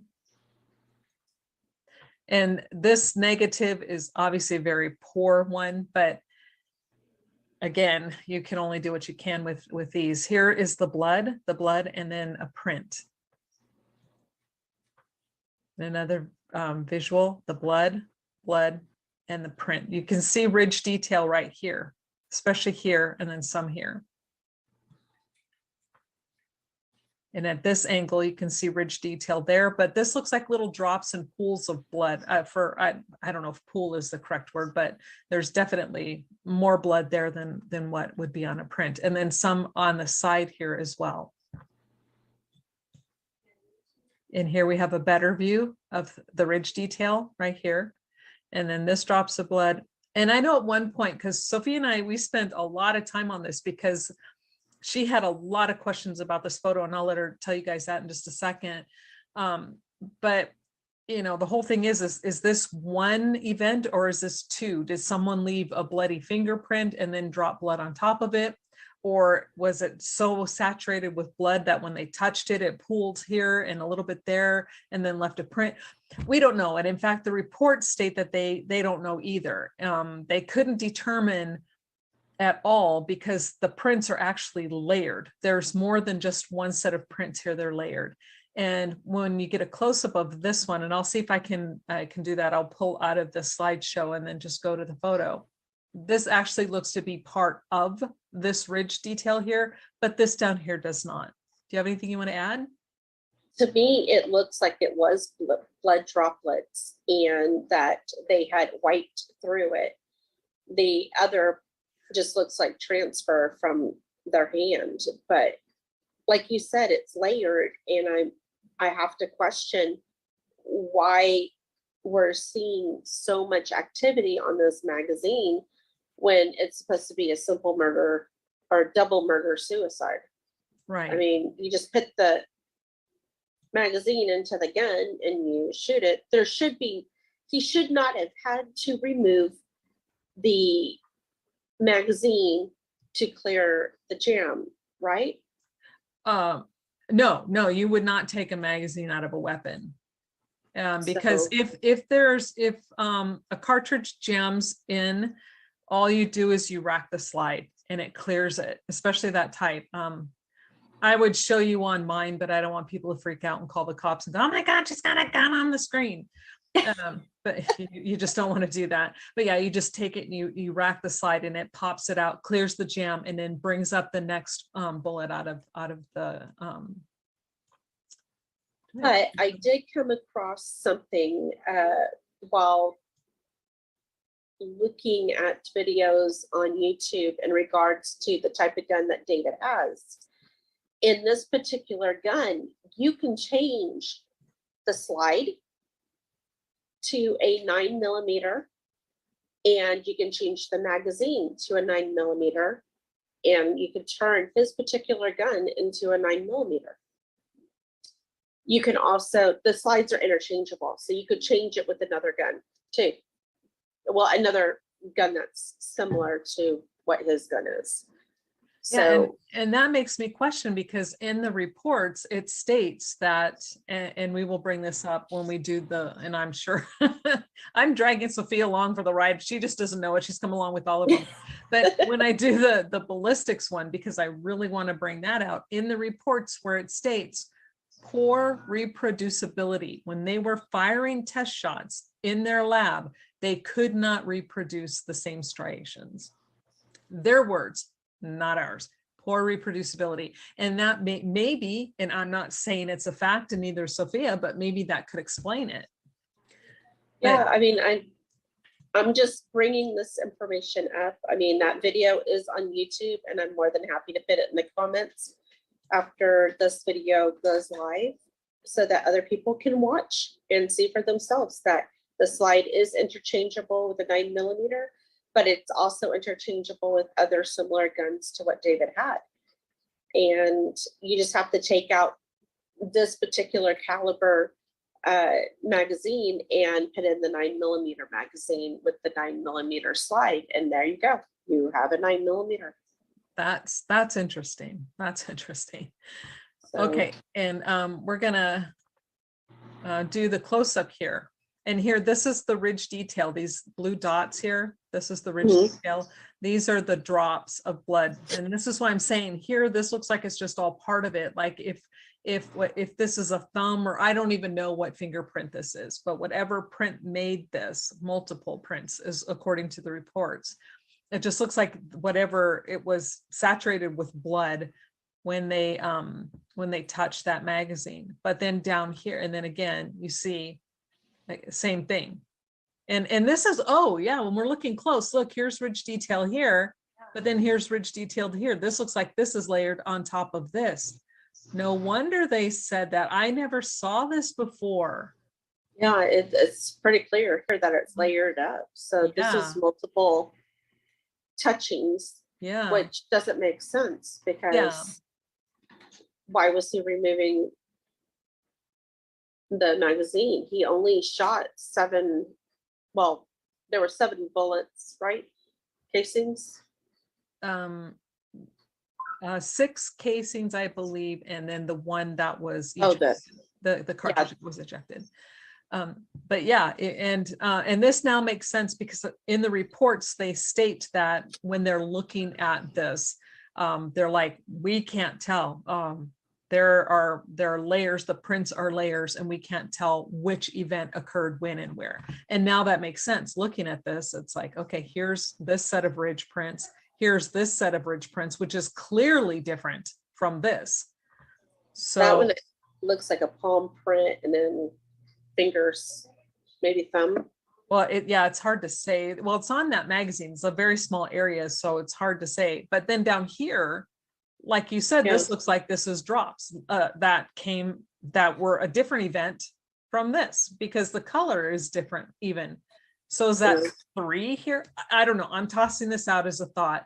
We know here's a set of ridge detail. Here's a set of another ridge detail, but the color is just different here. This is brighter than this. So is this a third set or third drops on top of it? Don't know. No clue. That's interesting. Sorry, guys, I just had not really taken a closer look at this photo before. You would think we would. Is there any way to go back to the original? So Yes. Okay. Yeah, let me go there, and then I'll wait, let me see. Move us out of the way here real quick. I think that's the only photo, or is that, did I have another one? Yeah, that was the only photo I have, but let me see if I can. Okay. So, I mean, you can still see. Let me get a little bit clearer here. So those bright blue spots on the other one was these here with this, and then these here was darker.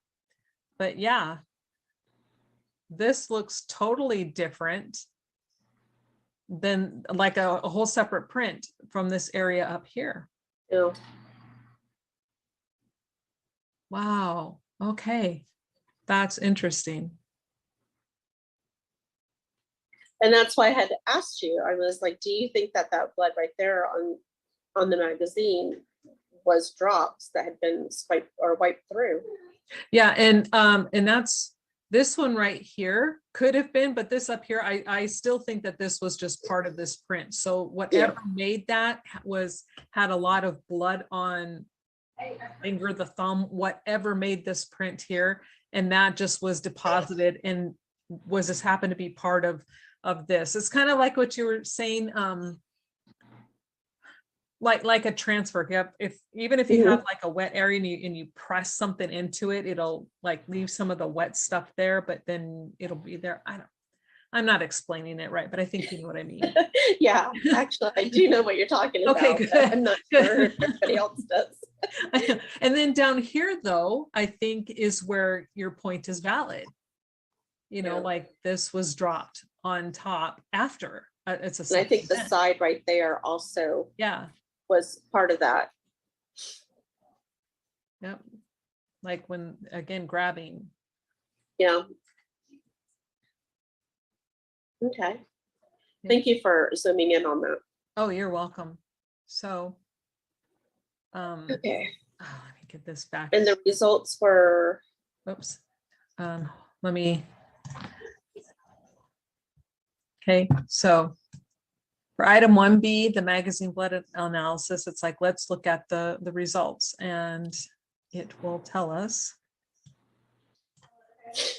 Boy, move us out of here. So 1B1 is here. It is from area on the magazine. Again, mixture of 2 or more individuals. The blood that is included is David. No one is excluded. But again, it does not match Kamel or Rania. Now, they can't be, now, and here's the thing. This is where, oops, sorry. It's jumping the gun on me here. Let me find their report. I think it's this right here. And how they word these things. Okay, mixture again of 2 or more individuals. It only matches David. It does not match Kamel and Rania. But yet down here, they say that they can't be excluded as being possible contributors to the mixture. So on that one, it's like, okay, so we know that there's more than one person's DNA in that blood. And the only person that they can positively identify is David. Now, if David is the one who shot himself, how did he then shoot himself, take out the magazine, look at it or whatever, fill it back up, and then, with his own blood, put the magazine back in the gun? Okay. I mean, the only thing is he had to have been bleeding beforehand, but we don't see any cuts on him besides his missing right hand. Yes. So, and that's and if David were to be the perpetrator, there is no way, according to the narrative as it is written and told, that this blood would match David at all. It should be a complete match for Kamel and Rania. I mean, they should be the ones being the contributors, not David, because prior to him shooting himself, according to them, he's not injured, he's not hurt. There's nothing else happened other than he supposedly shot his wife and child and then shot himself. But they failed to explain how latent fingerprints, bloody latent fingerprints with ridge detail in his blood is on the magazine inside the gun. Did I say that right? I just oftentimes don't think I'm getting it across. I just don't no, think it gets it. I understood what was said. Yeah. The narrative says that he was not injured before he shot himself, that his body did not have any injuries to it. So where did his blood come from? Yep. Because it's not Kamel's blood, and it's as a major contributor at like the wall is, or the footprints are. So where did his blood come from? Yeah, because we don't find really any of David's blood throughout that house at all. Not and things that they've tested, but here it is on the magazine inside a gun that they say was used to shoot him, that he used to shoot himself. It does not work like that, people. His blood would not end up inside the gun on the magazine after he shot himself, or even due to him shooting himself. He would have to be injured or somebody else was handling that weapon who had contact with his blood, who then had contact and transferred that with their print, or even just blood, which then highlighted maybe David's prints from a previous time where he was handling the magazine, which is also a possibility. So say this is a gloved hand, so to speak, and the blood on that gloved hand then just highlights the ridge detail that was left in prints that were there before. Again, which was one of the possibilities, because the lab could not tell the difference. They flat out state, we can't tell, so we're kind of at a loss. And we will cover that in a latent print video. But And again, also, blowback will not get on the magazine if the magazine is appropriately in the gun. Correct. So There's just how no did way. Kamel and Ranya's DNA get on that gun magazine? correct. So Correct. How did any of their blood? There should be no blood on that magazine at all. correct. None. So that is another one of these really very curious situations.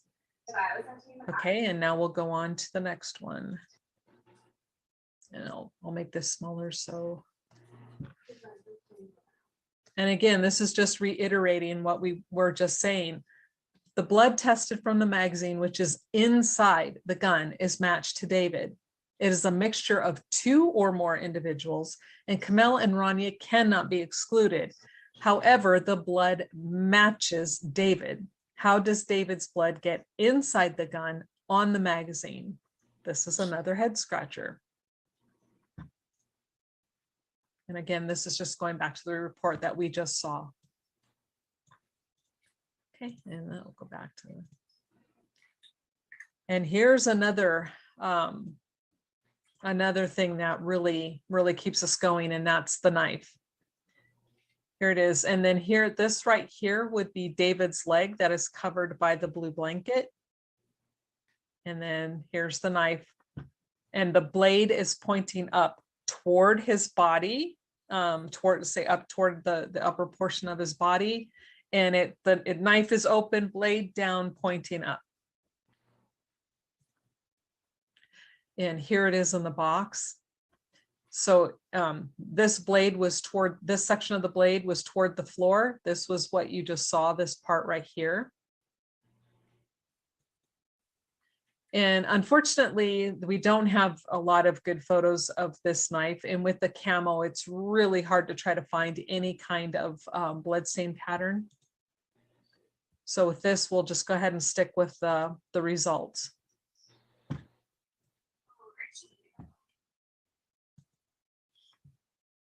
And again, on the blade, it's a mixture of 2 or more individuals. They didn't have minor contributors. They don't have anybody included. But all 3 of them, David, Kamel, and Rania, they cannot be excluded. They could not be definitively included, but they could not be excluded. And I think maybe a lot of that had to do because it was small, like the areas that they were able to test to find blood from, which was 3 separate areas on the gun, which would be, let's see. I will show you just a second. The blade. Yeah, I'm trying to get back to the picture of the. Okay, so there was like, say this area right here of the blade. And somewhere up here, there's like an indentation. It was somewhere up here. And then on the handle somewhere, correct? Correct. Okay, so the 3 very small areas that were, barely detectable, they were able to find 3 small sections that had blood. So was it cleaned? I don't know. They didn't mention that it was cleaned, but it's interesting that that would be the only areas that there would be any blood on that knife. And the fact that it was even at the scene, why bring a knife to a gunfight? I mean, it just doesn't make sense to me.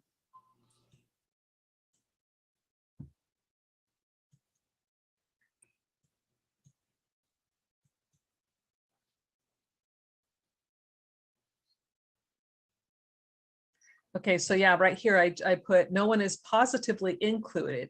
However, all three cannot be excluded. Was this due to degradation of the sample, due to possible cleaning? Maybe, maybe not. Again, they don't mention cleaning, but they don't really mention anything about the knife, which is, I think, okay, there are so many things that boggle my mind with this case. And this is really one of them, because they walk in, 3 deceased people. You look at the scalp pieces, which are clearly have straight edges. You have a knife at the seam, but they don't pay it any attention. They really just kind of ignored it. You know, it's an afterthought, basically. That's a good word, afterthought. I like that. Okay, now we're going to go on to item 11, blood from the west wall. That's a lot of blood.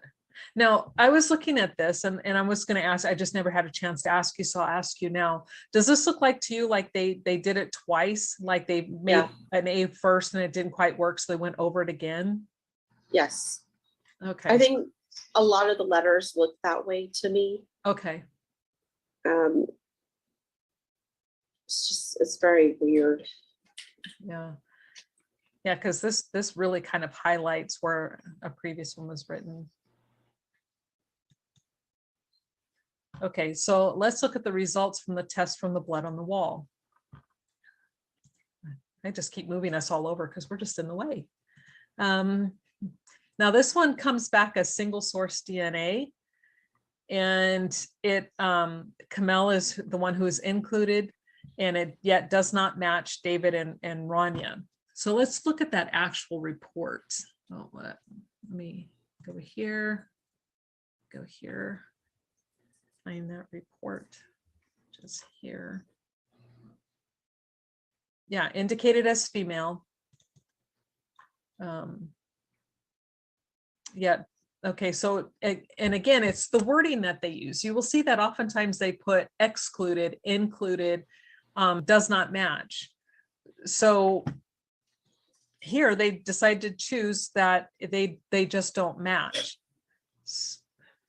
But since they're saying it's single source DNA, so only one contributor, and this is how why I wanted to bring this out before, because all these others, mixture of 2 or more, which means that there are 2 or more people who contributed to that sample.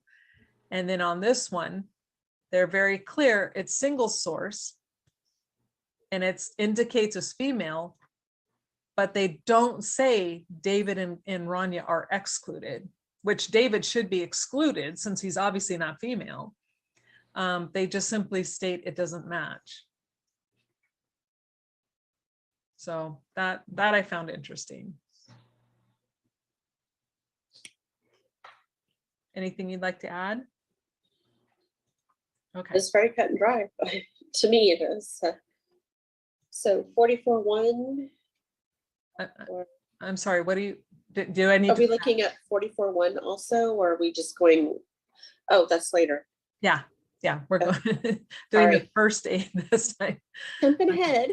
Okay, and now for the slideshow, let me move us out of the way here again, from the current slide. And these are the apparent bloody footprints. So this was item number 14. And then this still cracks me up. Straight line. It's one hell of a toe. To me, it looks like a hand. Yeah. That's what it looks like to me. I agree. And this is, okay, let's look at the results of the test run on the bloody footprints.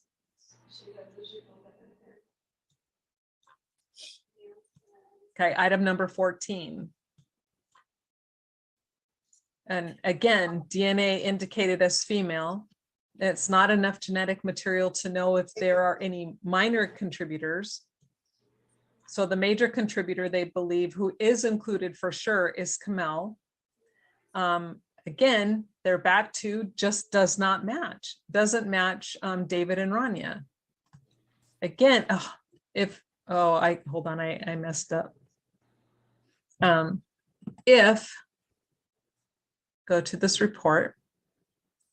If it's indicating as female, Why would David not be excluded? They just say it doesn't match. Their writing in these reports is so bizarre.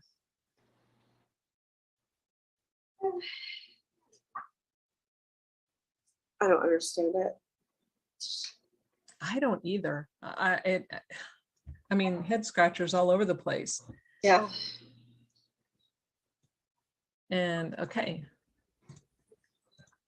So again, for those of you who are only listening, it's single source DNA indicated as female and matches Kamel. David and Rania do not match. The report does not exclude either David or Rania, yet the report states single source.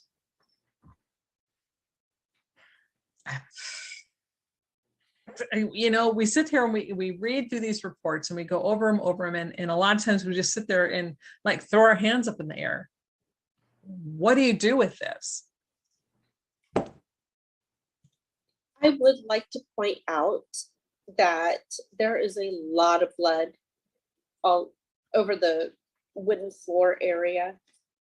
And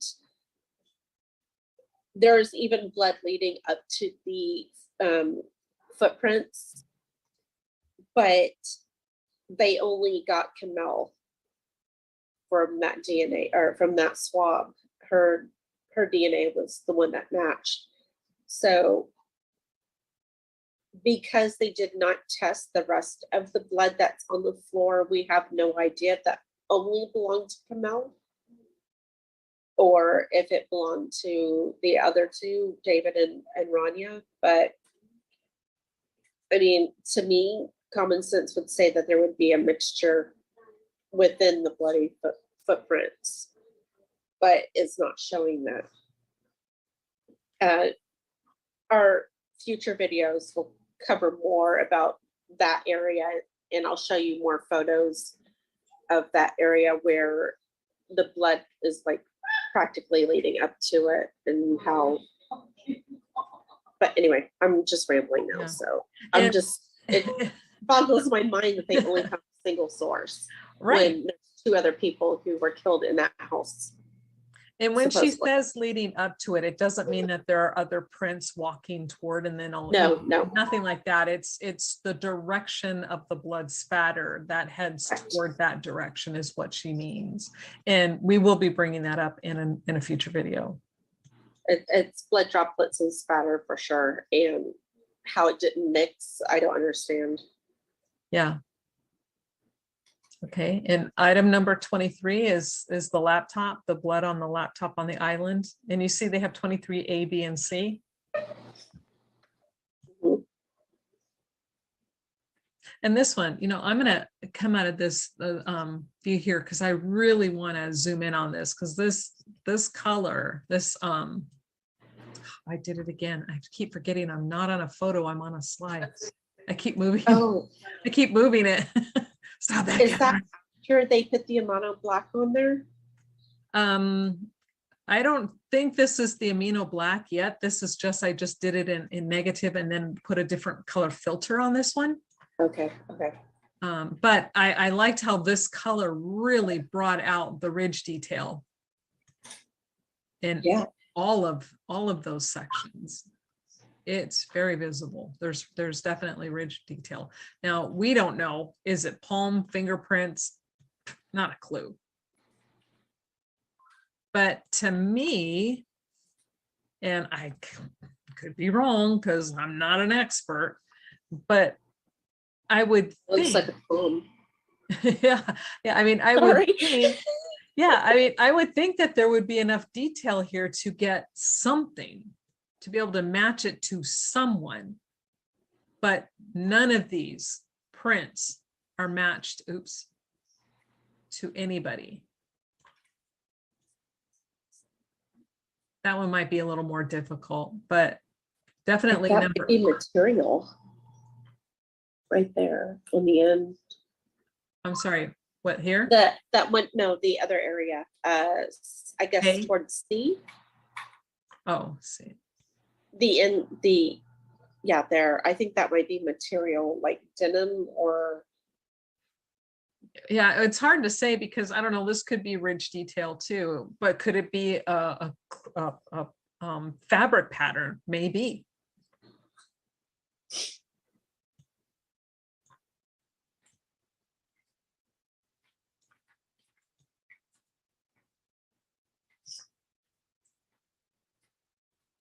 And see the swirls here, you know, how it kind of loops a little bit, but yet this doesn't look like a looping and this here doesn't look like a looping. So is it a mixture of material in a print? I don't know. We're just kind of guessing here and spitballing it. But this is, look at this. This is interesting. Yeah, Why this pattern? that's a definite void. Yeah. Yeah, that's interesting.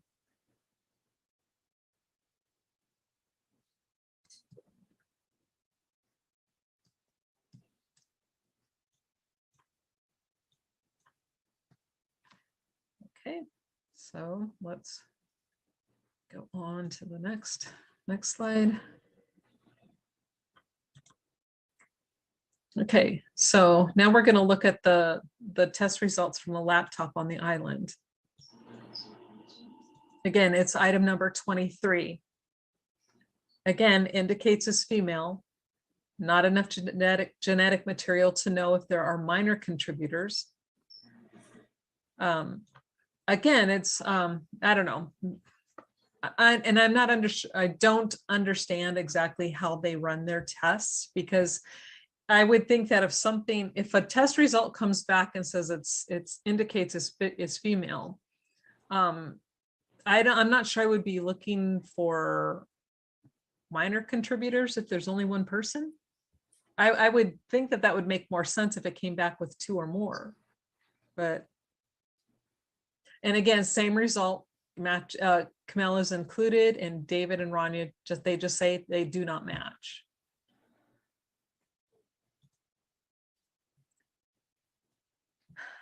But again, they're not excluded. And item number 27, the transfer on the hallway next to Rania's door.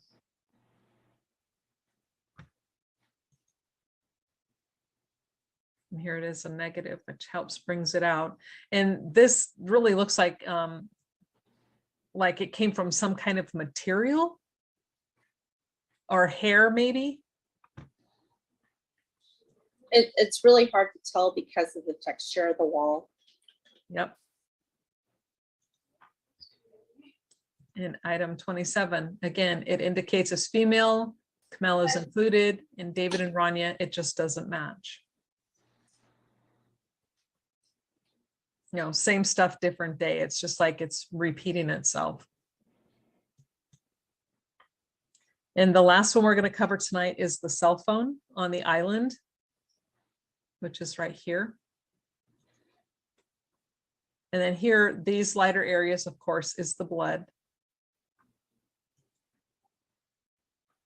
And just again, poor photos, poor photo quality. And the photos that they gave us were, you know, they're horrible. That was very frustrating. Very, very, very. Now this one, let's see. This one says it's a mixture of 2 or more individuals. Again, notice the wording, mixture of 2, single source, DNA indicated as female. So this tells us that this has more than one person's DNA mixed in it again.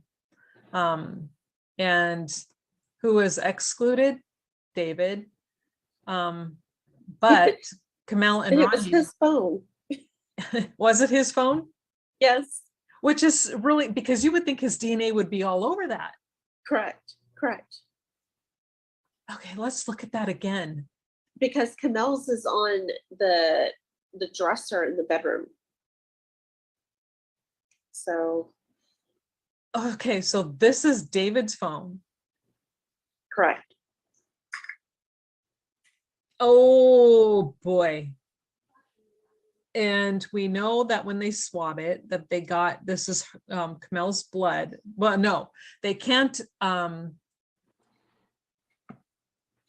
and Rania cannot be excluded. yeah, they can't be excluded. So let's go to the report.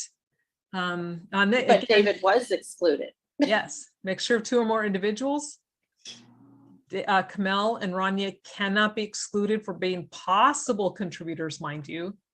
David Crowley is excluded from being a contributor. Now, if you're touching your phone, hold on. Oh, yeah. You touch it Okay, I'm touching my phone all over the place. all over. And if I You can- have blood on my hands and I am now touching my phone and I am transferring that blood from my hand onto this phone and it gets stuck down here, they come in and they swab this and they get some of that blood. You're going to have my DNA on that. My DNA would be included as it would be detected. Yeah, because you even pin it up against your face when you talk on it or listen. So you're getting sweat glands, you're getting. Yeah, see, So I never DNA. do. I never put my phone up. I always talk like this. But I know a lot of people do, and I don't know how David did. He had earphones, so was he always just using his earphones? I don't know, but it's still like you said though. Let's point out hands sweat. Oh, absolutely. There would be sweat DNA. There would be palm prints. There would be handprints, DNA from his hand all over that Skin phone. cells. Skin cells. Yes. Everywhere. All over that phone. But yet Because- he's excluded from being on that. Yeah, even when I do this, I'm shedding skin cells. I'm shedding DNA. Uh-huh. So, I mean, you're rubbing it against the phone. It's a touch screen. Mm-hmm. You are automatically depositing DNA every time. Yeah. So, I mean, granted, I know they're testing blood, but that blood is on top of DNA from the cell phone's owner or David. So his should have been in there. They should have been able to detect his DNA. Yeah. And why that didn't happen, I don't know. But again, it's a mixture of two or more individuals. Now they're saying that Kamel and Rania cannot be excluded, but they are not definitely included. Again, it's the wording that they use. Oops, let's go over here. I'm trying to keep us out of the way. I'm not succeeding very well. So yes, the DNA. Oh, is this just DNA or was this blood? Hold on. No, they had to have tested the blood. I believe it was blood. Yeah. I'll go back and double check. Let me go to this one page real quick.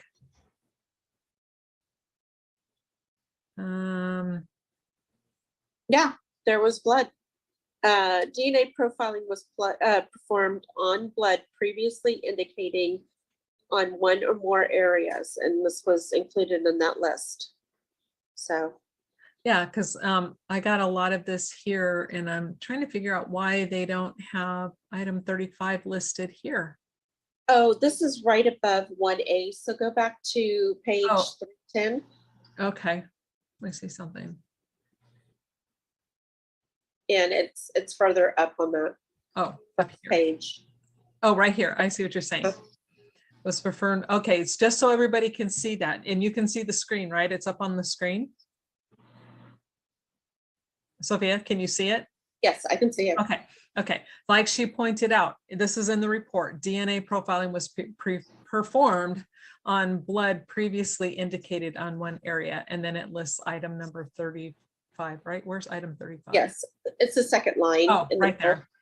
Okay, items 11, 14, 23, 27, 35, 38. Okay, so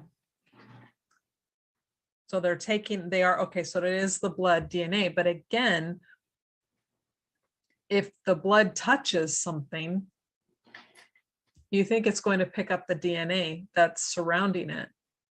Well, they use a swab, so they're Right. swabbing through it. They would pick up Yeah. any other DNA that's there. I mean, it's just gonna happen. But His was not detected. Yeah. So, oops. Wait, okay, yeah, that's right. So let's go back to this report and we'll go over this again very briefly. 1A3 was the trigger, 2 or more individuals. David was the only one included.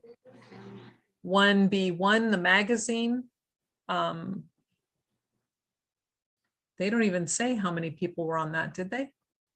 Hold on a second. Magazine. Mixture of 2 or more individuals. Okay, why?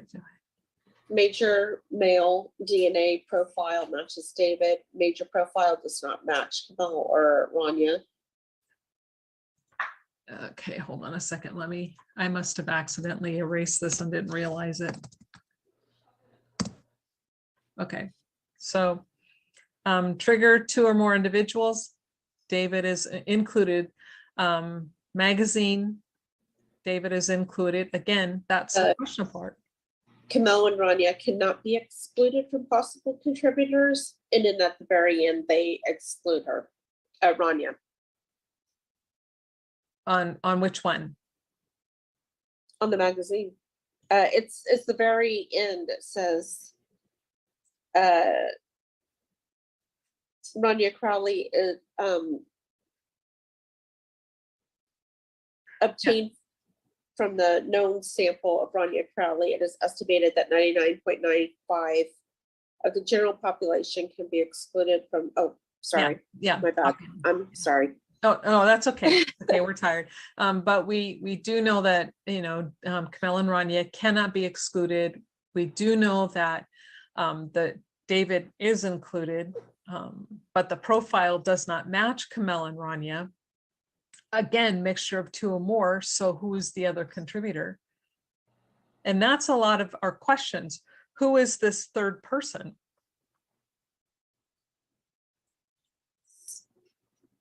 We're just going to have even more questions as we go through everything. Yeah. So, And on 14, 23, 27 indicated as female, all for Camille. Actually, 11 is single source, and then the other 3 are DNA that matches Camille, but yet they don't exclude and cannot exclude David. Please explain that. And then 35 is mixture of 2 or more. David is excluded, his cell phone, but not his DNA or blood on the cell phone. But yet Camille and Rania cannot be excluded. So we've covered the areas so far. On the gun, we've covered the trigger and the magazine, the knife, the wall in the living room, the footprints near the island, the laptop on the counter, blood in the hallway next to Rania's door, and then the cell phone, which is on the island.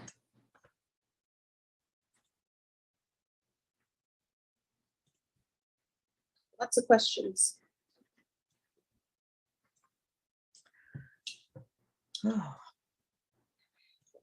For the listeners tonight, this information can be found in the group.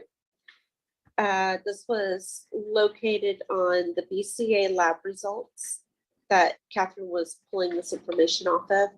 It's also located on Greg Fernandez's website, a gray stage at wordpress.com, or the gray stage at wordpress.com. And it's, yeah, the one I pulled from was the large one, the 488 page one. And the data request. Yes, exactly. And it was pages number 53, 310, 311, and then 319. Those were the pages that I pulled this information from. Okie dokie. So hopefully, again, this is kind of where I often feel like I failed in trying to bring the point home that blood is where it should be. Blood doesn't match who it should be matching. Nothing is making sense in this case. Correct. Out of all the places, the only place where David's blood is found on the magazine inside the gun, where it shouldn't be. Camille, her blood should be all over that gun. It's not there. You know, we have to remember she was shot 3 times. It's not there. Where's Ranya's blood? It's And as we go on, it's just gonna get even crazier. I mean, the information that we have uncovered is just, it's gonna blow your minds, honestly. And so I'm just gonna leave it at that. I'm sorry, but if we give it all out right now without an explanation, it will be bad. yeah.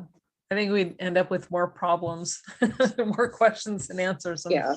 And right now, so hopefully you guys can understand why it's been taking us so long, because a lot of it is Sophie and I both individually as well as together went and read up and just dove into the subject, trying to make sure we understood what was being said, trying to make sure that we understand the aspects of the blood in this crime scene. Now it's different for everything. I mean, we're just focusing on this. It's not like we could say, oh yeah, we'll go look at and we could figure something out. Well, I mean, we could, but we'd have to go study that. But for this one, like she said, it's been countless hours. For her, I came to the case in 2017. I'm sorry, 3000. God, it just seems like it's been that long. But in 2017, but she was here the year before or whatever. Yeah.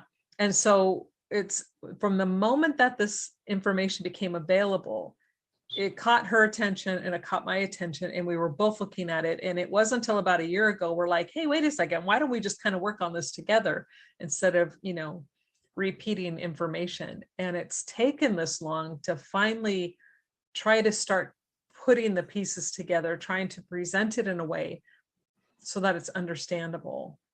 God, I hope I did okay on the slides. It just doesn't feel We like. also want to know what we're talking about so that as we're getting out information, we can show you and back it up. I mean, just looking at this for a couple days is not going to do it. And so that's what we've been doing, is learning everything that we can and then applying it to the crime scene and all that. And it's a lot of work. You'll see. You'll definitely see that, especially when we get to the blood spatter by the hallway and behind the recliner against that east wall. That, I mean, there's so much there. And so that's all I'm going to say on that one. Yeah. There is more to come. But it's exciting. I swear to you, it's exciting. And I can't wait to get that out to everybody. So hopefully in the next 2 weeks or so, we're so close, so close. And it's just, we started getting burned out too. Well, yeah, I mean, because we spend a lot of hours on this. But again, nailing it home.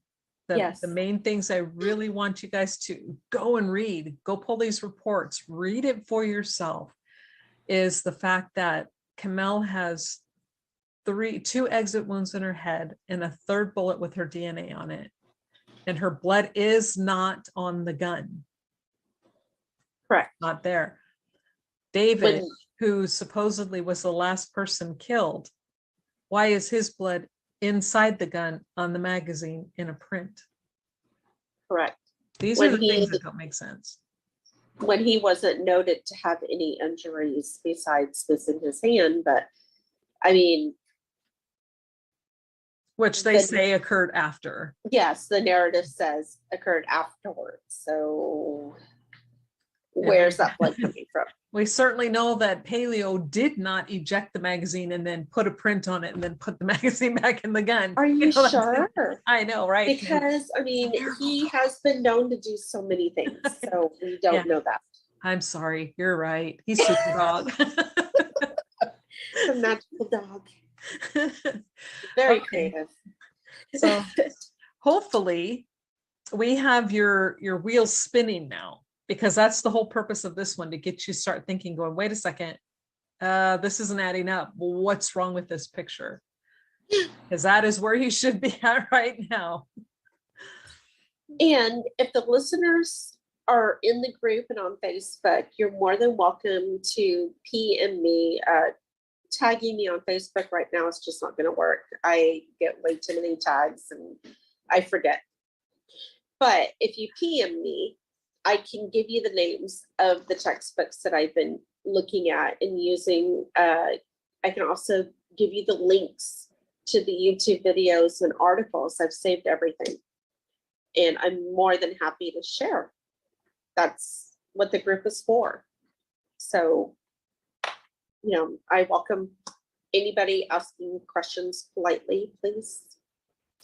And I'm more than happy to share with you so that you can also see for yourselves what we are seeing, if that's what you'd like to do. And I gladly welcome that. So anyway, I think that's about it for tonight. Okay. Well, thank you everyone for joining us. And again, this has been painfully repetitive, but it's done on purpose. We're not being repetitive because we don't know what we're doing. We're repeating on purpose to drive these points home. So again, we really hope you are really scratching your head going, wait a second, now I need to read this. And we hope you go read the reports, and we are so thankful you joined us, and we look forward to sharing more information with you. Have a great night. Have a great night. Okay, it looks like we're live now, and hopefully it's starting to show up. Aha, and there we are. We are live on YouTube. Welcome everybody to our very first live stream. With me today is Sophia, and we are going to be discussing the David Carley case. What most of you will know is that Sophia's joined me a lot lately I don't know, we create a lot of presentations going over the blood, going over things wrong with the case. There's just so much, and it has been a blessing having her helping me. So Sophia, do you have anything you want to add? I'm just saying hi to Deb. Just like to welcome everybody. This is our first real live stream, so bear with us. We really don't have much planned, just gonna wing it. So, well, thank you for joining us, Deb. So to begin with, I think maybe we really want to do a synopsis of the blood work. We have the second presentation. We're getting ready to record it. It's all been put together. But the thing that we really are trying to bring out is the fact that there is another person's blood on scene, and we don't know who that blood is, and the police never looked to see whose blood it was. And so we know that according to the results of the blood analysis, there's especially particular items, and this will be coming up in this next section we're doing. But there are several, 2 or 3, at least 2, maybe possibly 3, where there are items that there are a mixture of 2 or more individuals, but David and Rania are both excluded. Camilla would be the only one included. Or there's one in a case where Rania is that she's there, but David and Camilla are excluded. But it still is a mixture of 2 or more individuals. So who is this blood? In the results, it'll state, it's like they can rule out 99 point whatever percentage of the unrelated population. However, they've never gone and actually tested the related population or anyone who is related to either family. Now, we're not saying that they're guilty, but what we're saying is maybe they picked up some of the DNA that the family left in the house, and wouldn't it have been important to rule them out? But as it stands now, the blood sits there with showing someone else was at that crime scene, but absolutely says David was not a part of that. Do you have anything you want to add, Sophia?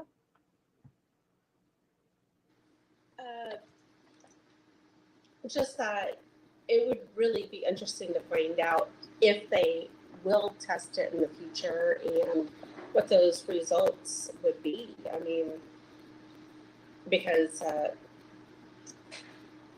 even like the passive drops that were there in the kitchen, I seriously want those tested, because if that comes back as a mixture or as just one person and it's not David or Camille or Ronnie, then that would tell us for certain. And I'm surprised that they didn't test it. Yeah, it's super amazing. On yours, if you go to your settings, if you make sure that the echo cancellation is marked and checked, that might be what's going on, hopefully. But yeah, and we're like going, I mean, I don't know. It seems like it would be,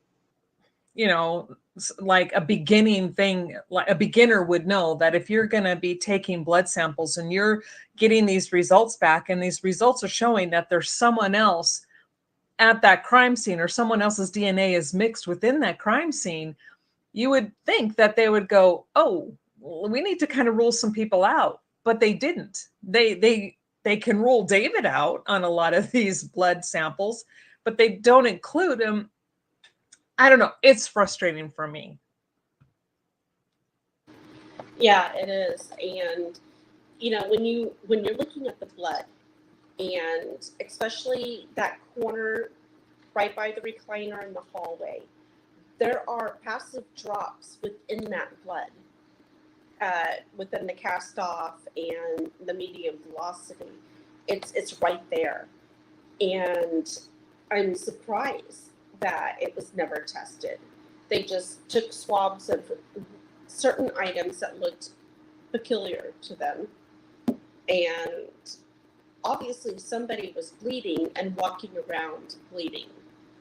But it wasn't David, because we don't see that, we don't see any injuries on him besides what the autopsy noted, which was the missing right hand and most of the face gone. Yeah, exactly.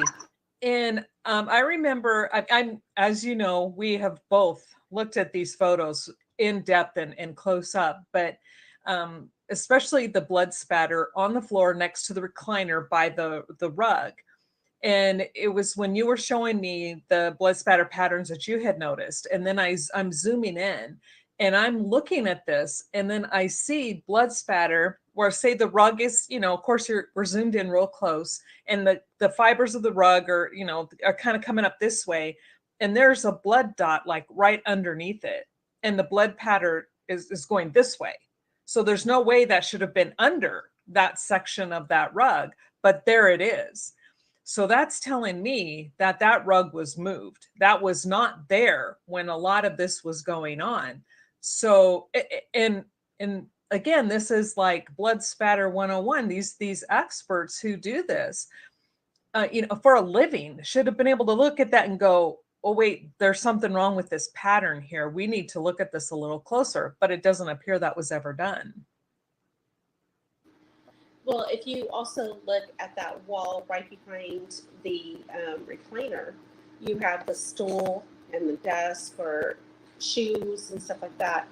And there's blood spatter underneath that stool. And it's like pristine. So it doesn't look like, it is not elliptical.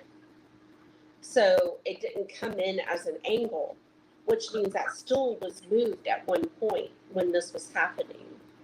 And that blood came at an angle, but it's not a severe angle. So it didn't come from where Camille and Ronnie and David were. It came from where the recliner was.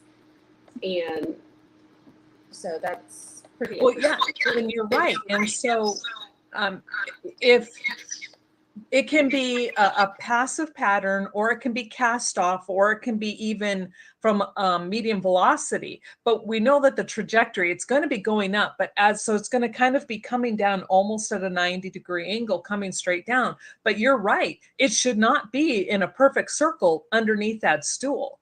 That makes zero sense at all. Like, if it's going to be coming, it would be at an angle, and you're right, it would be elliptical. It would show a degree, not straight down. It would be, like the other patterns, but yet there it is, little circles.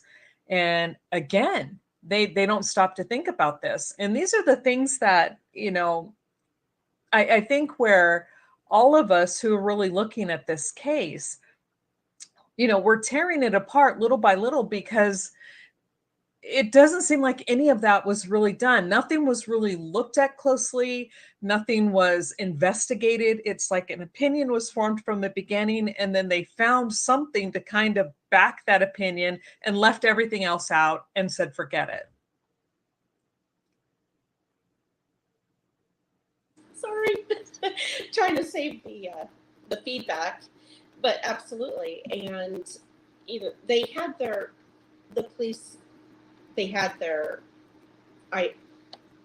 murder suicide. They knew basically what they were going to call this as they showed up on scene. So I'm surprised that they even took blood samples, honestly, and did the amount of work that they did. I'm going to go ahead and post this in the group that we're live. Okay. Yeah, I'm trying to check on my audio, and I have the echo cancellation checked, so I'm not sure why I'm hearing myself so well through you. It's like, Okay.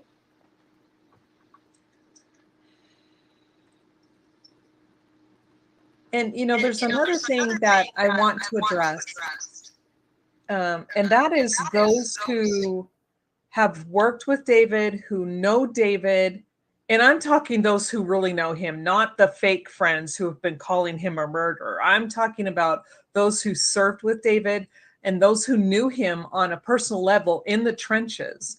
And I have reached out to so many of you guys, and none of you were responding, but I see your TikToks, or I see your Instagrams, or wherever it is that you're posting, and you're making comments that David is innocent. So if you don't want to go public, or, if you are afraid or whatever, I'm putting out a plea to you. Please contact me. I will have my email. I will put my email down below this link, and I've created an email especially for this case. So I'll put that one in there, not my regular email that I've given everybody else, because this one, it'll be a Proton email address, because they tend to be a little bit more secure than my Gmail accounts. And plus, if you want to go and create, a different name or whatever on Proton, because you don't want me or anybody else to be able to find you, you can do that, and I won't be able to track any IP addresses or nothing like that. You'll be completely anonymous. But please reach out and tell us what it is about David that you knew and why you believe him to be innocent. I mean, I believe him to be innocent based on the evidence that we've seen and that was presented to us.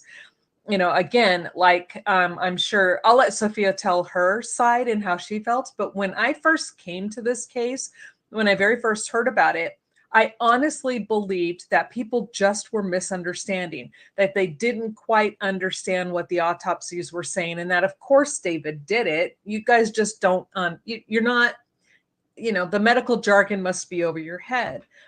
And then I read it. And then I read the reports when they became available, and man, it was like a light switch. I started reading especially the autopsy reports, and I'm like, there's no way in hell this guy's guilty. There's no way he did this. He's a victim of murder. And it's so frustrating that we have to constantly fight against so many people who automatically, it's a knee-jerk reaction. He's guilty. He did it. You guys are insane. How do you feel about all this stuff, Sophia? I agree. When I first came to the case, all I had seen was the documentary, and I thought I knew everything from the documentary. And I started thinking that I could solve the case immediately, thinking, just naively saying, oh, I know it all. I'm going to come in here and I'll solve this case, and that'll be it. And I don't even know how many years later, gosh, 6 years later, 5 years later, still doing this. But it wasn't until Greg got me to read the documents that I started asking the real questions and understanding, and I'm still learning to this day in regards to this case. But what I find interesting are the personal attacks. Just because we're asking questions in regards to this case, or the personal threats. So that's really interesting. And I'm all fussy. Hi, Derek. And I think this would be the perfect place that I really want to set some things to bed and to rest. And this is not for anybody who follows the Justice for David Crowley and family. This is for other people who will inevitably be watching this and making rude comments. And we're going to go way back to the beginning. And I'm going to set the record straight with all these people, with Sophia right here, right now. Stop posting the crap that Sophia wrote a long time ago. We've told you before, Sophia and I we've settled our differences. I hold nothing against her. I know what she has said in the past. She has told me. And you know what? I don't give a crap. I don't care. What I care about is today. Sophia, as far as I'm concerned, Sophia is a decent human being. She's working hard to help prove David an innocent person. And she busts her butt on this case more than most people I know. So stop trying to, like, you're going to throw under the bus and, ooh, we're going to put out there what she said before. Stop, because I don't care. And you can keep sending it to me all you want. I'm going to keep deleting it because I don't care. It's, as far as everyone in our group is concerned, we all understand each other. We've all settled our differences. We've all come clean with each other with what we have said and done with each other. And it's over. That is it. Okay, I had to put that out there. thank you, Catherine. And this also goes for Lori. We don't care what was said in the other group. Lori is good with us. She's the in crowd now. You guys aren't. Sorry. Exactly. You could be, if you want to work on proving that David is innocent and, confess your sins to us, but we'd accept you back into the group, and you could be with the in crowd again and work on getting justice for David and his family. Or you could be over there and cranky all the time. Exactly. And that's the thing that I don't understand, because the majority of these people were once upon a time part of the Justice for David Crowley and family group page. They were part of us, telling everybody that they believed David was innocent. And then all of a sudden, when they get into a disagreement with somebody, then it's like they do a 180, and all of a sudden now David is this horrible person, and and we're crazy for trying to say he's innocent. And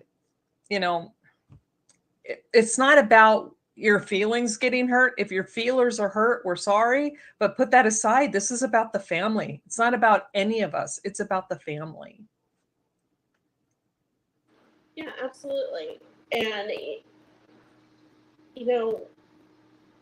there's more proof of David being innocent, and we can show you from the crimes. We have been showing you from the crime scene photos and the documents.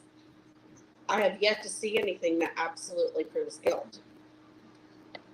Yeah, and when the police themselves can't, they tell you, we can't find a motive. We don't have a motive. We can't explain to you why we believe he snapped.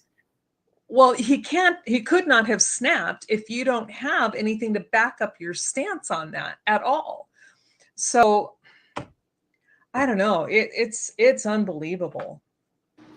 And while we're on that topic, in regards to snapped and having some rare mental disorder that he and Kamel shared, that was highly unethical. And the whole the whole Johnny Depp case proved that. We have Dr. Shaw, I believe. Dr. Shea, Dr. Shaw. It wasn't Dr. Spiegel. That one's a quack. But he proved, and he even stated it, and we're going to show this in a future video. I sent it to Catherine. Let me find that information because I can give you guys the link and how many, what minutes in, where they are stating that you cannot diagnose a patient who has not seen a psychiatrist, psychologist, or counselor and doesn't have doctor's notes, isn't alive. You cannot diagnose them or give your professional opinion in regards to that. And it's an individual. It doesn't mean a high profile person or celebrity, individual. And this is the Goldwater rule. It's been amended numerous times. And I think the last time it was amended was in 2017, but it states this. And that doctor goes to quote the Goldwater rule. And I'm going to post that link to his video in the group chat. And I'll give you the time where he discusses this. Because I think it's important for people to know that the death of dystopian, that psychologist or psychiatrist, whoever he is, and they're giving his supposed professional opinion, that was highly unethical. And you cannot diagnose somebody from a journal that David is writing and then his movie scripts. That's just, it's wrong. And so hopefully we can just cut that out. Right. Hello, Derek Tyler. And hi, Deb. Hi, Russell. Hi, Derek Davis. Hi, everybody. Hopefully we've got everybody. But here, Deb asks a question. Let me bring it back. And she says, has anyone reached out to say Dr. Lee or a high-profile investigator to review the evidence, or are their hands tied because of the local police? Now, are you meaning like Dr. Henry Lee, or I think that really big high-profile guy? I have not even thought about him. I lost all respect for him when I saw the Netflix special called The Staircase. And we won't go into that. To me, I saw how he was fabricating the evidence and twisting it to make the guy look innocent. And I'm like, no. But I know we have reached out to so many people, and for some reason, nobody wants to touch this. Let's see. I'm going to turn my camera off for a minute. I'm sorry. Okay. And then Derek Tyler states, I still can't get over this case. They were definitely murdered. I've had a lot of people argue with me too. And I like, have you done any research? Oh my goodness. Yes, that's our stance as well. It's like the minute you start reading these documents and looking at the photographs, it is so clear it's a triple homicide. And here's where Sophia is giving you the clip of what she was just talking about. And that link should be in the chat. It's Uh, at 6:50, but if you continue to listen, he goes through all the criterias. He discusses that it's an individual. He discusses it's not just celebrities, but it can cover celebrities and high profile people. He discusses that what you need in order to give your professional diagnosis. And so that's, he's covering it all. And this is the amendments from 2015 and 2017. yeah. And this here, so everybody, most people already know that Russell is my brother, and he has Russell, please correct me if I'm wrong, because I always get this mixed up. But I believe he has a master's in forensic psychology. And he states that you can make an assumption based on anecdotal evidence. That's an assumption, not saying that it's a definitive diagnosis, which is what they were doing to David. There are so many people who want to give definitive diagnoses, and especially that of PTSD, which he shows no sign of the PTSD that would cause this type of incident to occur. And let's talk about that. Let's talk about PTSD. If you look at the type of movie that David was creating, that was a dystopian type movie, basically. I mean, that of a dystopian.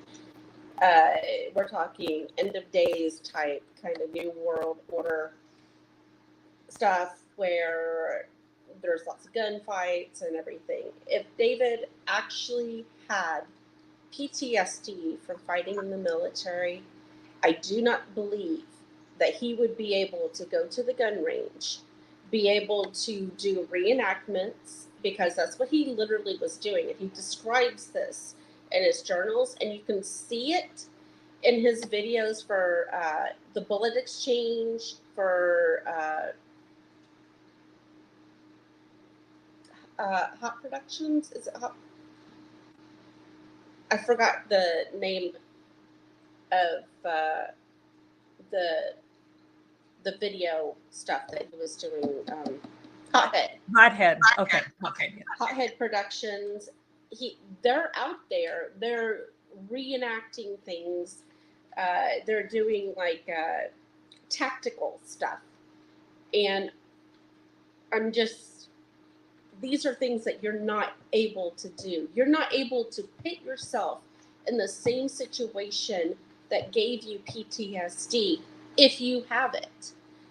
Just like I had really bad PTSD after a car accident. And when I was driving, and I would see myself almost getting into an accident or something like that, something would happen like on the road, and this was so dangerous, and it would scare the crap out of me to the point where I had tears and I'm shaking and feeling nauseous and flinching even, because I would see something out of the corner of my eye. It was so dangerous. I should not have been driving, to be honest with you, but as a single parent, I had no choice. I had to work at that time. And just putting myself into that situation, to the fact where I could not drive on the highway. I could not drive during rush hour because it was just too much. And there was even a time where I didn't even like to leave my house because everything was just too much. And if we went to the grocery store, I would send my kids in, because that would, being around people, just, it gave me so much anxiety. And I started working through that and getting over it. And finally, to this day, I can actually start to do things now. I can go inside without an issue. I can drive. I think every now and then I get like the whole jitters, but I'm not driving. It's when I'm a passenger, that's when it really gets me, because when I had this car accident, I actually was the passenger when I was in the military. And I just see things happening and I have no control whatsoever at that point. But to me, that PTSD from that car accident really puts me in situations where I don't like to be. And if David had that, he would, from his time over in the Middle East and Afghanistan fighting and stuff like that, I do not believe that he would be able to do these type of scenes for his movie and being able to go to the gun range and do tactical exercises and stuff like that. I just don't believe that he would be able to. Exactly. And, you know, I live, well, for like the last, I don't know, since the early 90s, I've lived around military bases. And every year around 4th of July, they are constantly saying, beware of your vets. They are suffering from PTSD. Don't let off fireworks. You know, go to the areas where and if a fireworks will set off them and throw them back into a war situation, then actual gunplay in a movie you're predicting absolutely would do the same thing. And when they have these flashbacks, when they go through their PTSD, you know, situations, they are not in a good place. And it's evident that they're suffering emotionally and it's traumatizing. And you see none of that behavior with David in his movies. Now you do see a little bit of moodiness and stuff. I'm not exactly sure what attributed to that. I don't know if it was home life growing up or if maybe he just had stress and anxiety from not being able to complete the not complete, but get produced yet. I don't know, but he does discuss that in his diary, and that's understandable. He gets over it. He's trying to help himself. Kamel obviously is helping him through it too. He does discuss PTSD, but he attributes that to being stalk lost. And he considers that a kidnapping, which, when you think about it, he spent 400 and something days stalk lost in the military. That's over a year and a half that he's missed being with his wife, getting to know the daughter.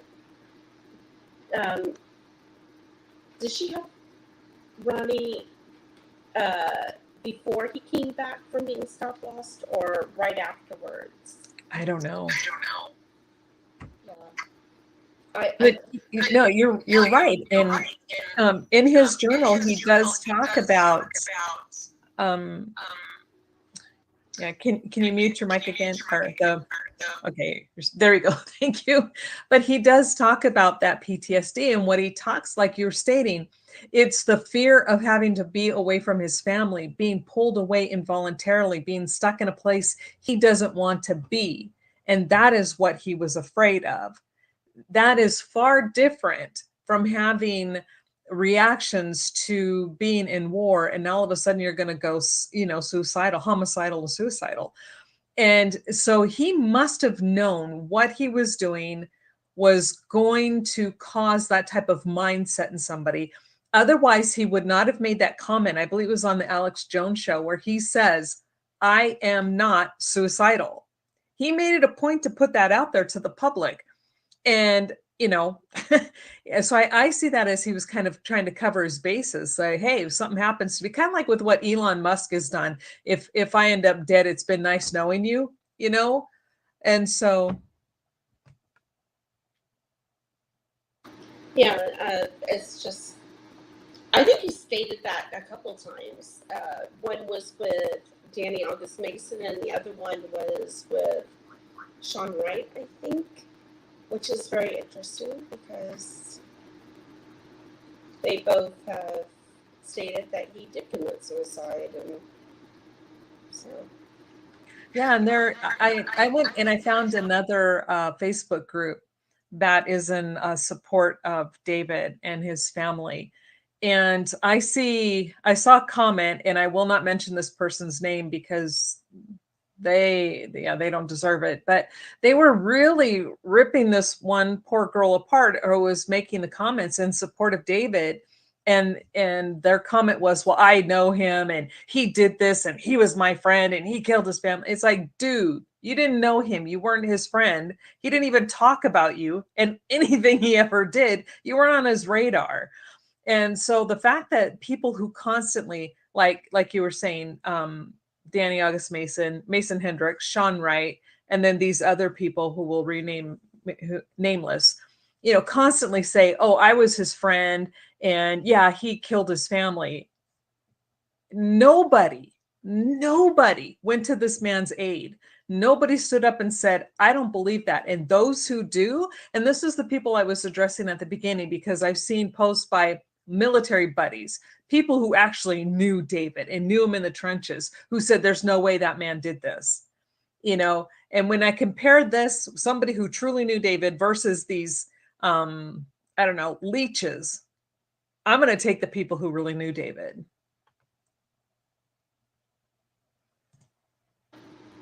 Sorry. Oh, Yeah, no. and he does discuss these people, the ones basically leeching off of his movie and everything. He discusses them quite extensively in his journal. And maybe that was the reason why they decided to turn on him.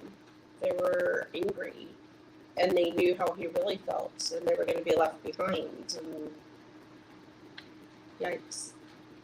And I want to address, hi, Occam's Razor, and some comments that they have made, but like with my brother, and he stayed with me almost a little over a year ago now. He stayed with me for a while. And I can verify this to be true. I didn't even stop to think about it because I'm not used to having someone in my home that gets triggered. And, we're watching a movie and I can't remember what it was, but I saw it trigger him. And I mean, it was apparent where it's like, oh my gosh. So I turned it off and I'm like, I'm really sorry. It's so evident when they truly do have true PTSD. And that's why I don't see that in anything David did. Again, he wouldn't have been doing those gun battles and basically war scenes. He's doing a war in his own movie. And you can't do that if you're going to be triggered. And let's see, what is this comment? Occam's Razor says he was making a film about FEMA from a perspective that people back then were not aware of. FEMA can't be trusted. Some truth is slowly creeping out. And that's true. I would never have believed anything David had said back then. I would have thought he was nuts. And now look at it today. Does anyone know if he had received any threats because of the movie? Yeah. There was a person who contacted me a couple of years ago saying that there was a local podcast, a pastor or something had a podcast, and David called in one day and was talking with him and had even mentioned that he was concerned because they were being spied on or something like that, and he was afraid for his life. And this was near the end. But I have not been able to find that particular podcast or that episode. So this could just be a red herring. But I had heard that, and it was from somebody who had contacted me. They were anonymous, which, by the way, what Catherine had stated about contacting her, I will also leave my Proton email. And, feel free to contact either of us and we'll happily get back to you. You could be anonymous. You don't have to go live with us or in a video. You could just talk to us in regards to who David was. So we'll gladly listen. Okay.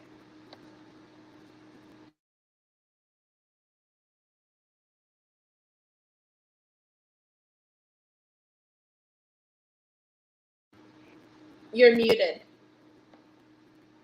Okay, see, we're both muted. We're both doing the same thing. Okay, so I was going to ask you if you could read what I have on the screen there from Derek. Derek, David had a lot on his plate. He was dealing with his family life, writing a production, also trying to get certain people out of his life, but not enough to kill his family, which is absolutely true. I mean, I see it as a man who was desperately trying to be successful, which he finally had sold a script, and he had, I think, 7 more in the can trying to write. And he was trying to get everything lined up. He desperately wanted to move to California. He was excited about that and the future. Honestly, I mean, you're not going to have a mortgage company calling and checking your credit unless you're planning on moving. And this mortgage company was out in California. So to me, there are signs that he and Camille were planning to move. And why would you plan on doing that if you weren't going to be around? And I mean, if you look at the last things on his blacklight report, he's looking up contracts. He's looking up, sorry. That's Lily. He's looking up contracts for the Gray State, for the Rise,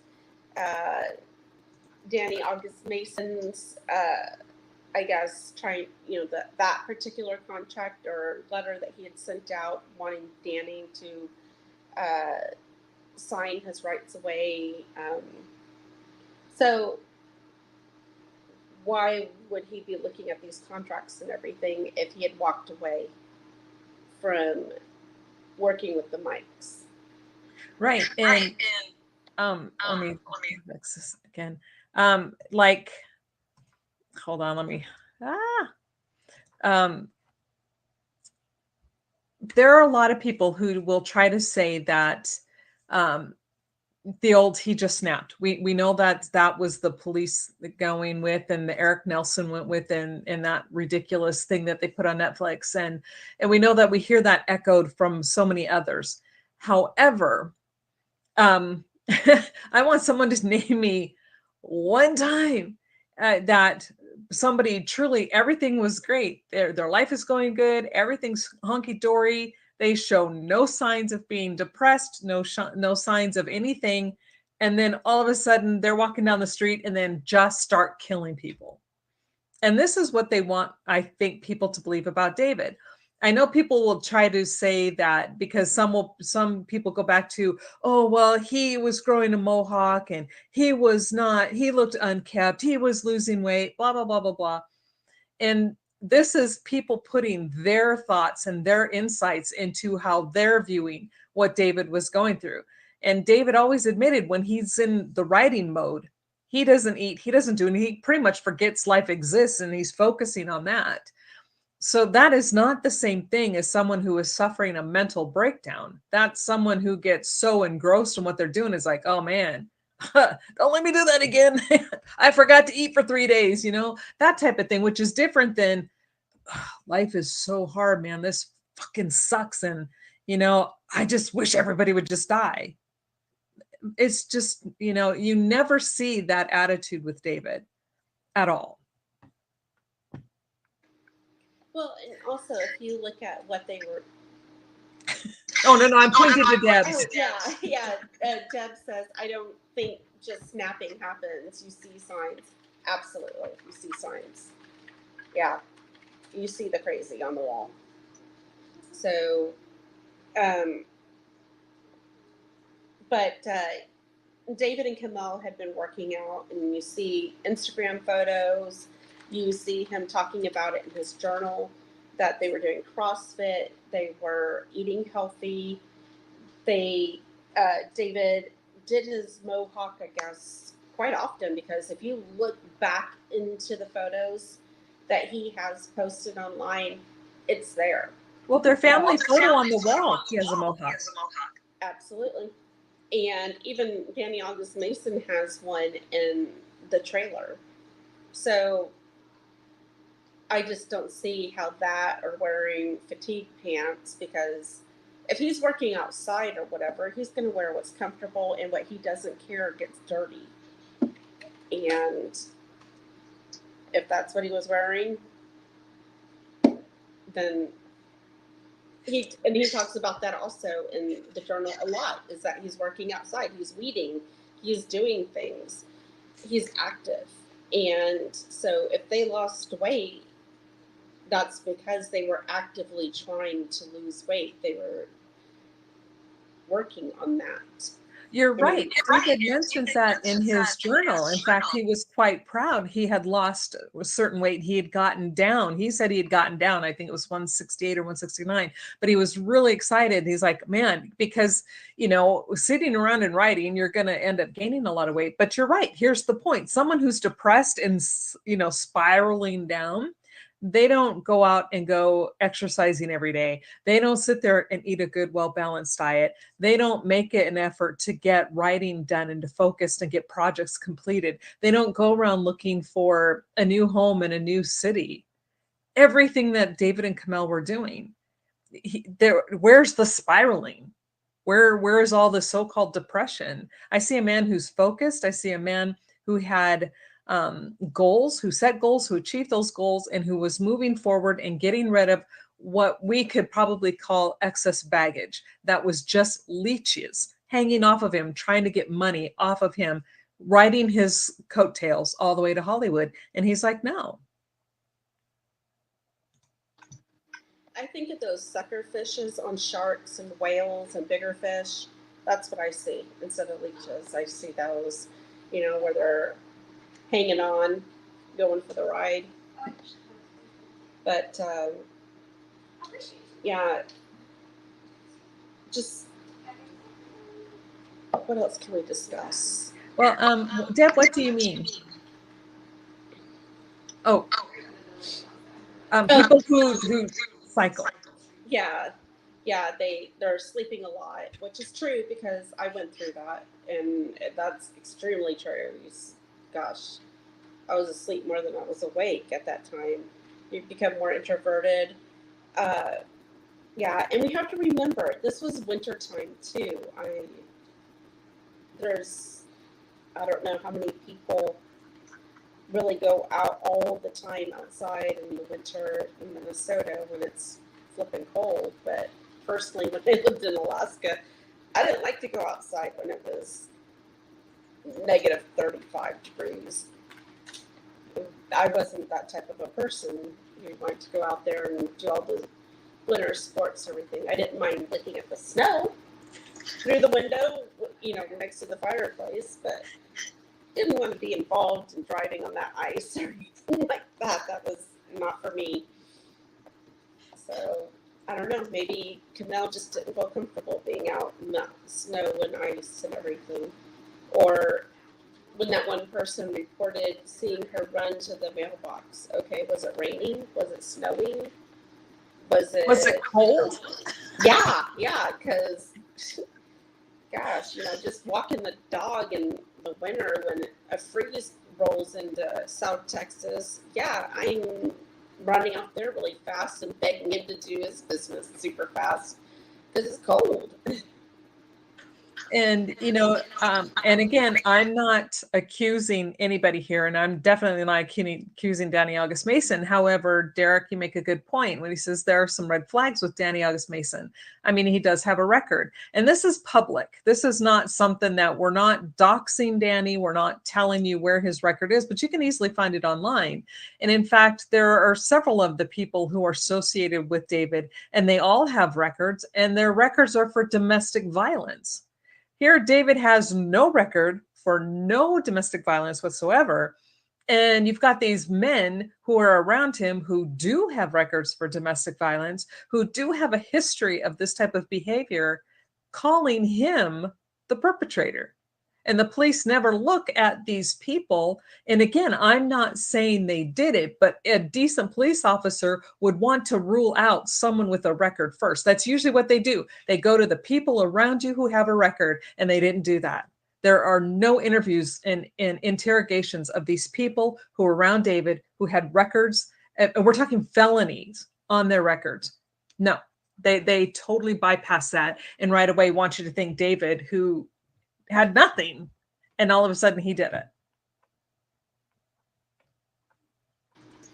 Yeah, and I mean,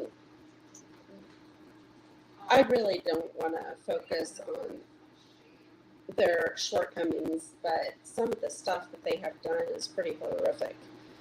And it wasn't once, it wasn't twice, it was several times for both of those people. And so, I mean, you don't just all of a sudden snap and do that. You're leading up to it. I mean, if you're assaulting somebody verbally, there's something else going on in that history because you're moving up to the assault. So, I don't know. That's all I have to say about that. Also, do you have another screen open where the YouTube channel is playing? Do you have that one muted? Did you mute that one? Okay, maybe Greg can help us figure out this echo thing the next time. I'm really sorry, people, but this is our first one. But Deb says, she says, I wanted to clarify the bullet in the ceiling. It had David's DNA, but no blood, correct? Yes, that is correct. They tested it. There was no blood indicated on that bullet. However, when they did swab it and when they tested the swab did contain David's DNA. That is correct. But it was little bits of DNA. They had to do a lot of testing. And Sophia, actually, why don't you help explain that a little bit better for those who are just going to be hearing this for the first time? That is the loci test. Loci Test. And that's where they replicate the DNA that they did find over and over and over so that they could get enough to be able to say who the profile belongs to. And while they were running these tests, they also found mixtures for other items. And so that's what I find very interesting in regards to that. But yeah, they had to keep replicating the small amount of DNA that they had to get the major profile pulled from it, and that was David's. So, was there anything else? I don't think so. But I want to address Derek's comment right here where he says, I actually met someone on TikTok that said that he served with David Crowley and he's most definitely think that he did not murder his family. I did give the information to Greg though. And I believe this was the same guy that I saw on TikTok, is one of the guys that knew him in the military. And I contacted this guy too. I sent him an email. I found his email on his TikTok. I have not heard back. So that's the problem. A lot of these people will publicly say they believe him to be innocent, but when we reach out, they don't follow through. And maybe there's a good reason. Maybe they don't want to, or maybe they're afraid, and this guy didn't seem to be the afraid type. So maybe there's something else going on, or because he doesn't know me from Adam, that maybe he thinks I'm some wackadoo. I'm not a wackadoo. Not really, but it would be really great if you guys could just please reach out to us. Deb asked who found the bullet, David's bullet, and that was Chris Kahn. And that was only after the police contacted him, and he got back to the police a month later. So you'll see it was like February 14th, I believe, when the police got that information. They got a search warrant, went back into the house, and there were 2 BCA agents with them that collected the bullet at that time. And it was up in the attic, the rafters of the attic, sitting on top of the insulation. I don't believe the cleaners were up there, because if they were, they probably would have contacted the police saying, hey, there's a bullet here. And by the way, you know, we patched up that thing, the bullet hole in the ceiling, but that wasn't done. And so I'm pretty sure that they had wore the gloves and stuff to not contaminate that bullet, though. Honestly, I don't know what Chris and them did when they found the bullet, though. Did they even find the bullet, or was it just the bullet hole? Well, according to the police report, when I think it was Bone or Booth, I get them mixed up because they both have a B name, but when it might have been Bone.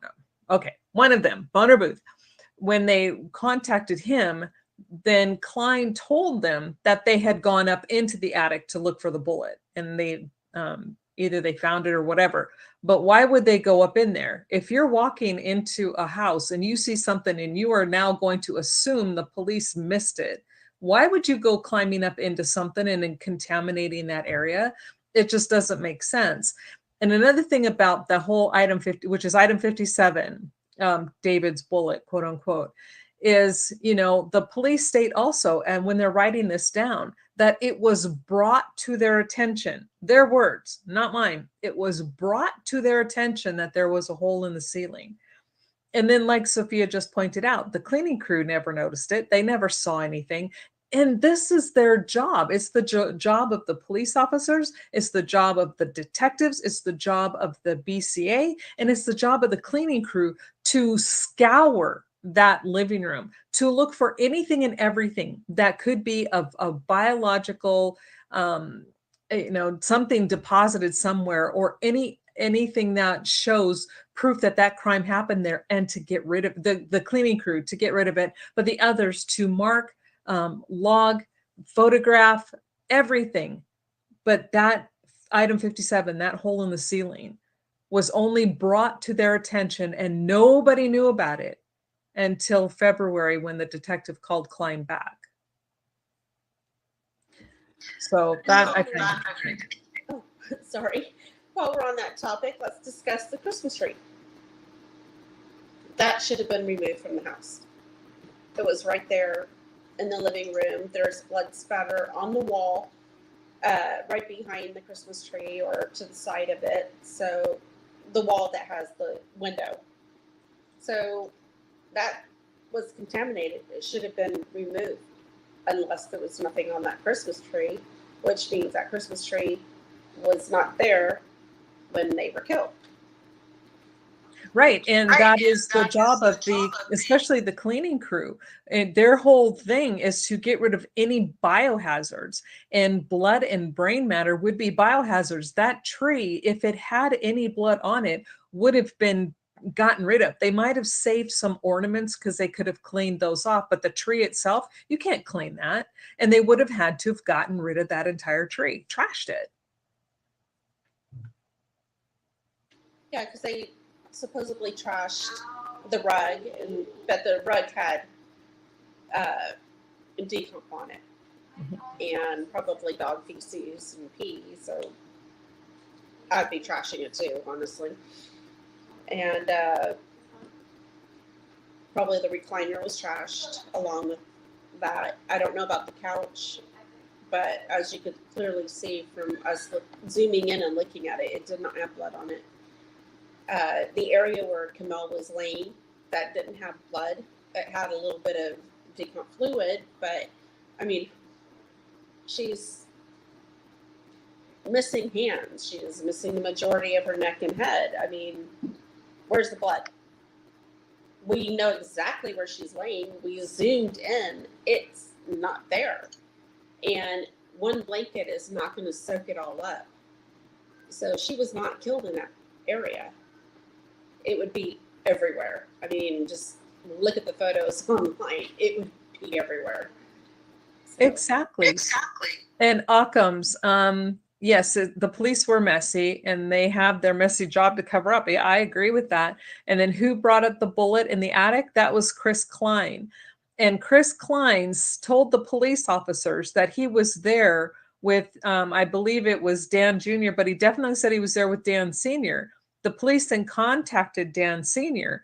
and Dan Sr. said, no, he wasn't. He was never there with Chris and he didn't let Chris in the house. So how did Chris get in that house? The police never did follow up with Dan Jr. And so we don't know. But what we do know is that he lied. He lied about being in the house with Dan Sr. And so it's like, really? You know, here this guy is the one who finds this mysterious bullet hole in the ceiling and tells them, oh, you missed something. There's a bullet hole you missed. Really? How do you know? How did he know? Because he was making phone calls relatively soon after that. And he doesn't know, you know, what they have and have not done, what they photographed and what they did not photograph. But yet he's telling them, which I find very suspicious. I'm sorry. I'll be right back. Okay. Take care of something. All right. And yeah, Deb says, it just makes me wonder if everything was moved out of that room, plastic put down and then set up, or of course, killed somewhere else. Yeah. And I've thought about that myself. You know, throughout this case, there does appear to be what they call void patterns, where you see blood spatter like on the hardwood floor, but nothing on the rug leading up to it, or very few drops leading up to it. You see patterns that indicate something was probably soaked in blood or had a lot of blood on it and then kind of rolled. You see like a rolling pattern going on, which would be like something similar to like a tarp or plastic or something. Yeah, there's just so many things that they did not go over. Hi, what was war? Yeah, the couch had to have blood at least on the back from the wall dripping down. Yeah, you would think so, but they didn't mark any of that. They didn't photograph any of that. They didn't test any of that. So as far as we know, there was no blood on there. You know, as an EMT, we were always told if it's not written, it wasn't done. Whether you did it or not, it doesn't matter. If it's not written, it's not done. And it's not written in any of the reports. Let's see what's next. Hey, Rick, how you doing? And then we have, yes, it is. It's not consistent with a blood scene. You know, on what we see in this, you know, we do know that according to the autopsy, there are 4 gunshot wounds to 3 heads. We know this. It's in the autopsy reports. But yet in that crime scene, you don't see high velocity blood spatter. You don't see that super fine mist. You don't see any, and I don't mean to be gross, so thank goodness this is not made for kids, but you don't see brain matter on any of the walls, on the couches, on a window, on a curtain. You don't see any of that. But what you do see is medium velocity and passive blood. You see that not only in the living room, but you see it in the kitchen. And so for the police to automatically tell you that the murders occurred right there and as it is to me, it's wrong. I can't even think of the right word. It's just wrong.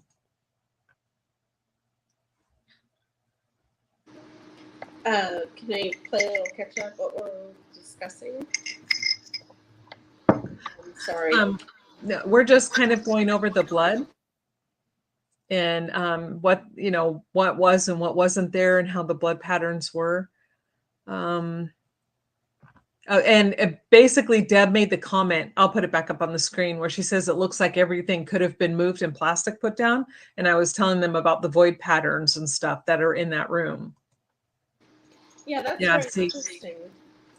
No, and head wounds, blood, brain, it would be an absolute bloodbath. And it really would. I mean, there would be high velocity. There should be at least 4 areas of high velocity, even if it's twice, say somebody, and again, not to be crude and rude, but let's just say it, Camille got it twice in the head, we know. And if she's in the same spot, there would have been a massive section underneath her head. It's not there, not there at all. Yeah, and then we also see cast off on the ground and on the wall, but not on the ceiling. That's suspicious to me. Something was, I don't know how you could get cast off on the wall and the ceiling. I mean, on the wall and the floor, but not the ceiling. Right. And anybody who doubts that can look up what cast off is and then look at the photos. It's there. That's not high velocity. This is medium velocity, and it's cast off. There, and when we do that video, I'll be showing examples, and you will see it looks exactly the same. And so, obviously, something was laid down. I mean, this was thought out pretty well, but you know, we can't prove everything, obviously, because Well, we don't have access to everything. yeah, that's true. And what we do know also for another fact is we know that there was a knife at the scene. And because of this case, both Sophia and myself, we have done a lot of research and a lot of reading on blood spatter. And, you know, I've found that some of the cast off patterns resemble something that would come from something long and thin, or something from a thin object. And you have a knife on scene and they just ignore it. So you have cast off patterns that are indicative of a thin weapon being used, which is not a gun, not a bat, something thin, but they don't even mention it. And then you also have cast off that is indicative to like a rod. It's not quite baseball size or baseball bat size, but it's something. And you see that throughout the crime scene too. And that's not indicative to a gun either. I mean, a gun is the high velocity cone shape, missed. It's under 1 millimeter size drops. So super tiny, misting, almost like just a blood spot with a whole bunch of mist everywhere. That's not what we're seeing at all. You don't see that anywhere. And that's highly suspicious. Now, can't really say what the police or the BCA were, you know, what they were thinking or what they were told to do, whatever. That's for them to live with. Yeah, and I want to kind of go over a little bit on the skull piece. I've done videos on this. You can go look through some of my older videos, but that skull piece on the floor, which, and it's the multiple blunt force trauma video. Look for multiple blunt force trauma. And you clearly see on this skull piece, you see indentations. And I spent like days trying to find what tool could have left these particular marks. Some are in the shape of diamonds, some are in the shape of like an octagon, which almost looks like someone took a socket wrench and, you know, a real big heavy one like you would use for vehicles. And that pattern fits. It's like, turns out to be like almost 3/4 to an inch wide. You know, I'm using, and that's just a guesstimate because you use their little markers, their little rulers they have, and you're trying to measure that with what the photo is. So, but, you know, you have a skull piece that has straight edges on the skin. You have a skull piece, that same piece that have the straight edges, it now has indentations, 3 separate distinctive marks. And they don't even mention this in any of the reports. It's not even in the autopsy. They just completely bypass that. You have a crime scene that tells you blunt force trauma occurred. We have head wounds, we have indentations, we have blunt force trauma, medium velocity blood spatter. And so you've got everything to back that up, but yet they don't even look at it.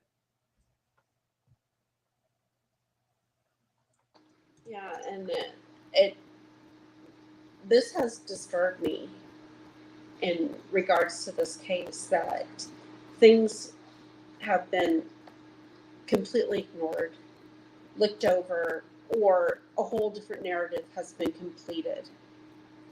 And, you know, if something else had happened to another family living in Apple Valley by these same people, could you imagine how that community would feel knowing that they had been lied to?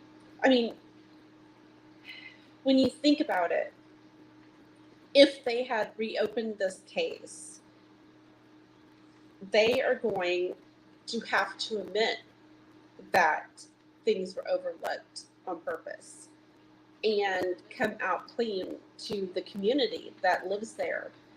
And that's going to destroy whatever trust that community has in the police department. And I guess I could see why they wouldn't want to come out publicly and explain.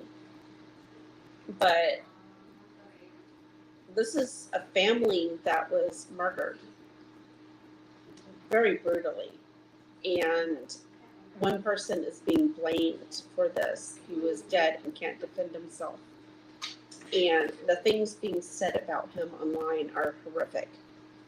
And I pray to God that if anything ever happens to me, which by the way, I'm not suicidal, but if anything ever happened to me, that it would be investigated thoroughly, because I don't want this to ever be how I'm remembered. But I feel for David and Kamel. I feel for Ronnie. I mean, of all the people involved in this, she was truly innocent. I mean, she didn't make that decision. She was just his daughter and collateral damage. And it hurts my heart for what she had to witness and suffer. And I'm hoping that she has peace. I'm hoping that David has peace and he just doesn't give two shits about what's going on down here and doesn't care what people are saying about him. And I pray that Kamel has peace too, because people are trying to make her think that, or trying to loop her in as Looney Tunes and crazy. And I don't think that's who she was. She was extremely bright and driven and beautiful. And you don't get that from her. But the stories that were being told and the diagnosis from unethical doctors being given out on two people they never met, don't have a history. And it's heartbreaking. It's heartbreaking how everybody has turned on this family. Sorry. Oh, no, I hear you, and I totally agree with you. And Deb puts, so another thought, once you're dead, your heart stops pumping. Blood spray would be different, but there would still be blood. Correct. And then Russell makes a comment, if the heart stops pumping, there would be no spray. And that's true too. However, it would still leave a pattern, but it wouldn't be the same as if, someone's alive and then you shoot them through the head. So if they were killed with blunt force trauma, why shoot them too, other than to set the suicide homicide scene? There you go. There is a lot of violence in this crime scene and on these bodies, a lot. And it wasn't just a simple, okay, why is Kamel shot twice in the head to begin with? Shoot Kamel twice, shoot his daughter once, and shoot himself. No, it wasn't that simple. It was a lot more. And Occam says, I will check out. I would like to add to that. There are certain places in the blood spatter that you can see 6 to 7 incidences or events. So 6 to 7 strikes, who knows, 6 to 7 whatevers, but they're all different events, and we will show that in a future video. But yeah, it's right there, and you can see it. There's no denying it. That doesn't come from 4 gunshots. So Right. And yeah, Deb, there would be something there that would be indicative of somebody gunshot wounds to the head. I mean, from what we can tell, we know for sure that Rania was still alive when she was shot. Kamel was still alive when she was shot. David, I don't know. I question that. I'm not so sure. Yeah, and the missing limbs. I mean, they try to blame this dog, but when you have Kamel with an arm under her body and she's face down and a blanket's over her head, the only thing that, according to what they write, the only thing that would be visible to the dog is the right hand, but yet her entire face is gone, her left hand is gone under her body. They don't explain any of this stuff at all. And what's this? Spatter is not caused by the blood in and of itself. There must be an external force that is being applied. Correct. And oftentimes, too, that's how we know that it was more than just one event. And an event is like every strike, every hit would be an event. Because with head wounds, when you hit somebody the first time, that's generally not going to leave blood. It won't leave a spatter pattern the first time. It's when the blood then starts to come out of the skull and then something impacts that blood, then we'll leave the pattern. And so that's what I'm telling you. This was not a simple shot to the head and everything's okay, because the crime scene tells us something way different. Way different. Is there anything else you wanted to cover tonight? We've been going for an hour, almost hour and 15 minutes. yeah. I just want to say thank you to the chat. These are great questions. These are great comments. I really appreciate it. I know Catherine does too. Wow. You guys are on fire. I know. It's like, thank you, everyone. We really, really appreciate you being here. And yeah, like Sophie was saying, fantastic questions, lots of really great dialogue going on. And we will probably cut this short for tonight because this is our first one, but we will definitely be doing this again. And Greg will help us figure out the echo thing. I'm sure it's something super simple that I didn't do, something I forgot to push or check. But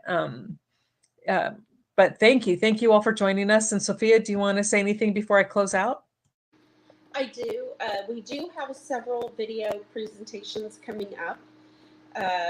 The past 2 weeks have been kind of crazy. School getting out, graduations on your side. So yeah, it's been a little crazy here too. But we do have presentations. I've lost count. I know that we need to finish Your Blood 1, the part 2. And then we have the blood spatter that wasn't tested. We have the gun safe. We have the ceiling bullet hole. And there was one other, I can't remember. Sorry. We're still going to be doing the footprints and the blood, what appears to be bloody handprints. We just have a lot of stuff coming. Yeah, that one. So yeah, we have quite a few presentations already marked up, and we're just waiting to record them. And the last one was a blood spatter, and you can blame me for that one because I'm procrastinating on 2 of the photos.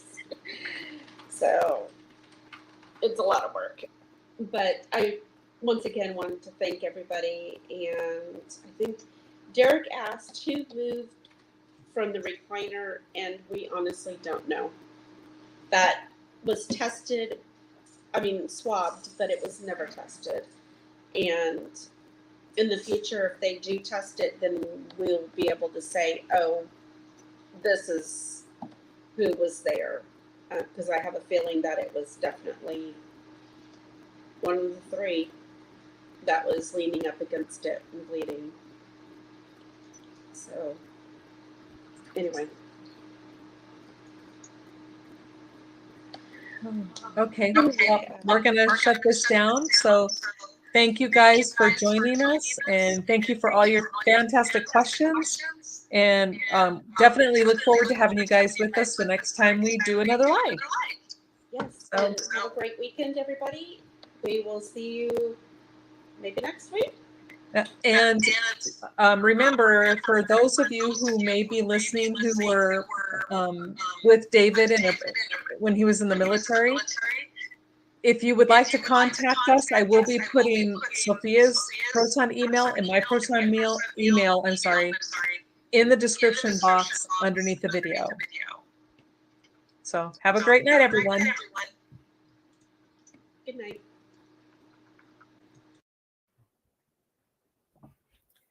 Okay, it looks like we're live. Keeping our fingers crossed. I'm beginning to make sure it's going to show up on YouTube. So far, it's not going on there. I'm sure there's a delay.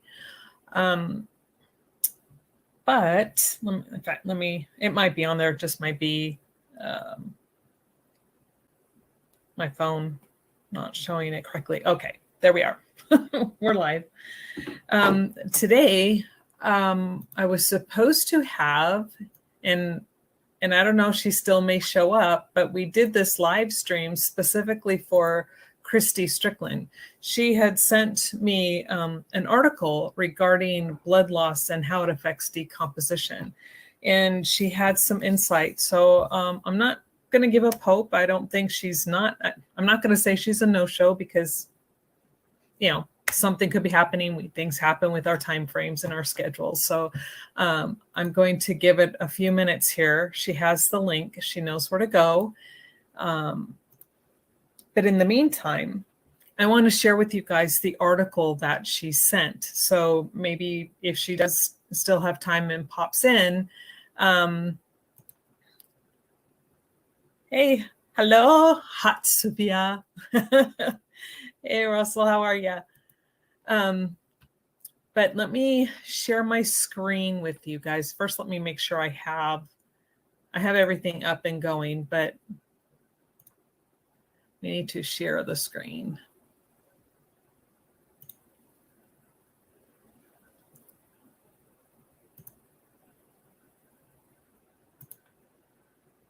Okay, I'm pulling up the article. Hi, Deb. And I believe this is the article that she was referencing. Hold on a second. Let me look real quick again to see what the article name was. Oh, that's right. That's right. Duh. Okay. I believe it's this one. And it's slowly loading. Yes, this is the article, and it's called Decomposition Rate Slow with Increased Blood Loss. And I'll link this down below after the live stream is over. I will link it on my YouTube channel, this article. But we read down here, the results suggest that increased blood loss may retard the progression of decomposition, writes Diane Cockle and Lynn Bell, the two authors from Simon Fraser University in British Columbia.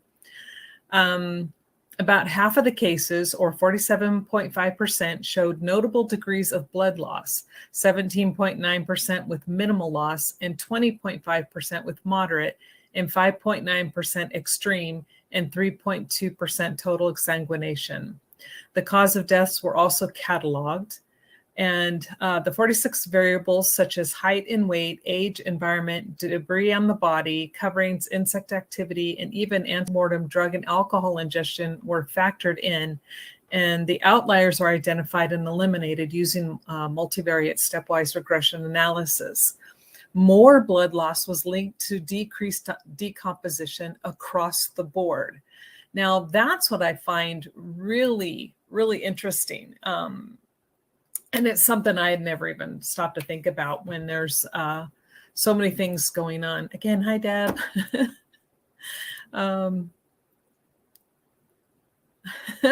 Hi, Ebb and Flow. So We know with the Crowley case, and let me pull up the autopsies reports, and I will share those with you as well. Let me share the screen with that.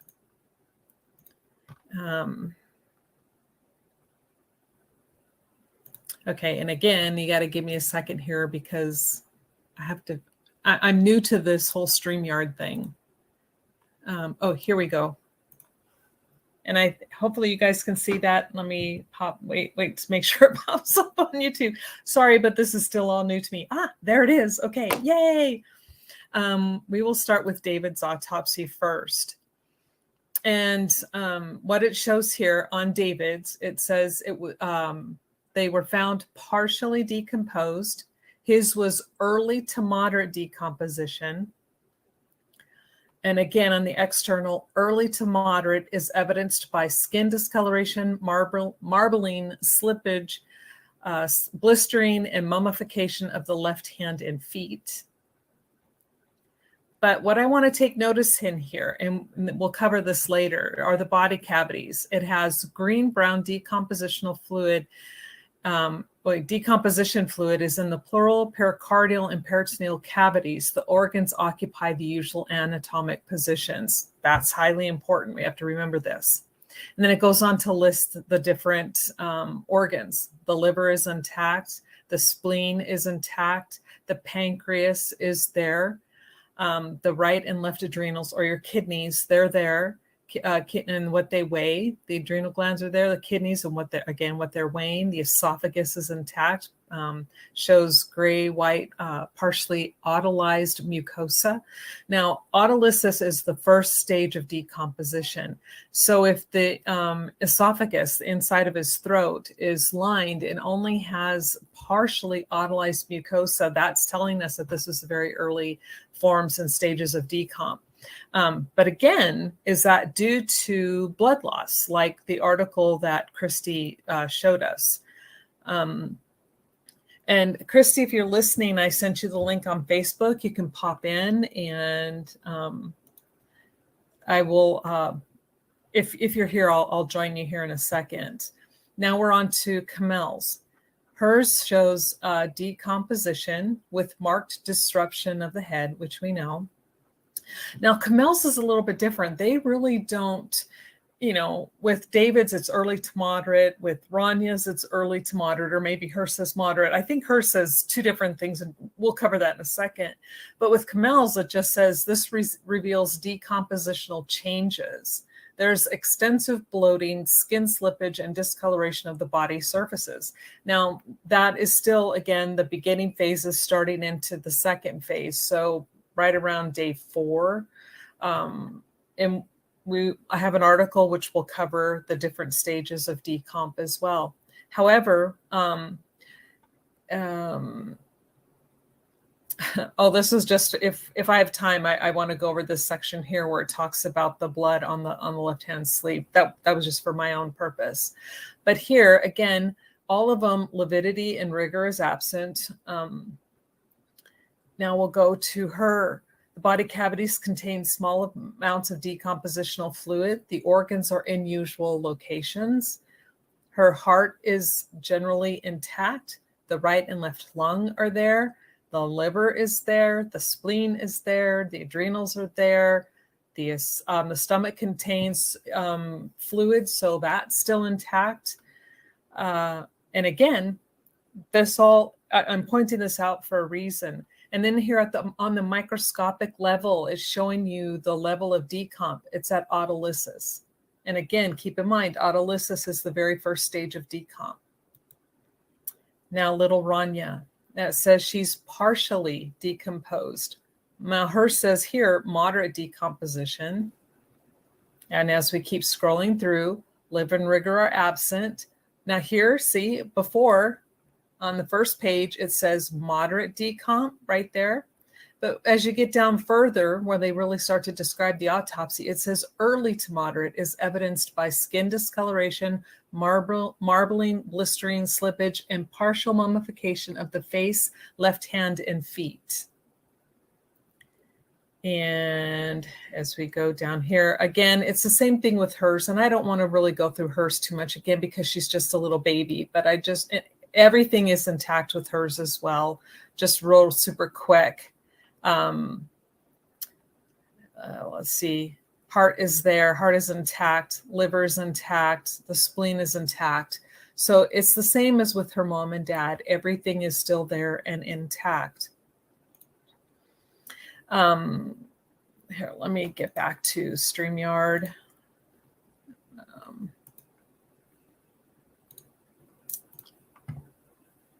And okay, let's remove that. And so what this is telling us,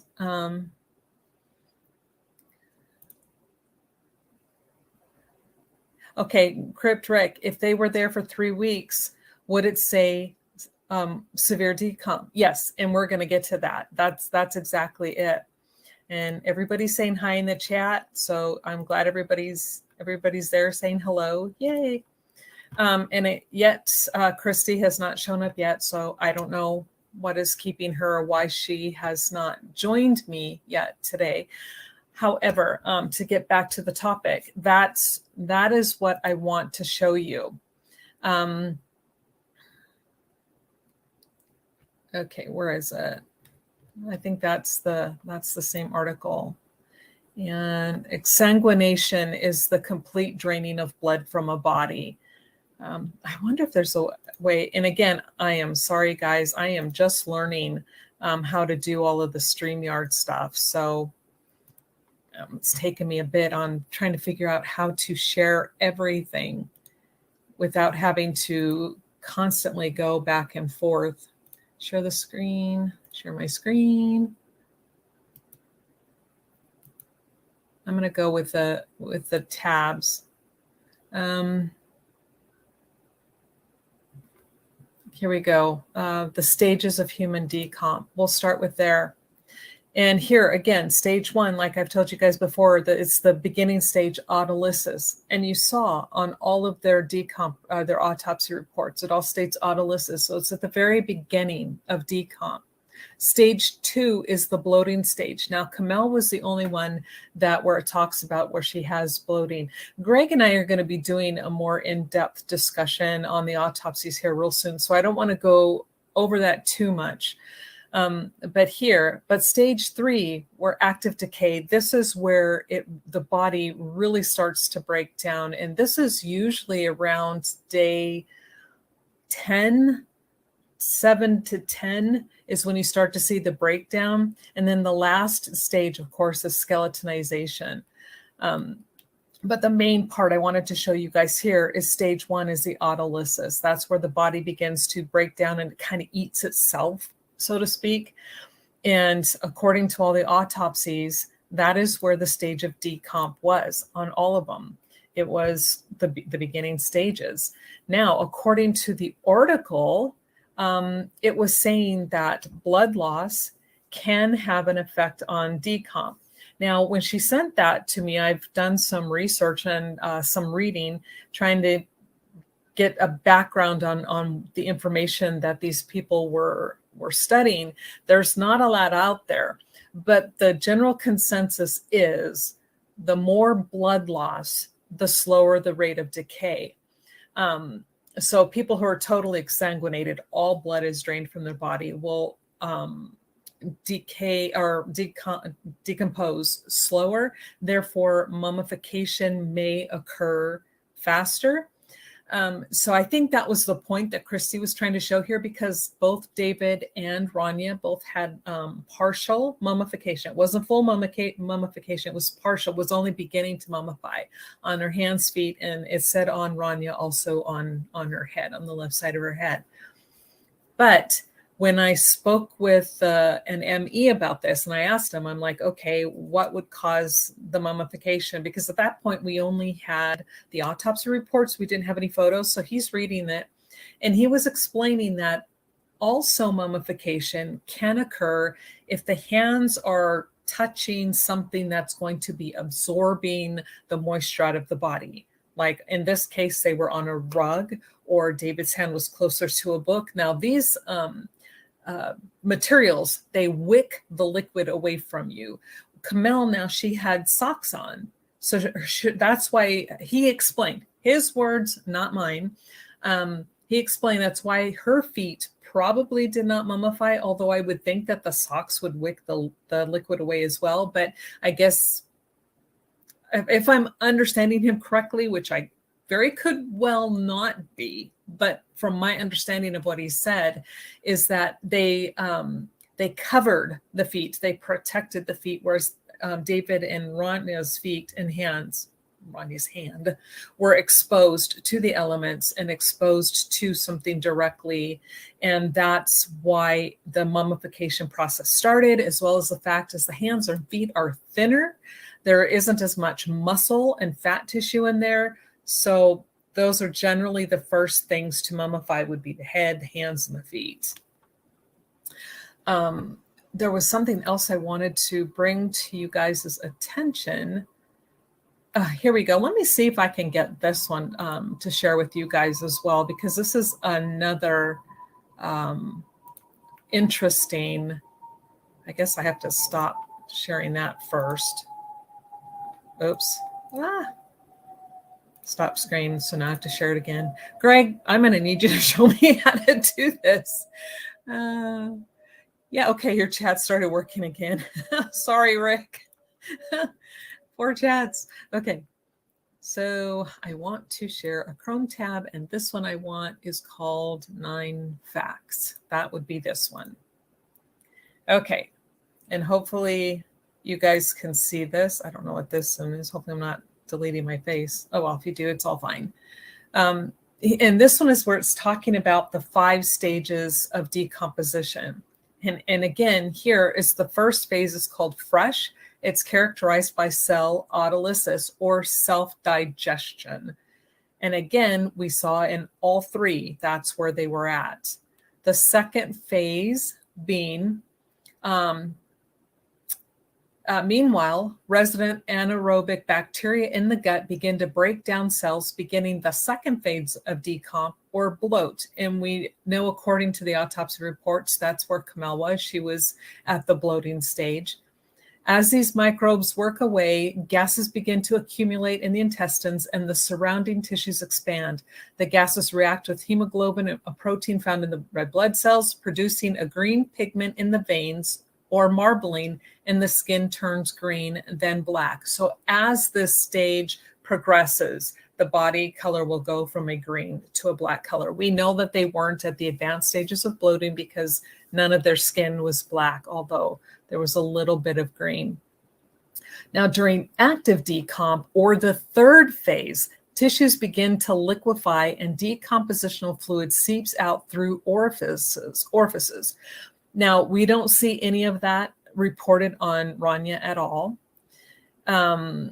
Advanced decomp is when most of the soft tissues are gone and whatever skin is left turns dry and rubbery and the skeleton is visible.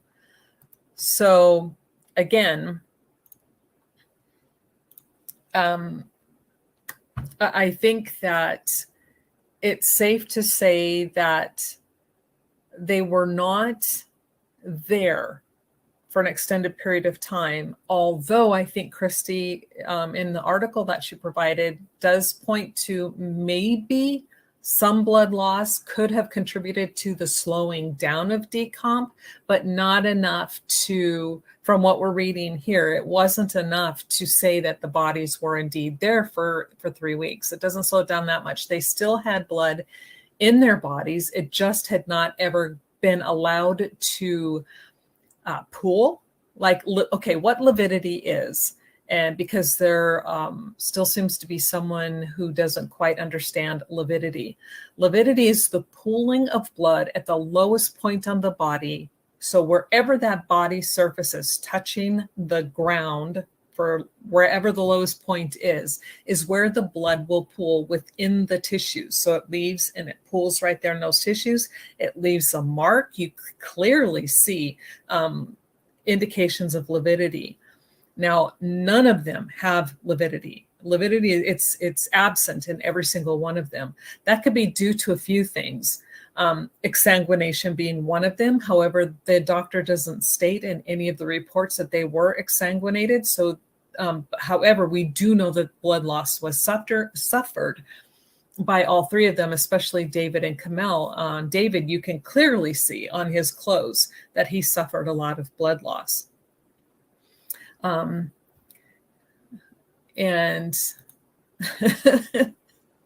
bonjour.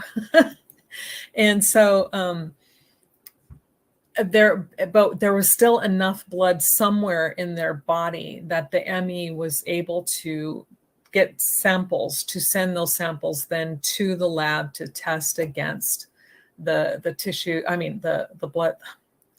Enough samples of blood were still left within the bodies that the ME was able to take those samples, send them to BCA, and then BCA could take those samples and then run them against their known samples that they had from Rania and compare that with the samples that they had taken at the crime scene. So was enough blood loss done so that they could say for certain that that was the cause of a slowing down and maybe the mummification? I'm not seeing that here, not in the case and not in the autopsy reports. I will concede that it's possible it may have contributed for a slowing down of a little bit, maybe by a few hours, a day, maybe, but not a lot. Hi, Star. And I really wish that, I'm going to see real quick here. Nope, she hasn't even picked up on the link yet. So, and this is why you always run the risk of doing things with people. I don't mind if people want to jump on. I don't mind if people have an idea. They want to throw it out there. They want to toss things back and forth. And she's had told me that she wanted to do a live and she would love to jump on. And that's great. We always encourage that. But this is kind of the risk we always run, that people are like, yes, set it up. And then they don't show. Whatever the reason may be, it could very well be a legitimate reason why she's not here. But unfortunately, it's hard to have this discussion. This was her idea. So I'm kind of trying to fill in and assume what she was trying to put across, but she's not here to really verify that's what she wanted to say. But basically, again, and on one of the reports, let me see if I can find that one. I don't know if the results suggest that increase, and this was back to the death investigation, the very first one that I'm going to link the article to. It says the results suggest that increased blood loss may retard the progression of decomposition. So we have a lot of trigger words here. May, could, possible. So there's nothing definitive. And in another report I read that blood loss had a negative impact on decomp. So that one kind of went against the other couple articles that were out there. So in other words, what they found in their study is that blood loss didn't affect the state of decomp at all.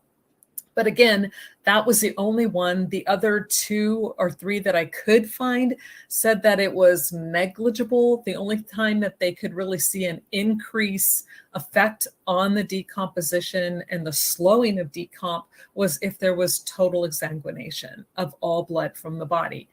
So, but we don't have access. They didn't give you access to the full report that they had written. So we can only go by with their little synopsis that they present. Russell states, if the bodies were stored for a period of time, it could explain the slowing down of decomposition. And that's true.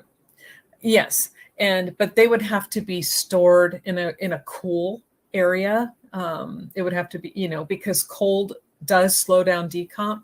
We do know that this is why we throw out so many of our quote unquote theories that others are constantly accusing us of. When we go according to the narrative, now the narrative states that the bodies were in that house and nobody saw them since before Christmas.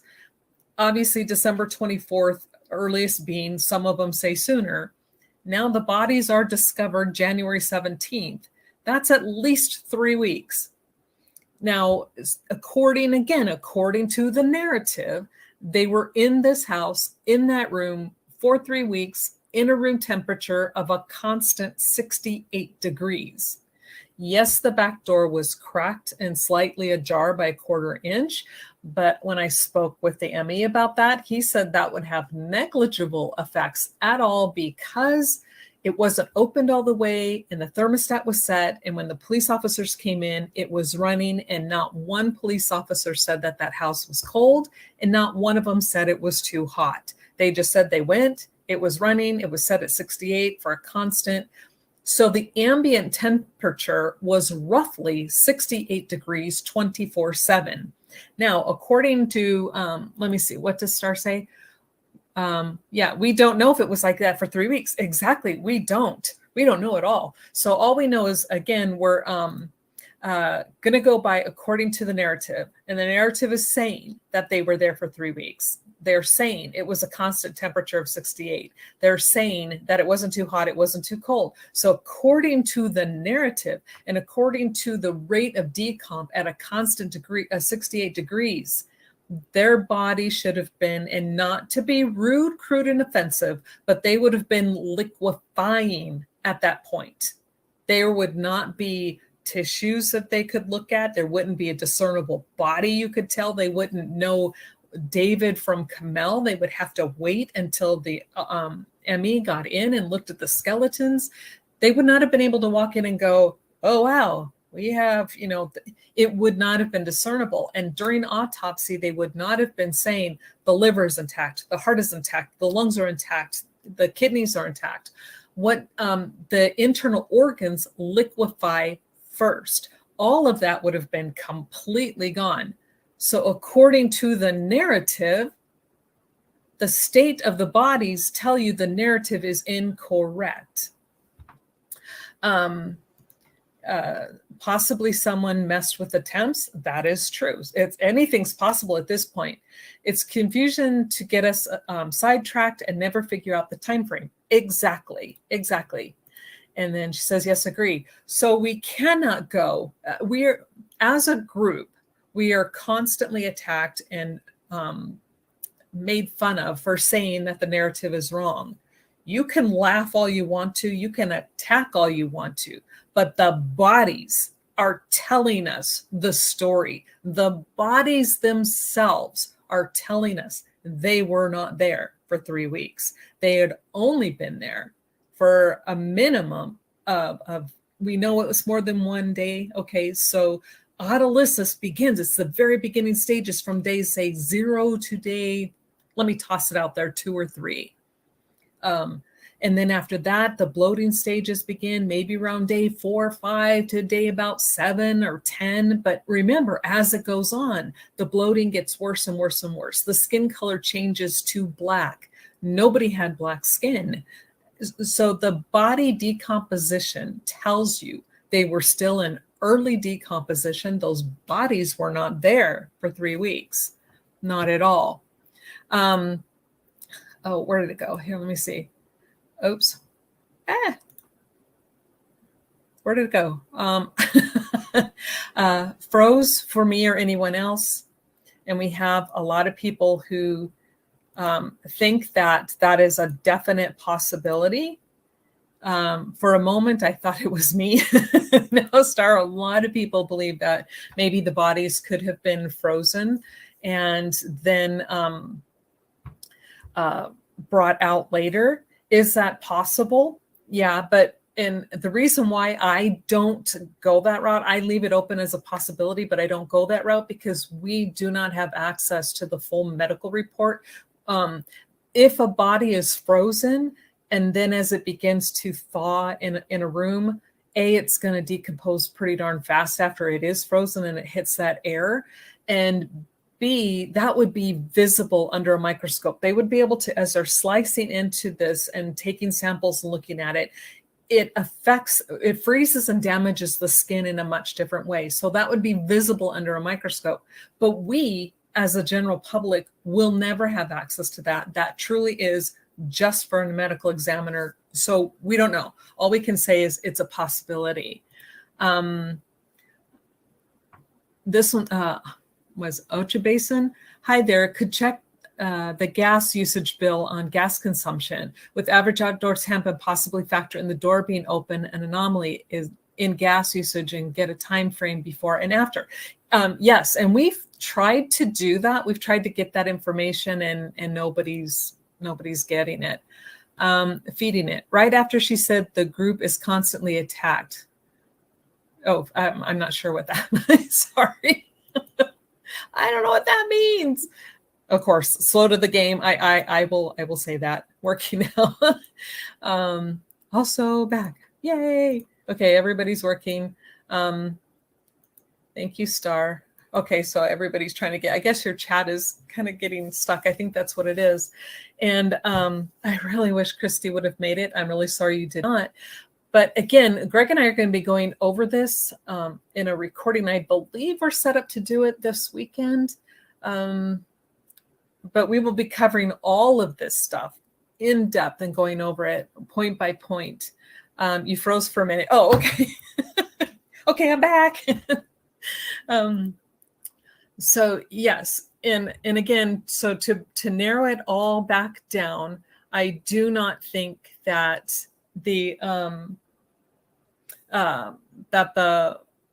blood loss was enough to cause a slowing down of the decomp.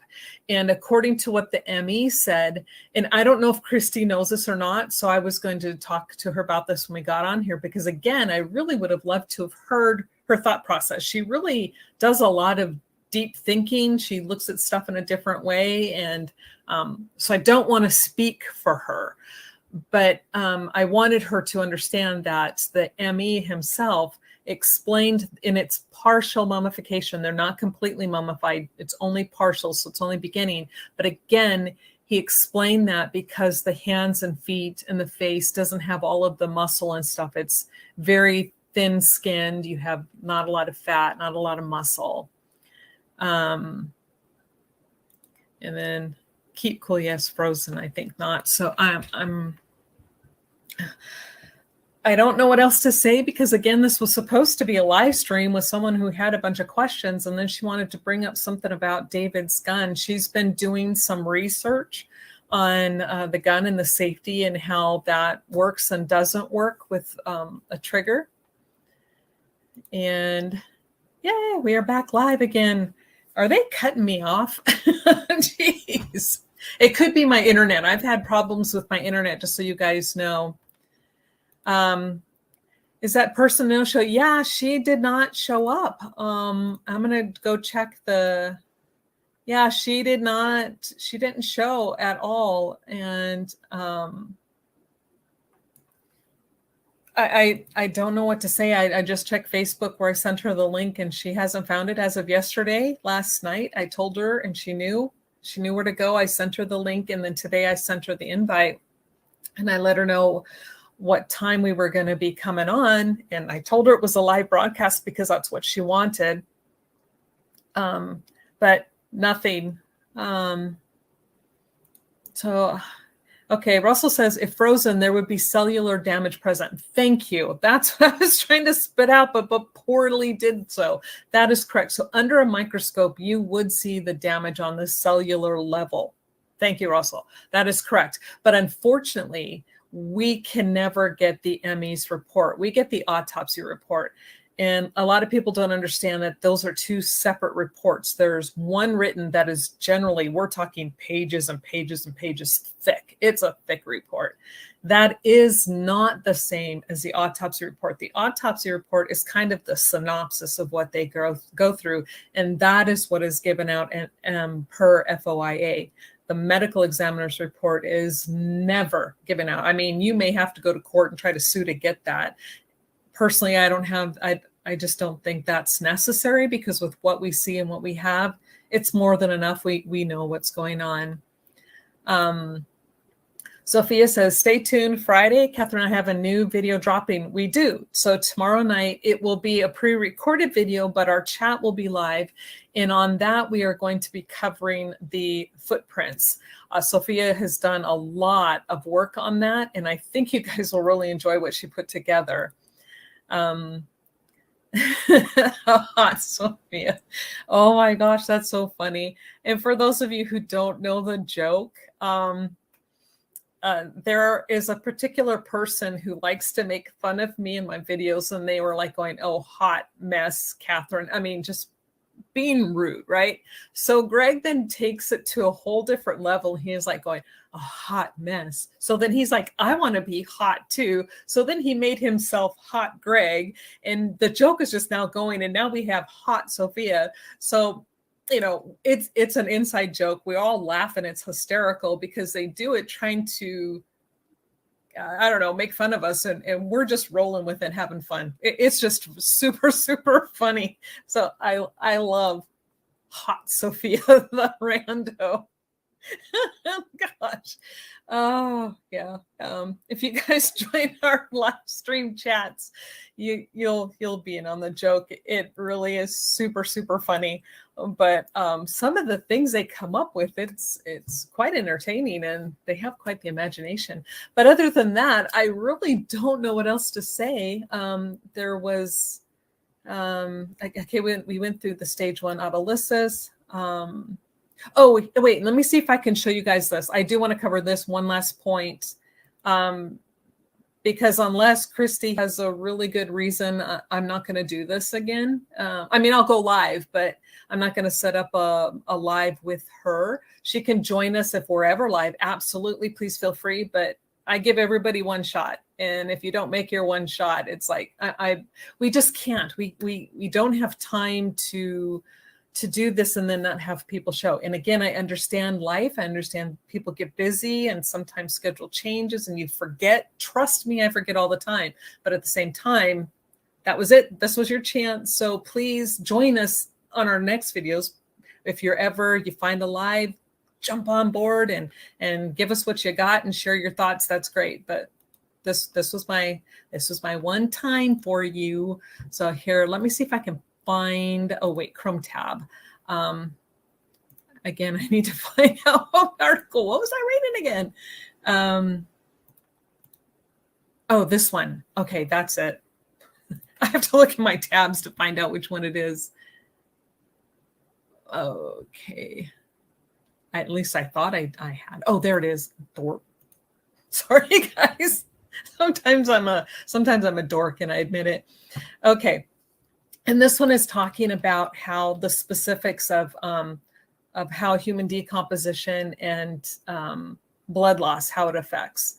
And when we come, and then it's going through the states of decomp: fresh, putrefaction, active, advanced, skeletonization, and then factors affecting the decomp process, which we see: temperature, oxygen, embalming, cause of death, burial. You just see all of that. And temperature, of course, the most significant factor by far affecting decomp of a body is ambient temperature, the temperature of the area in which the remains are found. The higher the temperature, the faster the decomposition occurs. This is the reason why funeral homes and other facilities place human remains into coolers. Doing so does not stop the decomp process altogether. However, it slows the pace. Of course, the oxygen availability, embalming, cause of death. Now, the cause of death can impact the rate of decomp. For example, a violent death that results in breaks in the skin can result in faster decomposition process. A person who dies from certain diseases may also leave a body that decomposes at a faster rate. And here's where this is what I'm saying. It's like Christy came up with a really good idea, but there are too many factors to state that, yes, that the bodies were slowly, the process was slower due to blood loss. Because if it's a violent death, which we know they suffered a violent death, the breaks in the skin then cause the body to decompose faster, because as the breaks are in the skin now expose the body to more air and to more bacteria, and things start to break down faster versus just losing blood quickly. Now, trauma. A body that has endured trauma before death can decompose more quickly. This occurs because of tears and breaks in the skin and other damage to the surface of the body itself. Now, again, we know by the amount of blood on David's clothes that he suffered tremendous blood loss before. So, and we know that there had to have been something. he was bleeding somewhere because his blood is on the magazine on the gun, with the magazine of his gun, which is inside his gun. So somebody, whoever was handling it, David was bleeding prior to them taking that magazine and sticking it inside that gun. So again, on one hand, it shows that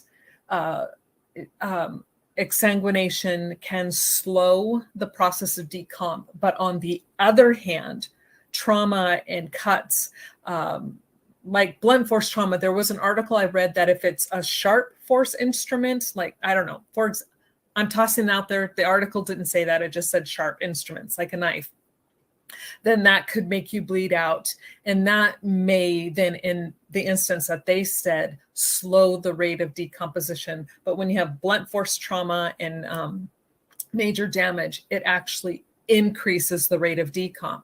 So due to their injuries, now where the bodies are actually even less amount of time? Were they there maybe only 4 or 5 days? Again, we don't know. But what we do, so all we can go by is what we see right now, and the best guess for these bodies being there.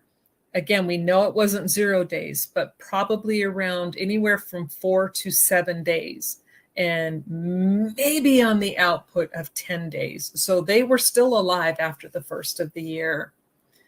Let me see, there's some other comments here. You can be hot too, Russell. Okay, everybody needs to create a hot name. Not watched in a while. What is the synopsis to date? Basically, we're kind of at the same place is what we're finding and what we're discovering with a lot of the breaking down of things. And we're able to prove, like, David's DNA is missing from virtually almost 90% of the samples of evidence taken and tested. His DNA is not on anything, not part of anything. His DNA is on 2 objects, and that is it. No, 3, I'm sorry. Possibly on a knife, possibly they didn't have enough to really say for sure, but they couldn't rule it out. His DNA was found on the bullet in the attic. No blood. Christina, sorry, this is not to be mixed up with Christy, who's supposed to meet me here today. This is Christina. No blood on the bullet in the attic, but his DNA was on that. And then his blood was found on the magazine that was inside the gun. How did that happen? Oh, God only knows, but they don't explain that. And now, what Sophie and I have done for tomorrow, I hope you can join us for the premiere of the video we did about the footprints. I think you will find that extremely interesting. But on David's cell phone, we discovered his DNA is missing from his cell phone. We have Kamel's blood, but none of David's DNA on his own personal cell phone, which should have been all over that. So if somebody else was there, how come their DNA is not there? Have you ever heard of gloves? Hello. I mean, there's lots of ways to hide your DNA. So we are slowly tearing apart everything in the case, and by using the blood analysis reports and the photos and the autopsy reports, we've been able to show that, again, David's DNA is missing. We've shown that the bodies were not in the position where they were found. They were moved to those positions later. And I don't want to give away for tomorrow, so I'm going to zip my lip on that, but I hope you can join us because that will explain a lot of other stuff. I don't know. They're all answering each other here. David's movie trailer, Gray State, is coming to fruition. Yeah, it really, really is. And yep, it certainly is. And can you say torture? Yeah. When you look at the clothes, there are photographs that we received from a Tony Floyd. It's not his real name, her name. But they provided us photographs that were given to the quote unquote other side, but were not given to us, even though we requested them. So they're picking and choosing what they give to anyone who says David is innocent. But somebody did send us those photographs. And when you look at David's clothes, you clearly see it's like almost split down the middle. So on his whole left side, it's soaked with blood, all 3 shirts. So there was, and head wounds bleed a lot, and not from a single gunshot wound to the head. This was something prior to that. Let's see, what's the next one? He wrote it. Feeling it hot. Feeding it hot. Oh my God, I love it. I love it. Oh, that is awesome. See, I love you guys. You guys are great. So again, I really wish Christy could have joined, and I'm sorry she didn't. But not angry, Christy, but we won't do this again. But I really hope you can join us for the next live and come up, because you have some fantastic ideas. And join us the next time we do a show, and definitely bring up what you found about the gun. I don't want to take that from her, because I think she had some pretty interesting things that she had to say. This mismatch of Kamel's clothes versus blood patterns is astounding too. It really, really is. Oh my gosh. Oh, okay. Since you brought that up, I'm going to do this. Okay. I'll make it quick, because I know you guys probably don't have all day, but I promise I'll make this quick. Okay. I probably won't make it quick. I'm sorry. I lied. But here we go. I want to go over this part, because it's so important. Here we go. This is Kamel's autopsy, just so you guys can see. This is Kamel. Let me get it a little bit bigger so you can see it. Now we're going to go to this part right here, clothing and personal effects. As we know, she was wearing a brown sweater. We know how she was found was on her stomach, left arm under her body, right arm above her head. Her head is covered with a blanket, but most of it is missing. Oh my God. How does a head go missing with it being covered by a blanket and have it done by a dog? How did the dog get to her hand underneath her body? But here we go. The left, and it is stained with decompositional fluid and apparent blood. So she was wearing that sweater when that hand came off. And we know it didn't come off by the dog, because she is found on her stomach with her legs spread with her daughter between her. That is an on-purpose position. Someone positioned her that way on purpose, and it wasn't David. And so her hand was missing prior to her body placement, which means the dog didn't do this. Paleo is not the guilty party. So what happened? How did that hand come off, and how did that blood get on her sleeve if it's all underneath her? I'm going to come back to you guys and see, because I can't see any comments right now. Okay, where am I? Okay. So yeah, I have all day. The videos have done showing the clothes were eye-opening. Thank you, Crypt Rick. I mean, I know when I saw those clothes, it was kind of the same thing for me as when I very first saw the photo of the bodies on the floor. It literally took my breath away. Your breath catches and you're like, oh my God. Now this entire scenario starts just running through your head. And it's so sad. It's just so sad. It was the dog. Yeah, I know, right? That poor dog is always getting blamed. Can't believe after all these years, this is feeding it hot. Can't believe after all these years, you are still fighting so much incompetence in the staging. But at the same time, it is glaringly obvious the narrative is false. Thank you. Oh my gosh, yes. And it's like if you put aside a prejudgment and you just look at what's in front of you, I mean, there's got to be some serious cognitive dissonance going on in these people. They must be fighting themselves all the time, because it's right there. I'm off until Tuesday. Yay! We could stay on here a while. I think I'll change my name to Hot Frenchie. Oh my gosh. Oh God. Oh gosh, Russell, you crack me up. Oh my goodness. Yeah, you are so right. Feeding it hot. Lots of staging, incompetence or incompetence on purpose. Yes. Yes, yes, yes. Oh gosh, you guys are cracking me up today. Oh my goodness. The dog is famous. The dog is famous. That dog has just done so much. He's the miracle dog, I am telling you. But yeah, so I really wanted to bring that to you guys' attention. And again, I'm not sure what all Greg wants to cover, but he did say he wants to go through all of the autopsy reports with a fine-tooth comb. So I'm looking forward to that, to doing it again. It's been a few years. I think I really have only done, I think 3 videos, one on each of the autopsies, and I just kind of went over them. And that was at the beginning. And that was the reason why I went to Dr. Kelly, was because people were telling me I didn't know how to read an autopsy report. God, I've been at my medical experience is like 15 years plus. I think I know how to read a medical report, but just so to appease those who are like, oh, you don't know what you're saying. I'm like, okay, let me get a medical examiner to say, and he said the same thing. And I'm like, okay, there we go.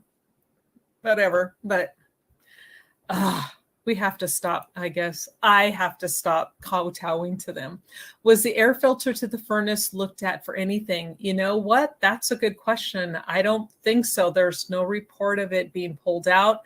They didn't list it on any of the sheets where they took evidence from. There's no number on it. But you would think that they would want to, because what if something, with the, was the air filter to the furnace looked at for anything? You know what? That's a good question. I don't think so. There's no report of it being pulled out. They didn't list it on any of the sheets where they took evidence from. There's no number on it. But you would think that they would want to, because what if something, with the air return, could it have sucked something in? That's a good question. It's possible. Yeah, like not that we know of. Dog eat the clothes, eat the hands, eat the head. What more will this dog do? Clean the blood on the bullet? Hide the hole in the roof? What more did the dog do? Oh, I know, right? This dog is amazing. And not only that, he managed to clean the blood off of the hole in the ceiling 8 feet up, too. This dog's a miracle worker. If we keep saying it was the dog, then case closed. This is what the narrative is. The rest is to close the deal. Exactly. Oh my gosh, yes. They want nothing better than to have a nice, clean finish, because they know they can't explain away what they see. So it was automatically the dog. But the fur that's in the house and that's on the clothes doesn't match the dog in the house. Paleo, yes, had some little bit of white fur on his tummy, but that dog is mostly brown and black. And what is all of the dog fur that I found on those clothes? All of it was white, short, and wiry. When you look at Paleo, that is not the type of dog fur he has. The dog did everything but solve the case. Oh my God, that's so true. It's crazy. Everything they can't explain is the dog's fault. True. I mean, so true. And oh gosh, you guys are amazing. So yeah, for convenience for them, it's like they walk in, a dog is at the scene. Now, were there evidence of some gnaw marks on some of those? Yeah, there, you can see on one of the skull pieces that I could see where it looked like there might have been some teeth marks on the end, but not on the straight edges of the same skull piece. You see straight edges. I'm sorry, a dog doesn't chew in straight edges. People don't rip things off in straight edges. Decomp doesn't make your scalp fall off with straight edges. That again will tell you that someone else was there after the bodies were after they were deceased, but they don't even mention that. Instead, they're like going, oh, well, okay, there's some things here, and there was a dog. We're not saying the dog. It just says a, as evidenced by animals scavenging. But that makes me wonder, do they really think that it was paleo, or do they know that it was another dog? Because they didn't test any of the feces, and they did not induce vomiting on paleo. They didn't do anything to prove that it was paleo who did the scavenging. That also makes me wonder. Okay, let's see, where are we at? Let's see. Okay. The filter, the layer of dust, etc., can be layered to time, frame, and change of the air.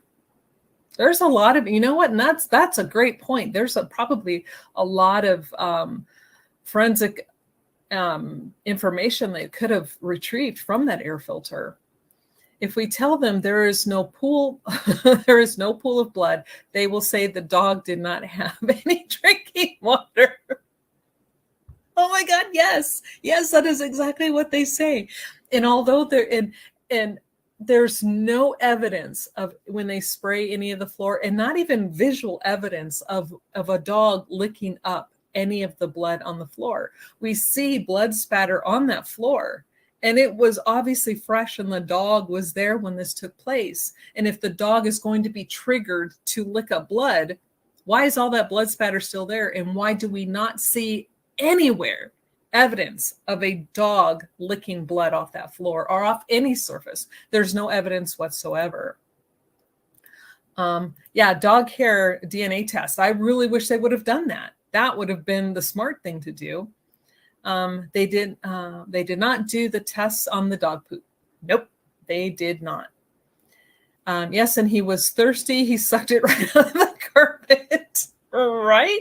You have this huge area rug on the floor that shows no, there's one, okay, I can't say no, because there's one teeny tiny spot of where it was either blood or decomp that went through one teeny tiny section of that area rug.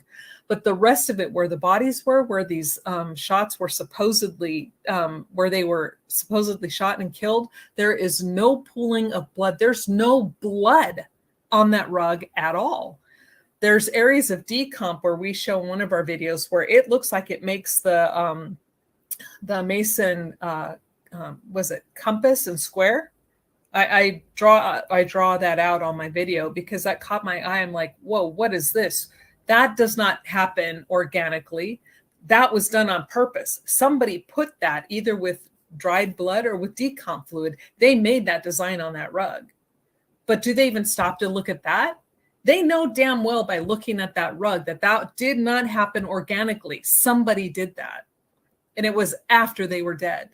Who was in that house? Sorry about the language. I'm pissed. I'm going to get pissed now. Yep, Deb, pure insanity. They want us to believe such stupid ideas. Exactly. No dog prints in the blood either. Exactly, hot Sylvia. There are no dog prints anywhere in that house. Now, if he was stepping in pools of blood, if he was stepping in and getting decomp and anything on his little paws, it would be all over that floor. It would be on their clothes. It would be on the couch. It's not there. I agree. It is ridiculous. Yep, there's no evidence because the dog does not want blood or hands, but dog food. And I know a lot of, and that's how I feel. But to throw this out there, to be fair, I've spoken with a few vets via email or dog professionals. Maybe they were vets. It's so long ago now. I still have their emails. But they said that animals will eat a body over their food at first because it kind of, that's why I made that comment. It triggers something in their little brain. However, when paleo is found, he is thin. They note that he is thin. He has dog food there, open bag of dog food there. And the body, so if he's thin, he is not sustaining himself on human flesh. So that tells me what animal did the damage to some of the damage to these bodies. What animal did it? Because again, if we're looking at the evidence provided, it does not appear that it was paleo. I have never seen a small little dog have a thirst for blood or hands. Once the dog tastes it, forget it. The dog won't eat or continue tasting it. Okay, see, and I don't know. I don't have enough experience with animals, so I'm going to take your word for it. I have no clue, but you're bringing up an excellent point. And okay, it's called particulate matter. Okay, Russell, clarify. Particulate? Are you talking about particulate matter? Clarify, because I'm sure you're giving me the words I'm missing, but help me realize what I missed. Great point, Sophia. How come there's only David fingerprints but no dog? Very strange. The killers forgot to use the dog. Yeah. And I think the only place where they could find David's fingerprints were on the magazine, and I think they found one print on the notebook. Now, this is his notebook, and they both had this notebook for years. So between David and Kamel, using this notebook multiple times, they only managed to find one print of David's. Really? Interesting. I've always found that interesting. Good vibes. Hey, Greg. Oh, no, you need to have your hot Greg name.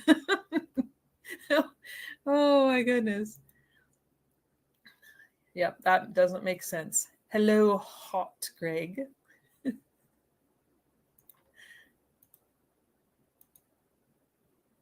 They're hot people.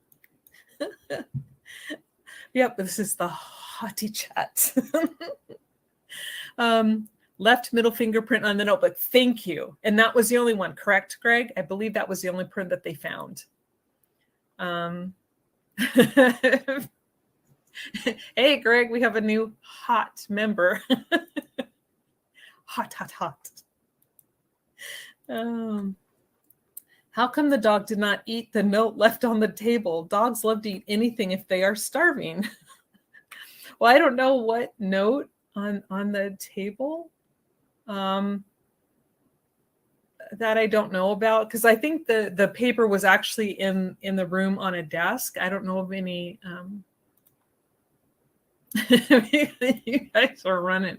Oh, in the vent. Thank you for clarifying. Yes, there would have been particulates on the filter in the vent. Thank you, Russell. See, this is why I have my brother. When I lose those words, he gives them to me. Yes, that's the only one they could tie to David. Now, isn't that interesting? His notebook, he's using it to write notes, and they can only find one that they could tie to David on that notebook. Oh, the so-called suicide note, that was actually found on the screen, on the laptop, on the island. And it just stated, "I have loved you all with all my heart," written on the notepad document or notepad program, but no proof of anybody. They can't prove who wrote that. We have no idea who wrote that. Wait, the dog wrote Smithel. Open the nice new version. Yes, it was the dog. Was good to see Russell on Cass's show yesterday too. Yes, it was. In case anybody misses it, I should put a link down there. Cass, I guess, has a new, I don't know if it's new or not. I just found her channel because Russell sent me the link, but did a great interview with Russell yesterday. And so if you get a chance, I'll try to put a link down below. If not, I'll pin it in the comment section, and you guys need to check that out. The dog wrote the note on the laptop too. Yeah, see his little paw prints. That's why they couldn't find fingerprints on the laptop. It was the paws. They were looking for the wrong prints. You guys are awesome. Oh man. Too funny. Okay, and I've checked again, and Christy has not made it. She did not even log into Facebook to get the link. So again, I'm sorry you missed it. The dog built the house. With belly construction. Oh God. Oh gosh, the dog paid the bills too. Yep, he went through all the mail. He went out, he threw out the trash. He built the house. Oh God. Oh man. You guys are on a roll. Oh my gosh, that is hilarious. That's me. Oh God, my eyes are watering. That's hilarious. He made the 911 call too. Oh my gosh, that is so funny. But okay. Hey, it's Derek. Hi, Derek. Oh, where was there accumulated mail in the mailbox? That one can tell how many days worth. The post office, if they notice like weeks worth or more of mail piling up, may interact. There was mail in the mailbox. I don't believe it was too much. I don't even know what the Greg, please, or Sophia, because I know there's photos of the mail that was there. Was it about a week's worth of mail? But it is interesting to note that the male person, I don't know if it was a man or a woman, so I'll say the male person, never said anything, never made comments about, hey, it's piling up here, they're on vacation or whatever. And I would assume that eventually they would say something if 3 weeks had gone by and they'd noticed mail piling up, but no, hold mail because you're going on vacation. Because most people, if you go on vacation and you know you're going to be gone an extended period of time, you go to the post office and you put a hold on your mail. So they actually hold it at the mail facility. So I would think if, same thing with newspaper, but I guess the particular newspaper they have is only delivered periodically. But yeah, you would have thought that the mail person would have said, okay, this is piling up. It's been 3 weeks. But that never happened.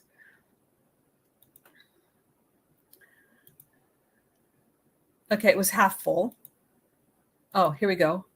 Possibly a week's worth. Nice handle. There are photos of the mail in the crime scene photos. Yeah, so when in those photos, you'll see where, yeah, the mailbox itself is like maybe has half of it stacked, but we don't know how much mail was received in one day. Sometimes I can get like this much junk mail in a day, and then other times it takes 3 weeks to get that much junk mail. So I think it just all depends. Oh, wait, I missed one. Okay. Greg says there should have been 2 more This Week newspapers in the mailbox, and see, and there was not. There are photos of mail. Okay. We have the photos of the mailbox. It's not too full. And it's a conspiracy between the dog and the medical examiner. Right? It all is. Who's the dog and the medical examiner? But yeah, so that's really all I had was, and I just really wish that Christy would have joined today. But you guys have made this so much fun. So thank you for jumping on board and filling in when our guest couldn't make it. Again, I don't know her reasons, but I'm a person who reiterates a lot. So to reiterate that this was the one and only time, Christy, I gave you this chance. But please, please, please, please feel free to join us when we do other live streams. Jump on board. And again, you guys, because she truly did have some really good insights and some different ways of seeing things in the crime scene, not only in regard to the decomp process, but also the gun. So I really hope she comes forward and does that. And that could be, did Dan Jr. pick up the mail when he stopped by? And that's a possibility. Awesome. Thanks. It was nice chatting with all you hot peeps. Look forward to tomorrow. Okay, so thank you guys. I'm going to go ahead and close this down because again, I'll just be mumbling and keep repeating the same thing over and over. You don't need to hear that. We've been on here an hour already, but thanks for joining. And let's see. Yes, she did have some really good points about the gun. And that's why I was really hoping she would be here today, because I was hoping she would point that out. But maybe she'll join us on the next live stream that you do, Greg. So we'll keep our fingers crossed. Definitely send her an invitation when that pops up.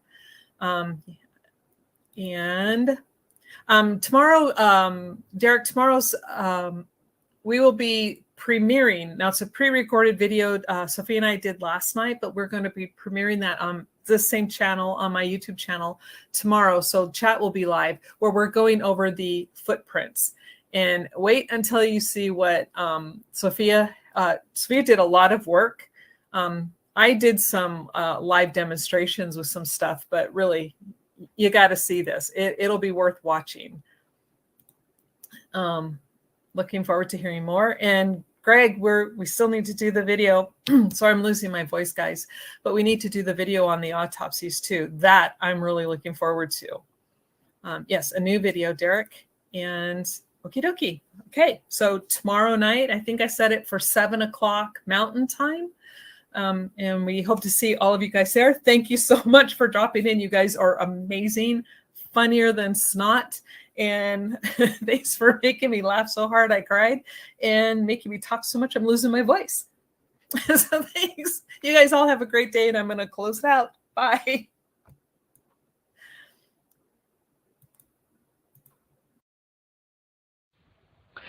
Hi, YouTube. It's Catherine Michele. Today we are going to go over some more of the blood spatter that is found on the clothes.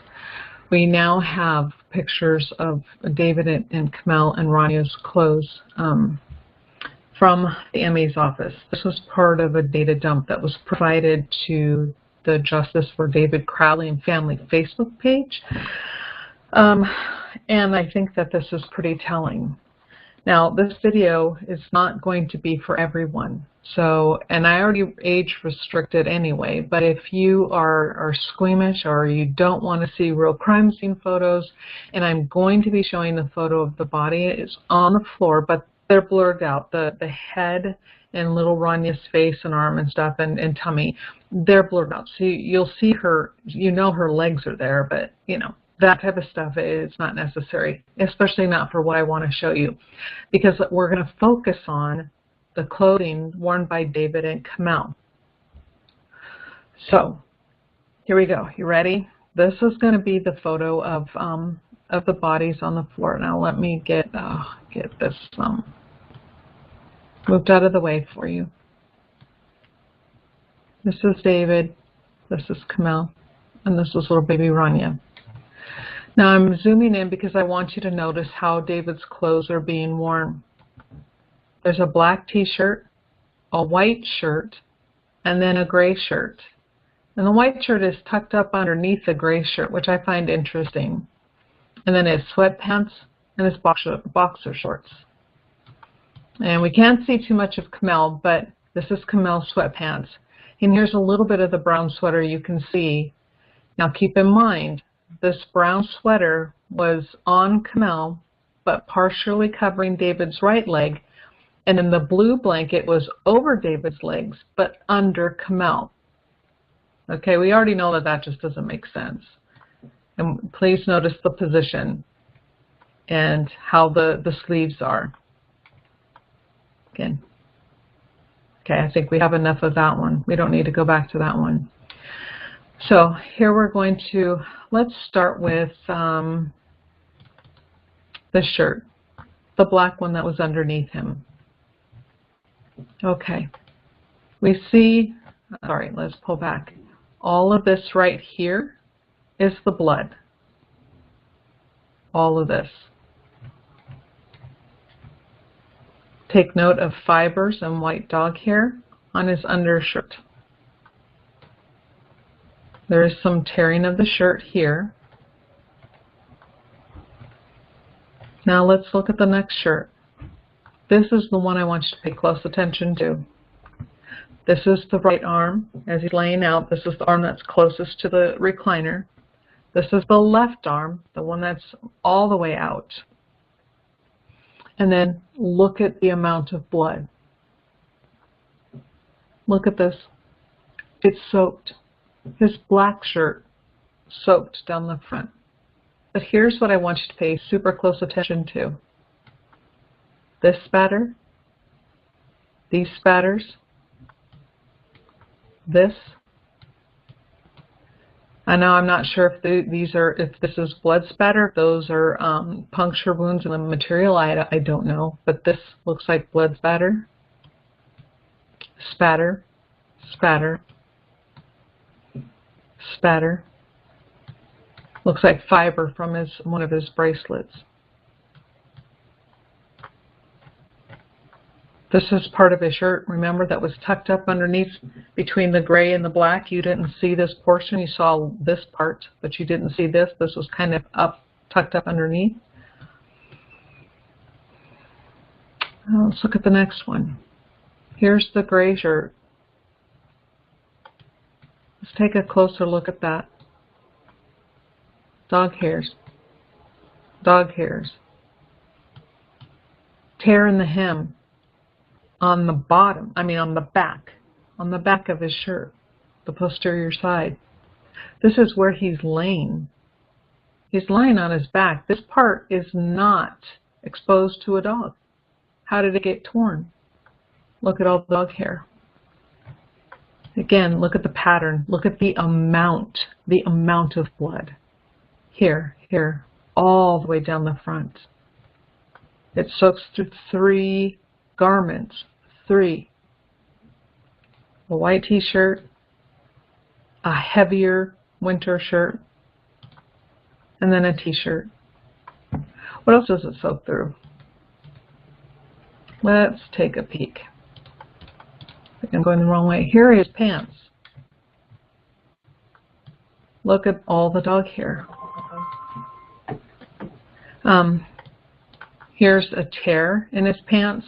Now some people, when you look at one of the photos that Greg will be showing, in this section, because you can see in this section, you see some red poking through. Now to me, just what I see, this here is more indicative to me of a dog scratching at the clothes, like trying to get him to wake up, like get up, get up. Instead of a knife cut. It doesn't look like a knife did this. Instead, it looks like a dog actually was clawing at the clothes. But again, look at the amount of dog hair. It's a lot. Granted, this is the part of him that's facing upward, but still, pay attention because this is going to come into play later. Now, let's look at the next photo. His box shorts. Covered, soaked. So, the narrative is David snapped, shot his wife and daughter. 2 shots were to Kamel's head, which makes no sense for a man who he loved this woman. 1 to the daughter, 2 to the wife, and now 1 to him. He only had 1 gunshot wound to his head, and they want you to believe that that 1 gunshot wound soaked through boxers, through sweats, through a t-shirt, through a long sleeve shirt, and through another t-shirt. And they want you to overlook the fact that this shirt was on and there was blood spatter apparent on his shirt before this one. How do I know? There's no blood spatter patterns on this one where the other ones are. This might be a little bit from where the final shot actually took place. Don't know if that's on top or if that was it couldn't have been prior because it's missing all of the other blood spots. What is this? Is this a hand grabbing at a shirt? Don't know. could just be just the way the blood fell. But again, look at those patterns as plain as day, absent from the top shirt. So they want me to believe that he shot somebody, then decided to put another shirt on before he shoots himself. And then one gunshot wound is supposed to, produce this much blood. This is a lot. I mean, a lot. And, no, let's go to Kamel's. I'm going to skim past real fast Rania's. I'm not going over hers. I'm just not. Kamel's socks. Oh, wait, here we go. Kamel's sweater. Now pay very close attention to this, please. We only have the front side of the sweater, but notice the blood pattern on here.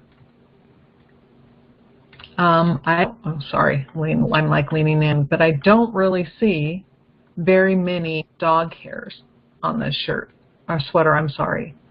But notice most of the blood is on the left-hand side and up here at the collar. Notice the left hand, the left arm at the sleeve has some not only blood spatter, but is this decomp fluid or is it, blood? I don't know. Again, this is a photo, I can't tell. But notice there's no fraying, none. Now this is the arm that was under the body, yet it's still missing a hand. Let's take a look at the arm. This is her right arm, and this is the one that was above her head. And you do see fraying here. This does look like a dog. Was it Paleo? Was it another dog? Got a hold of the sweater and was chewing at the arm of the sweater. And again, her hand is missing. She's only missing 2 hands. Well, and her face, I'm sorry, her head.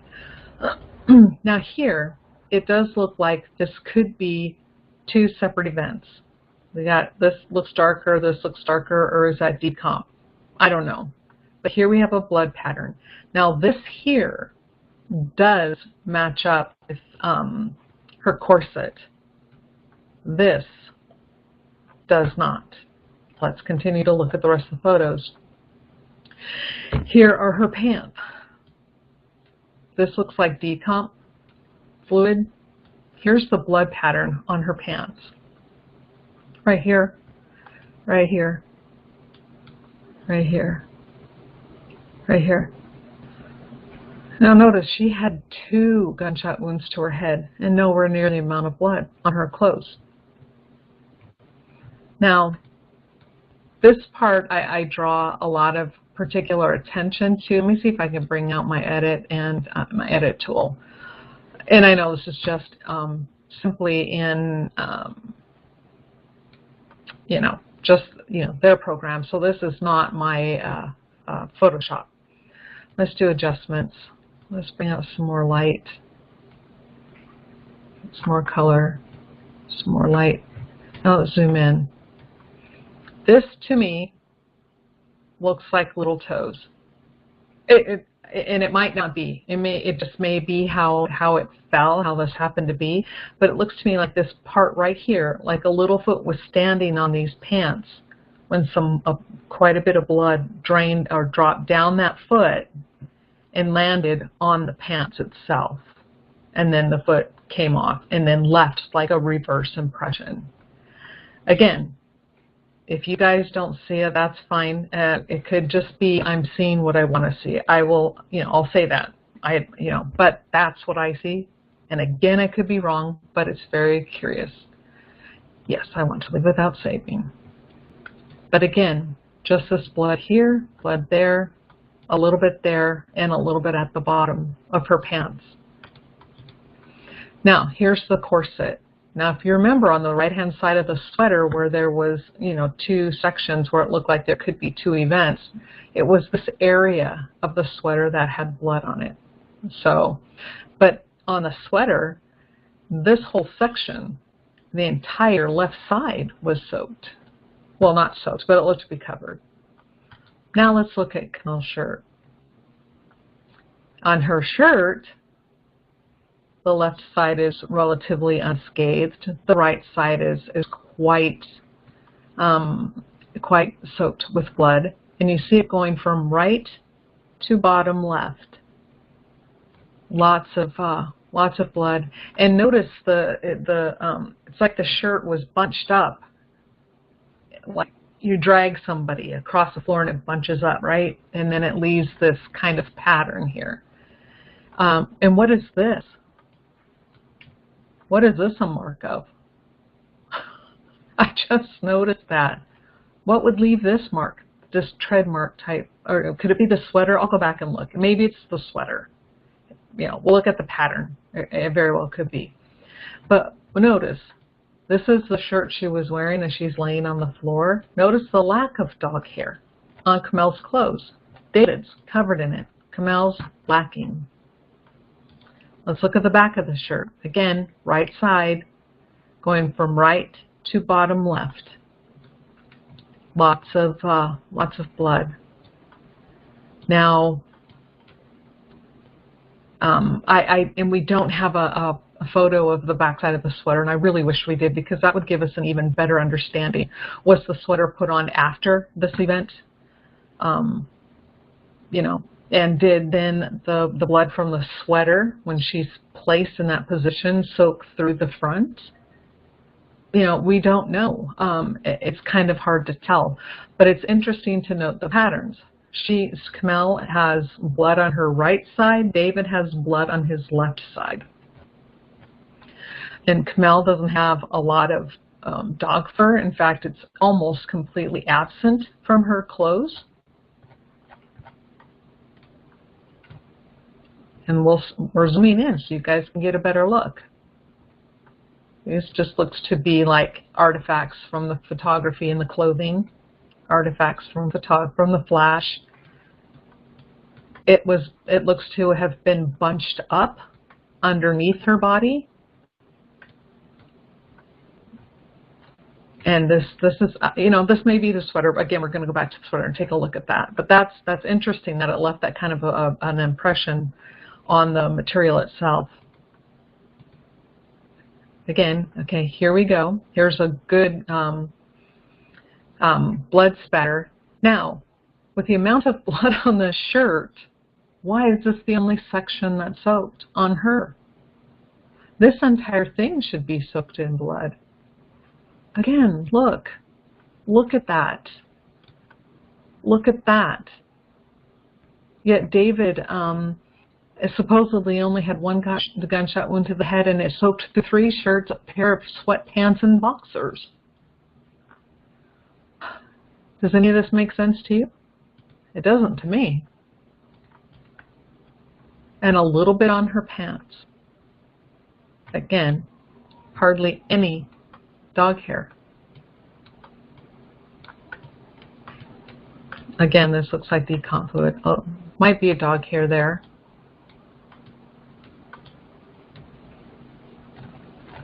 And the sweater, here's the sweater. Let's look at this pattern. It very well could be this pattern. Yeah, it very well is probably, yes, it's the pattern of the sweater. So her shirt, wherever it was, looks to have been bunched up around here, up in this section right here. And then the rest came down. But you see the blood here, here, here, all up on the collar. And then this more blood right here. Again, looks like 2 events here. This is brighter than the rest. Why? The right hand frayed, the left hand not, but they're trying to tell you the dog ate it. Now, if the dog is going to fray this arm, but it's not going to fray this one, and this one's underneath the body, really? The dog ate that, really? No. Or socks. Back to David's clothes, his boxer shorts, his pants, which are absolutely covered in white dog hair. Covered. Camille is not.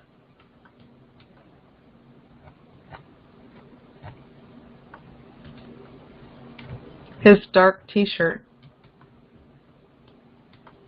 Lots of white dog fur. Kamel was not.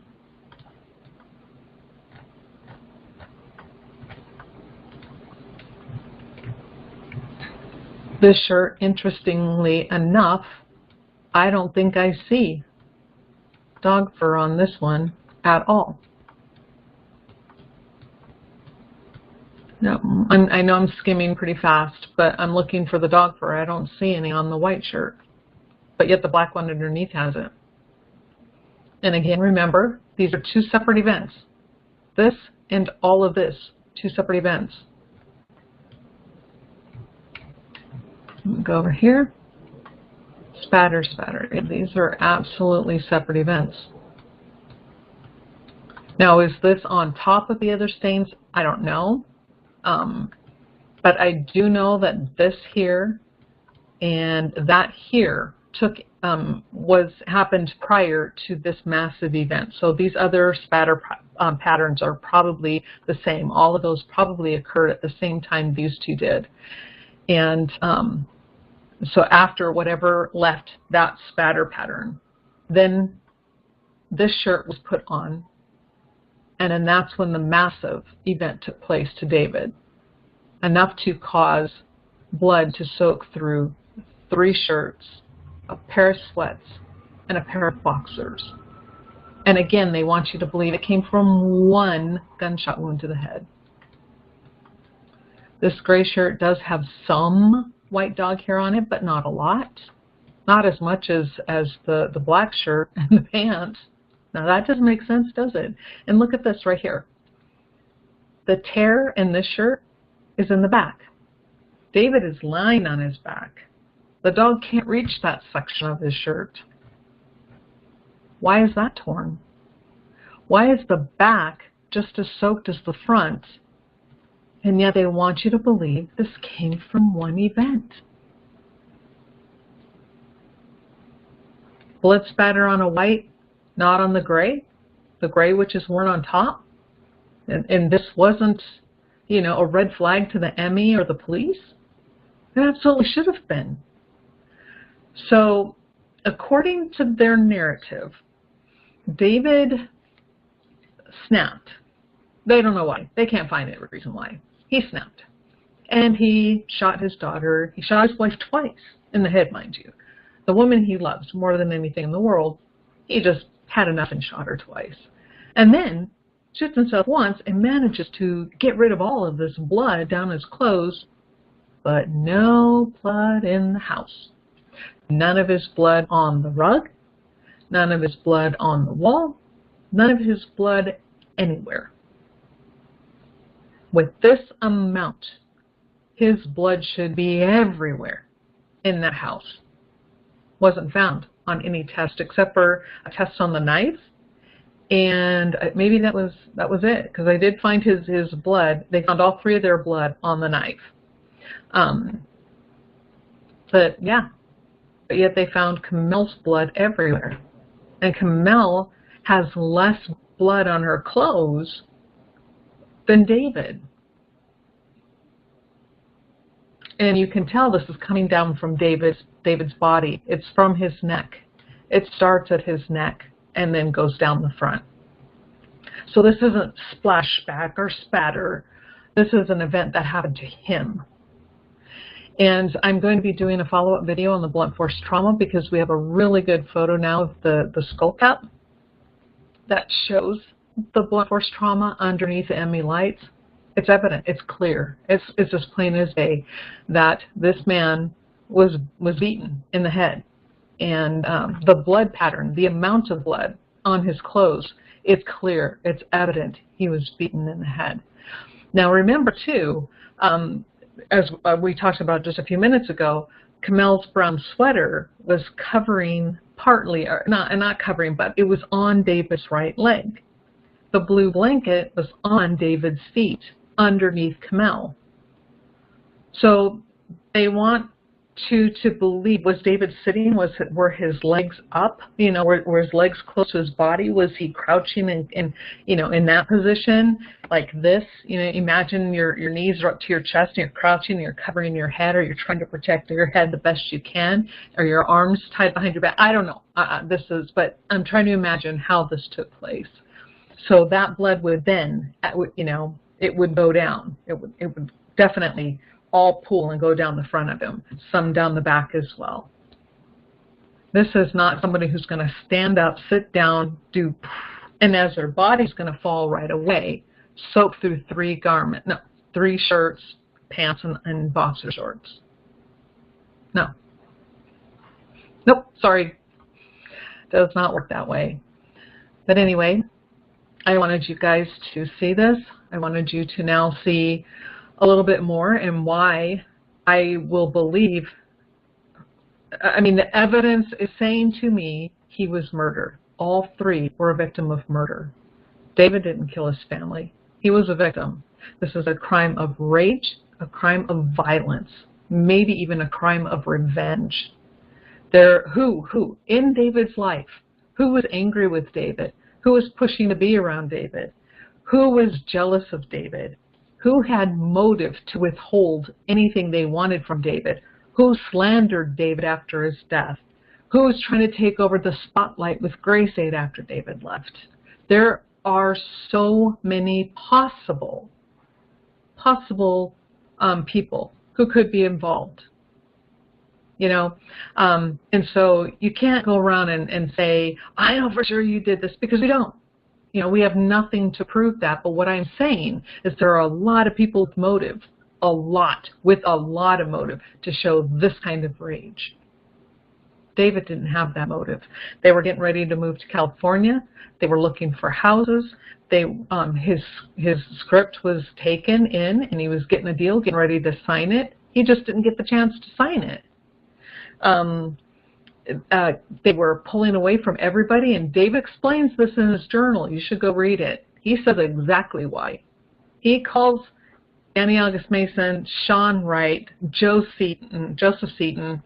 I think those are the names I don't know if he's talking about Adam Chambord or not. Now, I'm not slandering people. I'm telling you what he's writing in his journal, that these people, he considered them to be toxic and life suckers. These were people that were pulling so much out of his life and Kamel's life that they're like, we can't do this anymore. We have to get them out of our lives. They separated from them for a reason.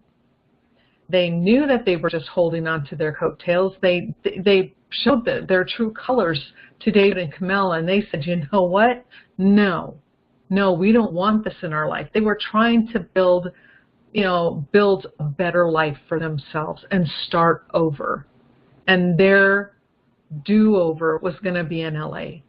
That's what they lived for. That was their goal. That's where they were heading. And so, and we also know that that the ME's office calls the body decomp early to moderate. Now, early to moderate is not 3 weeks down the road, 4 weeks down the road. Early to moderate is up to maybe around 10 days, anywhere, from death to roughly almost 10 days. This family was killed sometime in January. They are a celebrated Christmas, and, there are toys of Rania that are sitting out, which to me looks like they already had Christmas. They were getting ready to put everything away. The New Year had come and gone. The box to put their tree away was out. So they were, they were living their life. But somehow somebody came in and stopped that dream from happening for them. Why? We don't know. But by looking at these photos, let me go through them one more time for you.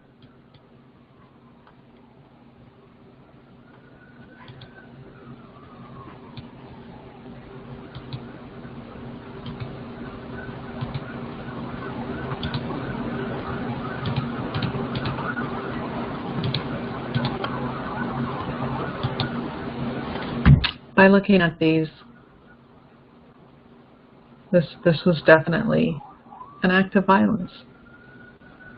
So I hope you guys got something out of that. And I guess I'll just stop this for now because there's really not much more to say. It's disturbing, to say the least, and it's so sad.